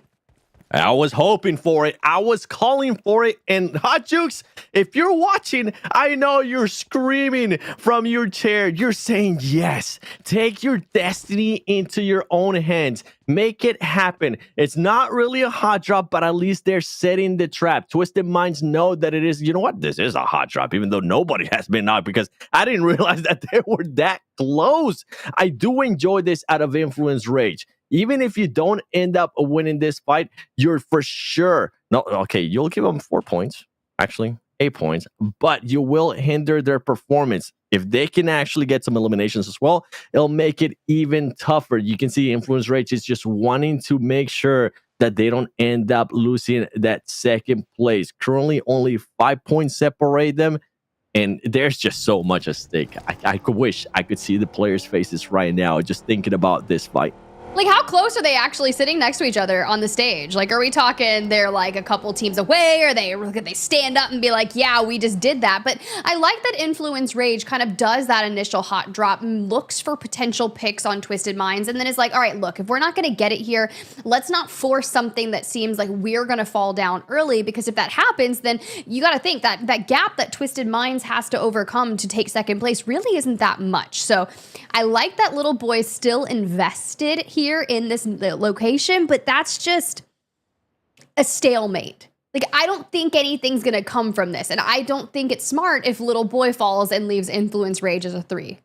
Yeah, I wonder if they're just trying to use him as bait in a way, or just they make it seem like they decided to drive off. They make it seem like they don't really want to engage on a fight, or maybe what's going on is that Influence Rage is wanting to get a little bit better equipment here. They're not going to be able to do it from this position. There is a compound that's going to be a little bit more towards the northeast, so northwest, so they might be going for that, getting more, whatever the case might be, whether it's armor or whatever else might be, better weapons, whoever knows, more utilities. They're wanting to continue on this fight because you can see them just rotating around. They're not wanting to concede on it just yet. Rado Boy is aware of it, and now Twisted Minds is wanting to see if they can maybe push the action a little bit more to that last player, which is going to be none other than Little Boy. Oh, Little Boy, shotty in hand.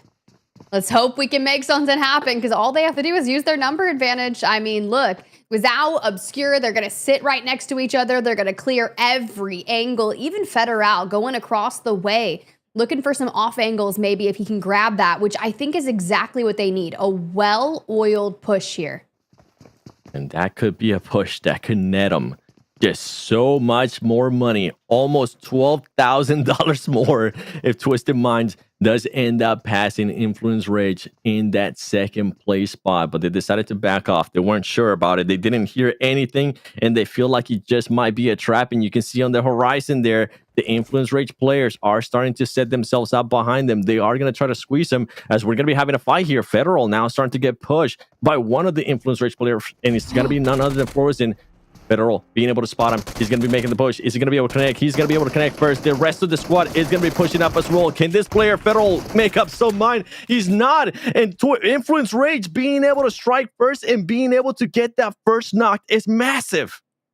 That is actually chaotic. This is what we wanted from everything that we've been talking about. Your top 3 teams, right? Your second and third place squads fighting for a chance on the leaderboard, but leaderboard, he's going to actually get ripped by Radaboy, and now Guizao coming in for the full. If they could get this and deny any chance of hitting a reset. Diego, though, very patient, trying to make sure he can get Lorenzen back up on their feet. At what cost, though? At what cost? They're currently 1-on-1, but remember, Twisted Minds is currently on those bonus points. I do like this fight. I know some people might hate it, but boy, oh boy, this is usually where Twisted Minds ends up dropping. And the fact that Influence Rage is just committing to this, they know what's at stake. They know that Twisted Minds has those bonus points. So all they need to do is just get a little bit more eliminations than them for them to just take this risk. I really gotta nod it here in my head, like tip of the hat. You know what? I appreciate that Influence Rage, but let's see what's gonna happen, because now they're gonna be a 3 apiece. And the good thing for all these teams is that with Team Liquid not dropping military base, they're not going to have to really worry about anybody pushing from the south from military base. This is going to be a fight that's going to take a little bit longer, and who's going to end up winning it?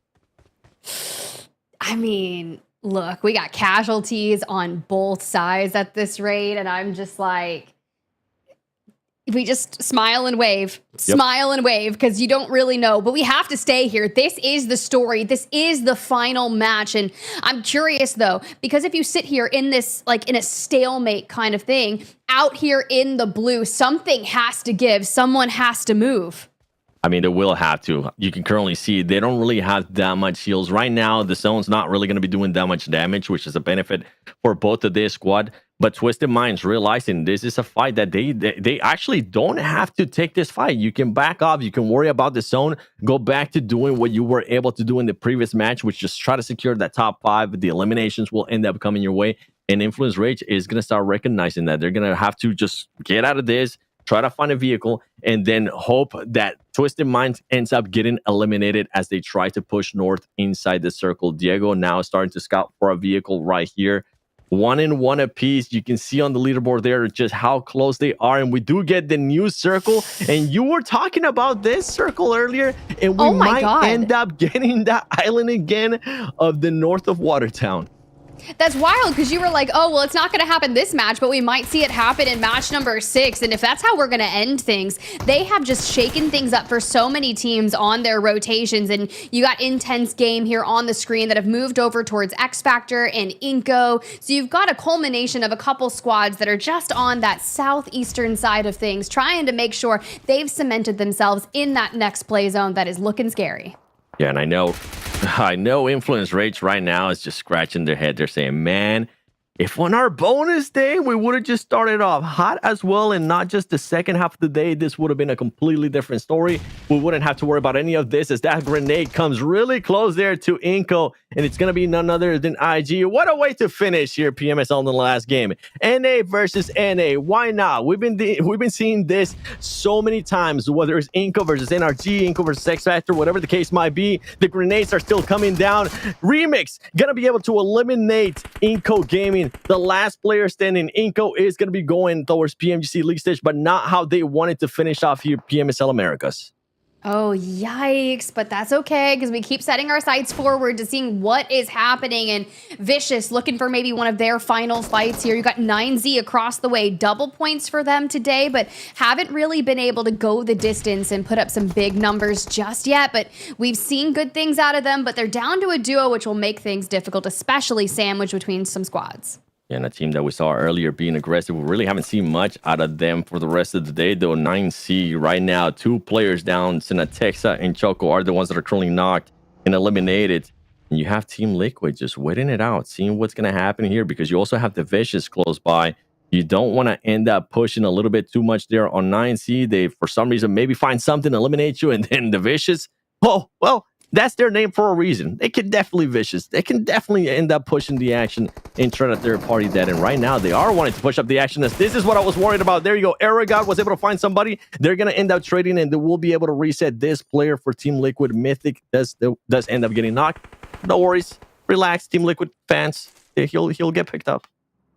That's true, and we saw some other teams falling down elsewhere, X Factor being one of them, and Padrino trying to hit this last stand onto Vicious, but with the nades kind of being barricaded in through this warehouse structure, we're just trying to back on it, use these boxes for cover, cook that grenade, and maybe find a place to throw this onto David, but we are just taking way too much damage, and that is how it's going to end for them here on their final day.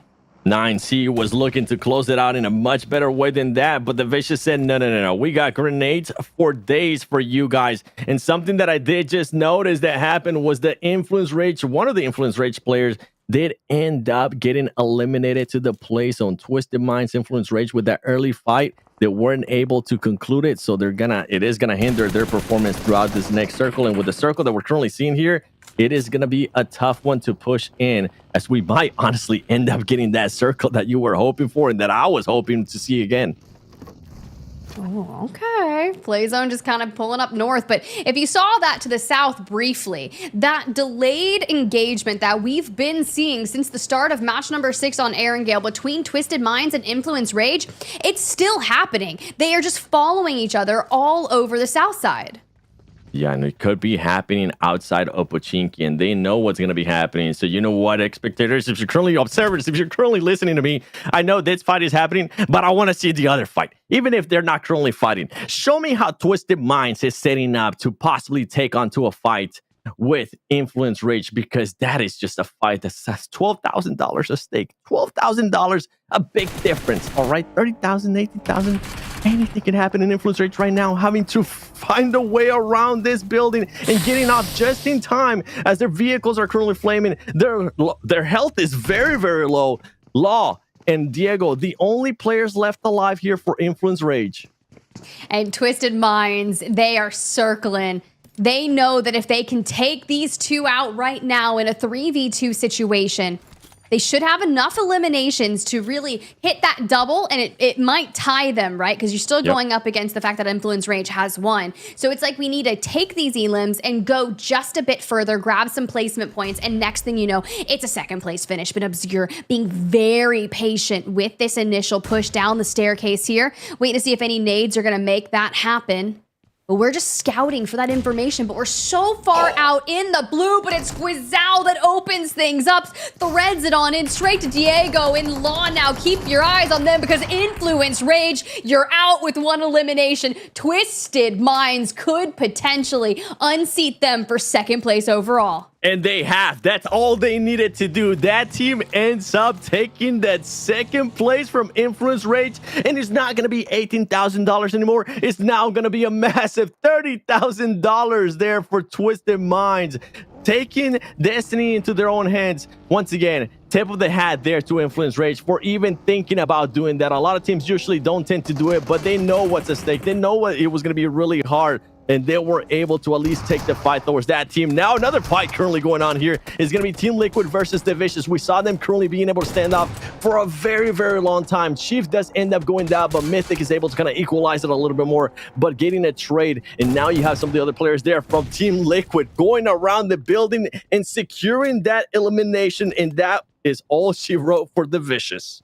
And that's just such a massive win for them, because when you see that play zone shift, look at how things are shoring up. Team Liquid is now going to isolate themselves over onto the eastern side, where it gives them a bit of a land buffer. You've even got the water to work with for teams that are looking to rotate in from the north. You got the remnants of Intense Game, you've got NRG still trying to make a play, but you've got to be able to guard that eastern side. For the teams on the west, they're likely not going to mess with you for now. Yeah, they're not going to be messing with you at all. We're looking at the map there. We saw where Loops was at. We saw where Furia was at as well. Alpha7 a little bit towards the northwest, too, waiting to see what's going to happen with the circle as we were wanting it. Man, I'm so glad we got the mayhem. Absolute toxicity here on the last match of PMSL America's Fall Split. 7 from AGG. We saw what he was able to do earlier. He was able to clutch up a win for his squad. He's wanting to make sure he makes the life of Alpha7 a little bit harder. Make him think twice about the push that they might end up doing here, which they won't be pushing towards them, but they will be setting themselves up to gatekeep them on whatever the next circle ends up doing. Ooh, all right. I mean, Intense Game now, they want to take some of this action to Team Liquid. We saw them using the same kind of tactics against the last team, and now you got to keep your eyes. Mythic, Ayala, but it's Remix and Poppy Sour here on the fence line, looking for these head peaks to see if they can put the pressure. They're relatively split, and if one goes down, the next thing you know, you're going to see them kind of descend upon him, considering it is an actual 4v3. They have the numbers for Intense Game. I'm needing Mythic to pick one up. At least they know they're on the fence line for now. They're definitely going to be on the defense here. The grenade is going to be coming through Cardozo, saved where he was currently at. IG, the grenades are coming down. There you go. Mythic does end up getting knocked. IG is going to wait a little bit longer. With that grenade, they're going to end up securing that elimination. They don't realize that there was one more player, but quick reactions there from Guapo, and it ends up eliminated Condorcet, and now it's all down to Ayala. Can Ayala find a way to clutch this up? It's going to be a 1v4 against IG. There goes one. Make sure you eliminate him, and he does just that. Ayala, the player that was the MVP at one point of this PMSL, if I believe I'm right, he was the MVP for the spring split. He's wanting to show why he was the MVP, as now he's going to be a 3v1 versus IG, and IG starting to slow it down with all those grenades and all the mayhem that Ayala was throwing their way. Oh, that is tough. And I know Mythic was a week 2 top fragger at one point from Team Liquid, but you gotta think, Team Liquid back in the spring was the week 1 best performing team, the week 3 best performing team. So much awesomeness for them, but for now, we keep on moving forward with them. They know they've got to go to the next stage. They've locked in the top 5, and it wasn't at the top like last time, but still had some very nice moments. Very nice moments indeed. Ayala now not having to just worry between the fight of IG and himself. He tried to make way, try to get out of the way too from all the shots that were raining down from the other side. NRG is very close to this fight, and it's just a third-party parade here on this compound. Earlier, I mean, IG was trying to make sure that they got the Team Liquid after the fight that they had with the Vicious. Now it's the other way around. Now it's NRG wanting to get on the action as well. They need to make sure they don't end up getting knocked, because Fate just ends up eating a full-on grenade to his Fate. Hot potato going his way. Oh, yikes. Well, I do love a good third party, and they're trying to do exactly what IG did to Team Liquid elsewhere. Rivo has fallen down and out for Alpha7. So does that lock up the MVP race? I don't know. We'll check in with that after the game, because it should be enough. We've got this res coming in from NRG, who need to focus on keeping all 4 numbers back up and figure out what IG did to lay siege to this compound here, because do you do the same thing? Do you leave Fate up here to bait? Because Team Queso, we're kind of in shambles right now. We are in shambles. One of the MVP contenders, the main MVP contender out of this team, Colgoat, currently knocked down. We don't know if he has done enough. I mean, for the whole day, he did have that 5.5 elimination lead on Revo, but honestly, I don't want to call it just yet. Anything can happen here, but I think Colgoat is going to end up getting picked up, which means that he wants even more eliminations. He's currently up to 2, and this is something that I love out of this player, the consistency. Even when Team Queso wasn't really being able to perform that well, when the rest of his squad was just absolutely sucking, if I'm being completely honest, he was still able to put up numbers, and he was showing why he's currently the leader in the MVP race, at least going into this match. We're going to switch it over to Twisted Minds. I mean, Twisted Minds already secured that second place. What do you want to do here, Twisted Minds? What is it? You already got the money in your pocket. No, we just want to like really keep going further. Want to pick up more eliminations, not call it anything to chance, right? Maybe it's going to be a tie. Maybe they've done it by 1 point, but let's not be certain here. Let's just keep on making sure that we do the best that we can to make sure that no math amount can just come between them. Like, I don't know. Like, I feel like it's still 1 away. Like, I don't know. It doesn't feel sold to me. I like it. I like them being a little bit, you know what? Let's be certain. 100%. Spider Tip wants what is it? 10-point difference? We'll try to give it to you. Don't worry, as Alpha7 is wanting to be a little bit aggressive here, they're going to have to actually push the action a little bit more towards Team Queso, as the circle was starting to push them out. The new circle has popped. Alpha7 currently just 3 players. You were able to mention it earlier. Rebel did end up getting knocked. Colgo's still alive. Big Milo's still alive. He's going to be able to find Mafioso just out in the open, and the head peeks him. Milos from the side is going to be able to get that knock as well. And Alpha7 now with just 2 players left. What I wanted to do, the cherry on top for them to be able to win this last match, is going to be looking really, really tough. Maybe it's going to be Loops. Maybe it's a Loops, right? We had a massive elimination game last one for them, and they're sitting with 2 thus far, considering Intense Game just fell with 10 eliminations of their own. But Loops are getting active, and where this play zone is shifting, we're going right back to that island kind of that we were talking about. Does it pull away from the island inevitably, or do we just commit towards the island? Well, Alpha7 have retreated accordingly. Team Queso moves to that, but I think playing that bridge and looking for control of the South is going to give you the most amount of elimination. So if Twisted Minds can kind of walk in and take advantage of Furia in their positioning, that'd be really solid for them. Honestly, I could see it happening. We have seen what that team's been able to do in the past with just 3 players, and right now they still have 3 players left alive too. Loops, though, they were trying to push on the action there to Furia. They were trying to find different angles. I know this is one team that we thought maybe they could end up getting the win. Got to make it a little bit tougher for them as the team does end up getting eliminated. And now Loops Esports, even though they are currently within the compound, they got to keep an eye on just so much stuff. Not just what's ahead of them, on the sides as well, possibly behind them, because they're going to be just a focus point between all of these teams. And Twisted Minds, just keeping it quiet. They don't want to alert Furia yet that they're very close by. Anything can surprise us here. I wouldn't be surprised, honestly, if for some reason NRG, Fate, the last player alive, can somehow stay alive and end up winning this, because anything is possible at this moment. I mean, I've seen some Fate clutches, so yeah. I'm down for it. I am 100% okay with that kind of scenario to end our final match of PMSL America's Fall. That's okay with me. But for now, you got the duo of Alpha7 out in the north, right? They've kind of made their way onto this bridge area, which is kind of nice. You've got the solo Rivas from AGG just down into the water, like the troll under the bridge. It's fine. He's got 8 smokes, and we're looking to not attract any attention from Alpha7 or Team Queso. Rivas is like, you know what, guys? I'm just going to enjoy the water here. I know I'm not going to be going anywhere else. Doesn't matter if I end up winning or not. Just let me chill in the water right now. Don't pay the price for the toll yet. Grenades are being thrown his way. He's gonna have to swim back and forth, make sure he doesn't stay still, because Magrellan knows that he's currently there. Meanwhile, Magrellan also being able to spot one of the players there from Loose Esports. Shots do go his way, not being able to fully connect.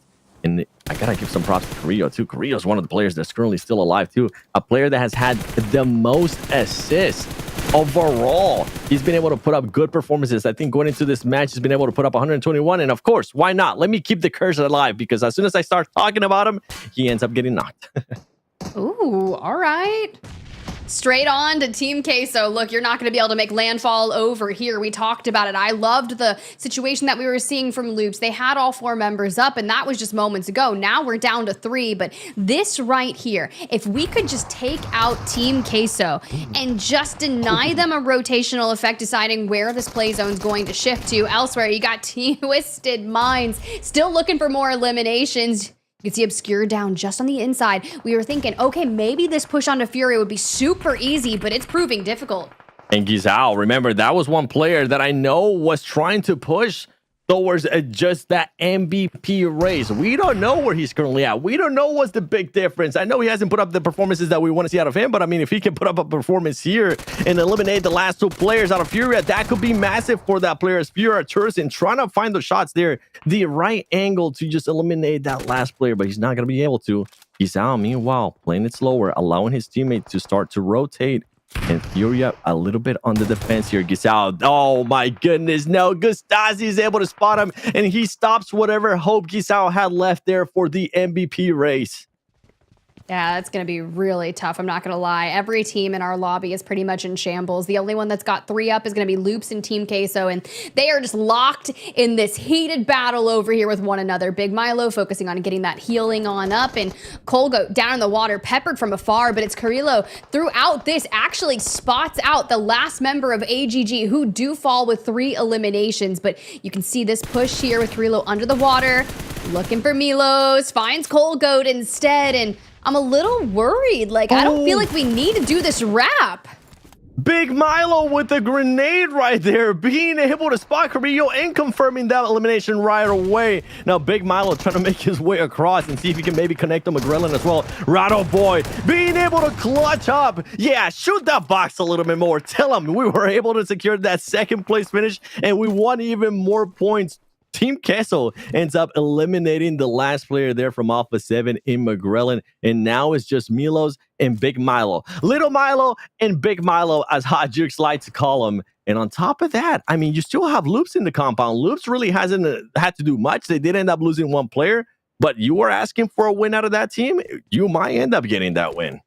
I'm okay with it. They got 3 eliminations thus far. They've got some nice positioning, and they do own the north to themselves now, thanks to Team Queso kind of hitting that wrap towards the bridge, who are now just down to a duo over there. They got the eliminations that they needed to, you know, just kind of secure some things, right? Like Colgo, he's probably okay. We'll see with that later. But for Rataboy, on this solo path, now has the attention of Team Queso. Can we catch them off on an angle? That's what he's going to be looking to do. He's the last player alive, having to take grenades back and forth, and he needs to be careful not to stick his head out a little bit too long, because those grenades are currently cooking and they are going to be coming his way. There comes one more. They're going to be end up missing it a little bit, but Rataboy switches up to the shotgun. Is he going to be able to connect here? He's going to have to back off a little bit more. He's going to try to heal and see if somehow Loops Esports maybe wants to get involved in this fight. But if I'm Loops Esports, I'm just chilling, because the circle has just continued to circle down more and more and more right where they're currently at. And this is a win if I've ever seen one. Meanwhile, Rataboy versus Team Queso. Can he actually get the cheese? Can he actually eliminate Team Queso? I'm hoping he does.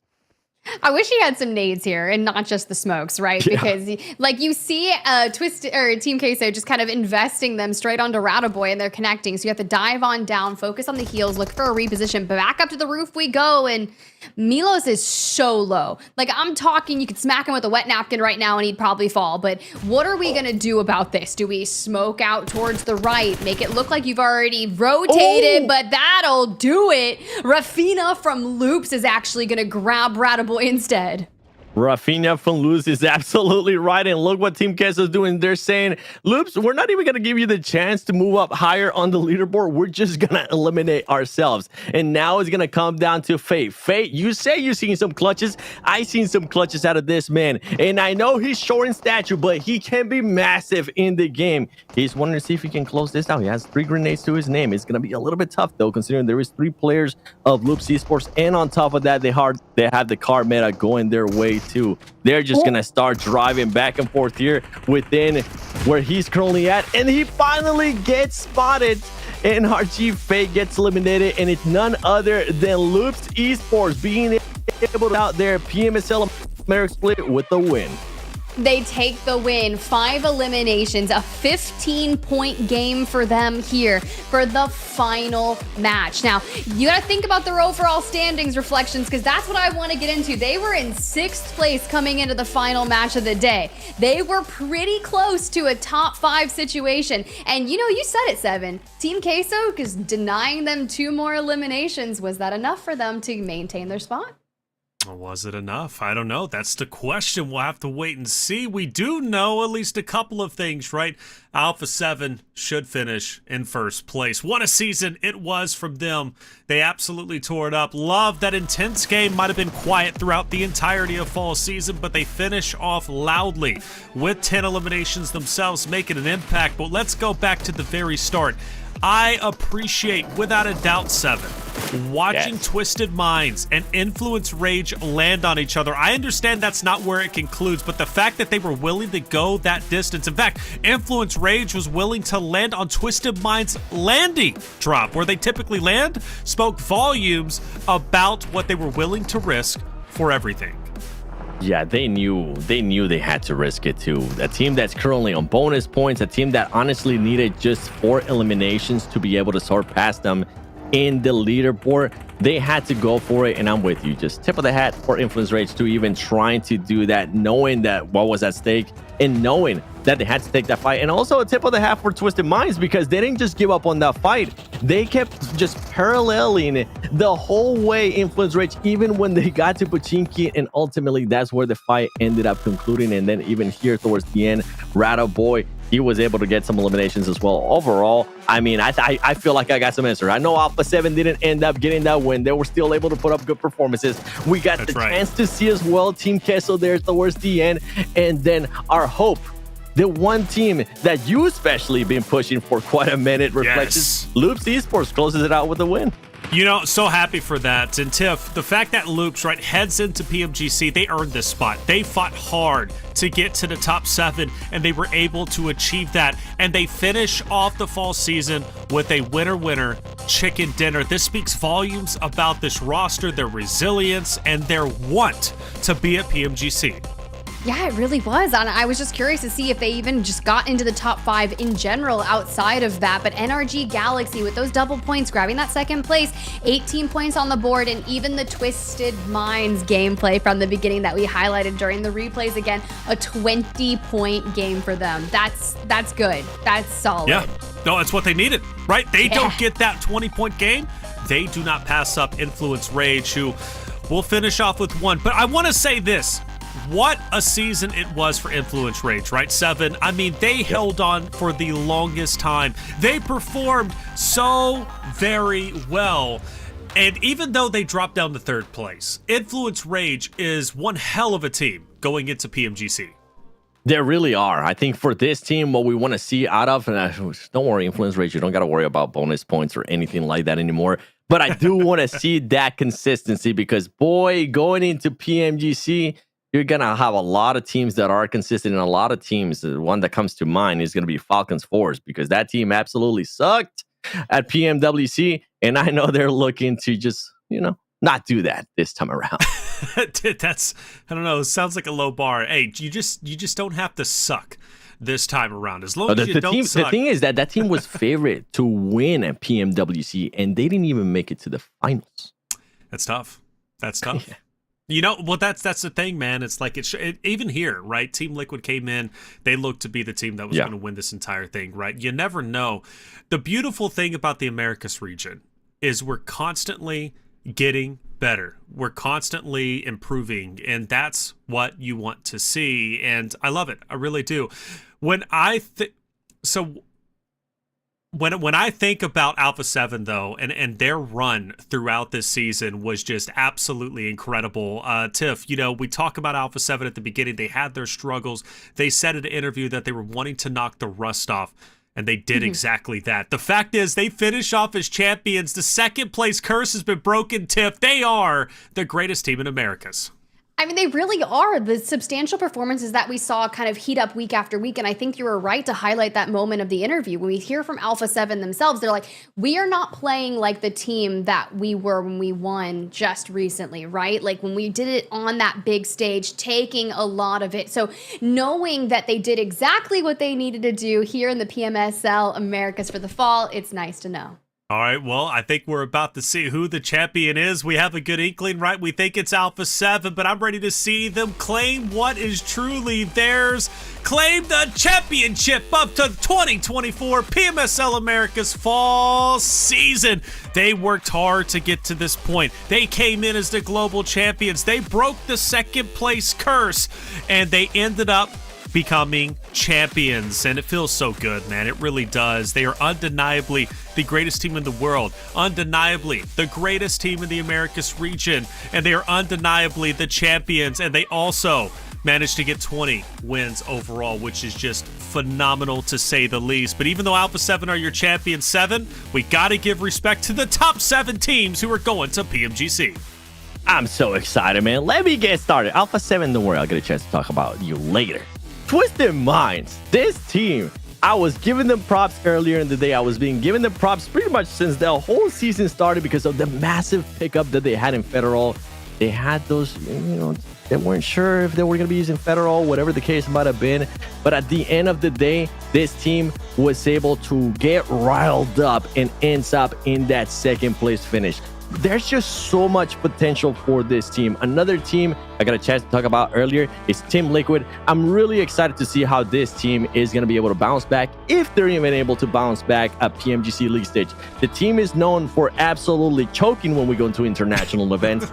Is it time to finally stop choking? And I'm glad, as I said earlier during the cast with you reflections, that this happened to them now and not when we get to PMGC.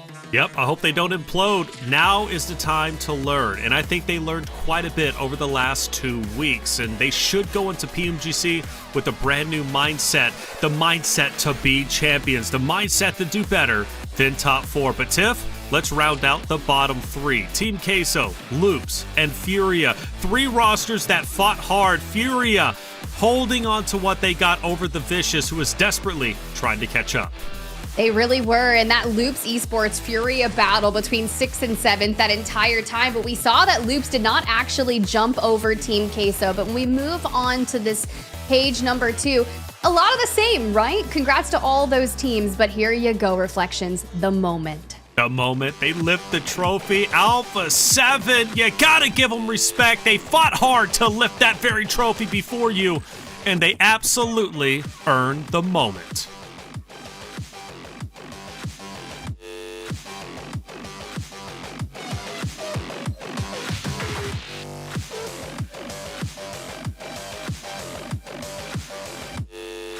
The smiles, the hugs, this is what this team has been working for. Just so many doubters in regards to were they gonna be able to perform after finally getting that championship at PMWC. They've been known to get second places. They have been the champions of Americas in the past, but it has been quite a minute. And for a bit there, it looked like they weren't gonna be the winners because of the performances that Team Liquid was being able to put up.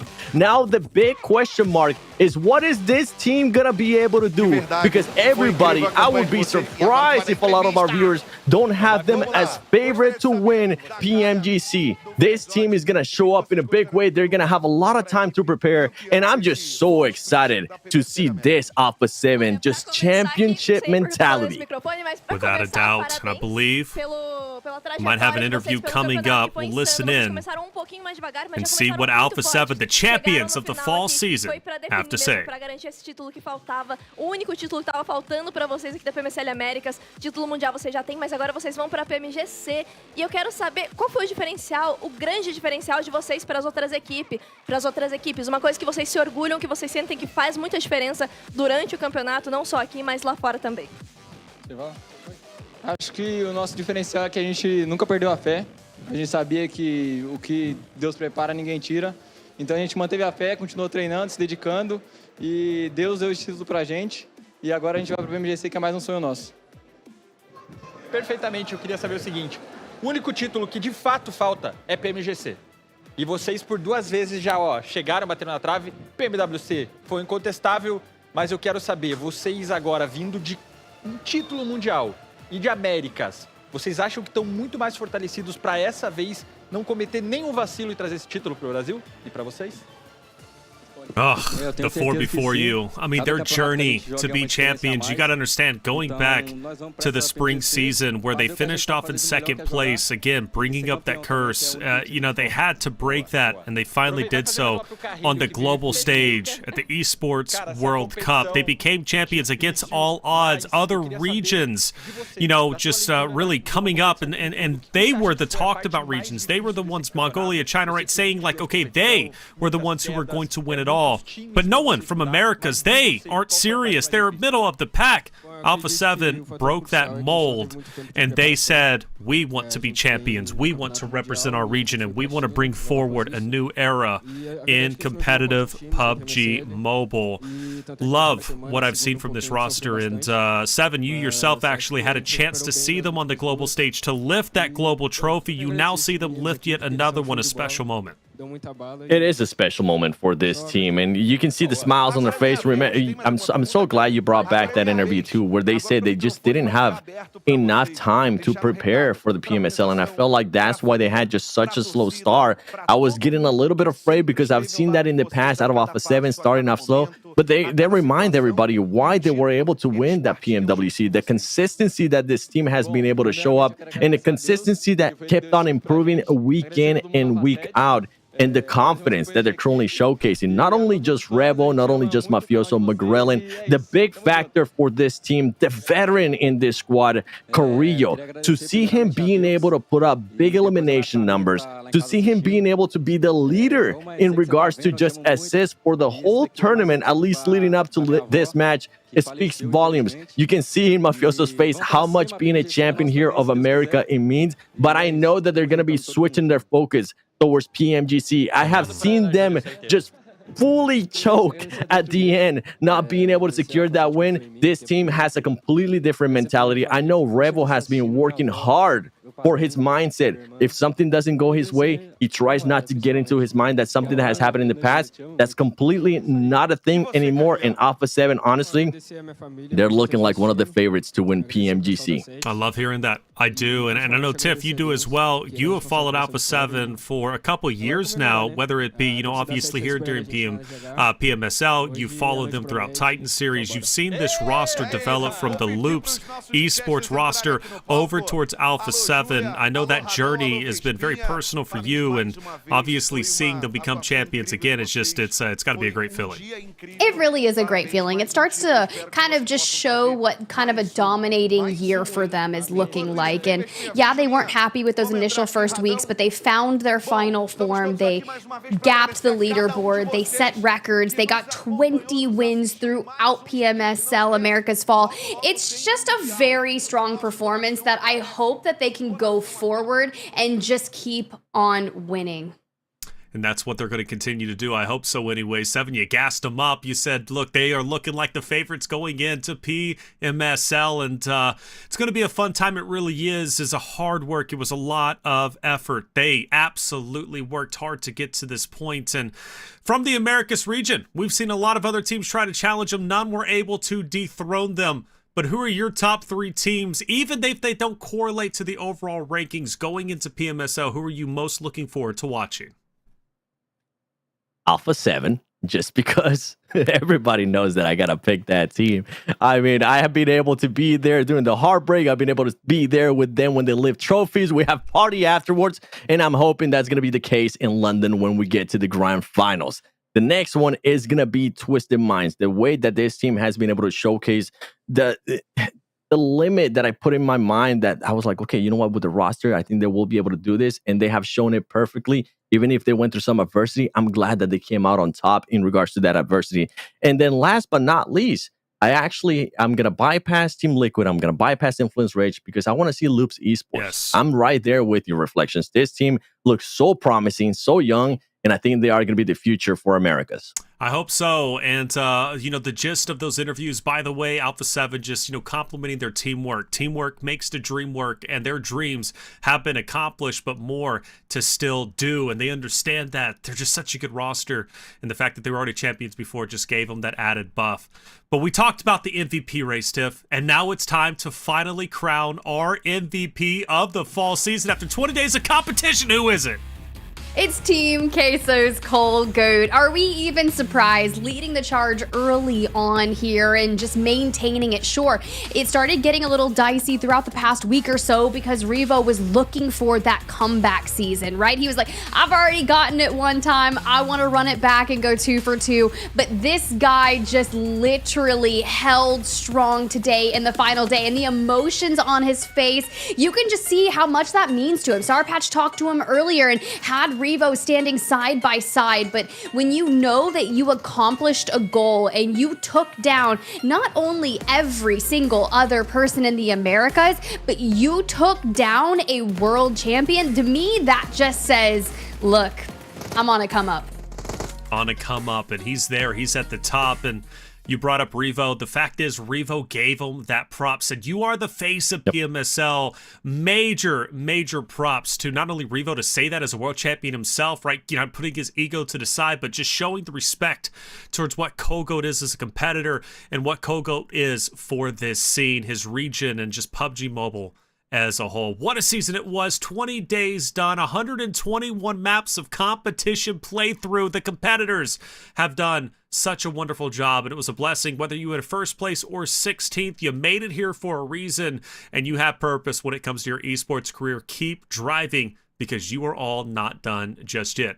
But we are, anyways, for the broadcast. It was a great broadcast, it really was, and it's a pleasure to work with the both of you throughout the 20 days. Tiff, I hand it to you for your final words. This is just crazy. I can't believe that we're actually done. It's been a really nice 20 days to get to witness all of these teams kind of lay their hearts on the line and throw down in Sao Paulo, Brazil, and to see Alpha7 kind of take that trophy towards the end. And now you start thinking of the future and what that PUBG Mobile Global Championship is going to look like, who's going to be able to crown themselves champions of that. But for me, it's just been an absolute blast to help tell the stories of the players and teams down there. And Tiff, it was a pleasure to work with you on the desk, work with you as a caster. You're always an incredible talent, really, and I'm so happy that you're here on the PUBG Mobile Esports stage. And for you, Seven, your job's not done, right? You go to PMSL, you get to watch the best of the Americas region, the best in the world in general, compete against each other over a month-long competition that culminates to a London final event. What are you thinking going into that event? What are you thinking about PMSL? What are your final words as we get out of here? I'm thinking the adversity that some of these teams are going to be looking at when we get to the PMGC League stage. Because at PMGC League stage in Malaysia, we're not going to be building up, we're not going to be lifting up any trophies. It's going to be trying to qualify to the finals in London. And you're not only going to have the champions of PMWC, now the champions of PMSL America's Fall Split, Alpha7. On top of that, you're going to have Bigatron Knights. You're going to have Vampire Esports for Miracle Vibes and a bunch of other squads. And as I mentioned earlier, Falcons. Because Falcons, they were looking to be very promising this year. It hasn't looked like that. Can they bounce back at PMGC League stage? And can they make it to the finals? I'm just excited, man. PUBG Mobile Esports, one of the best esports out there, period. Period. Bottom line, you said it and you heard it here first, second, and third. Chat, thank you so much for being here throughout all of the 20 days of competition. The candle's still lit, baby, and I guess it ended up buffing Twisted Minds to get up to that second place slot. They worked hard to get there. They had a heroic week. In fact, they were the best team throughout week 4. Despite them not being champions, they made themselves a second place team, and they made themselves a dominant team heading in to PMGC. Thank you all for being here, really. Make sure you hit that follow button or subscribe button if you haven't already. Follow us on socials. We loved having you each and every day, and we look forward to having you on our next PUBG Mobile broadcast. But for myself, Taylor Reflections Noble, Seven, Spider Tiff, Mustache Dave, Hot Jukes, Enigma, our production crew, and you in chat, thank you so much for being here, and be back again for PMGC. This is crazy. Pedrino, Aragod, Fold. Furia is easily going to look to third party this. We haven't gotten Lorenzen back on up. It's just Little Boy and Law versus Furia. But the tracking from the vehicle as we go through, but at the end of the day, it is going to be Furia. Little area of Miramar and take the fight to them. Mythic opens it up with a knock on to Little Boy. We just got to find Lorenzen, who's essentially being body blocked, but it's only a matter of time because we cannot take the Heady away from Cardozan. Oh my goodness, Team Liquid, it is the Team Liquid. Still know that Alpha7 has a number stacked in their favor, but the moment you get a knock onto AGG, you full send that 4v2. You just be able to kind of manhandle them in a way, but there it is, Mafioso grabbing Melgar from a distance, and you're gonna see the opening. We gotta see Seven throughout there, and that initial push does come through. Seven down and out. This is 100% an Alpha7 win.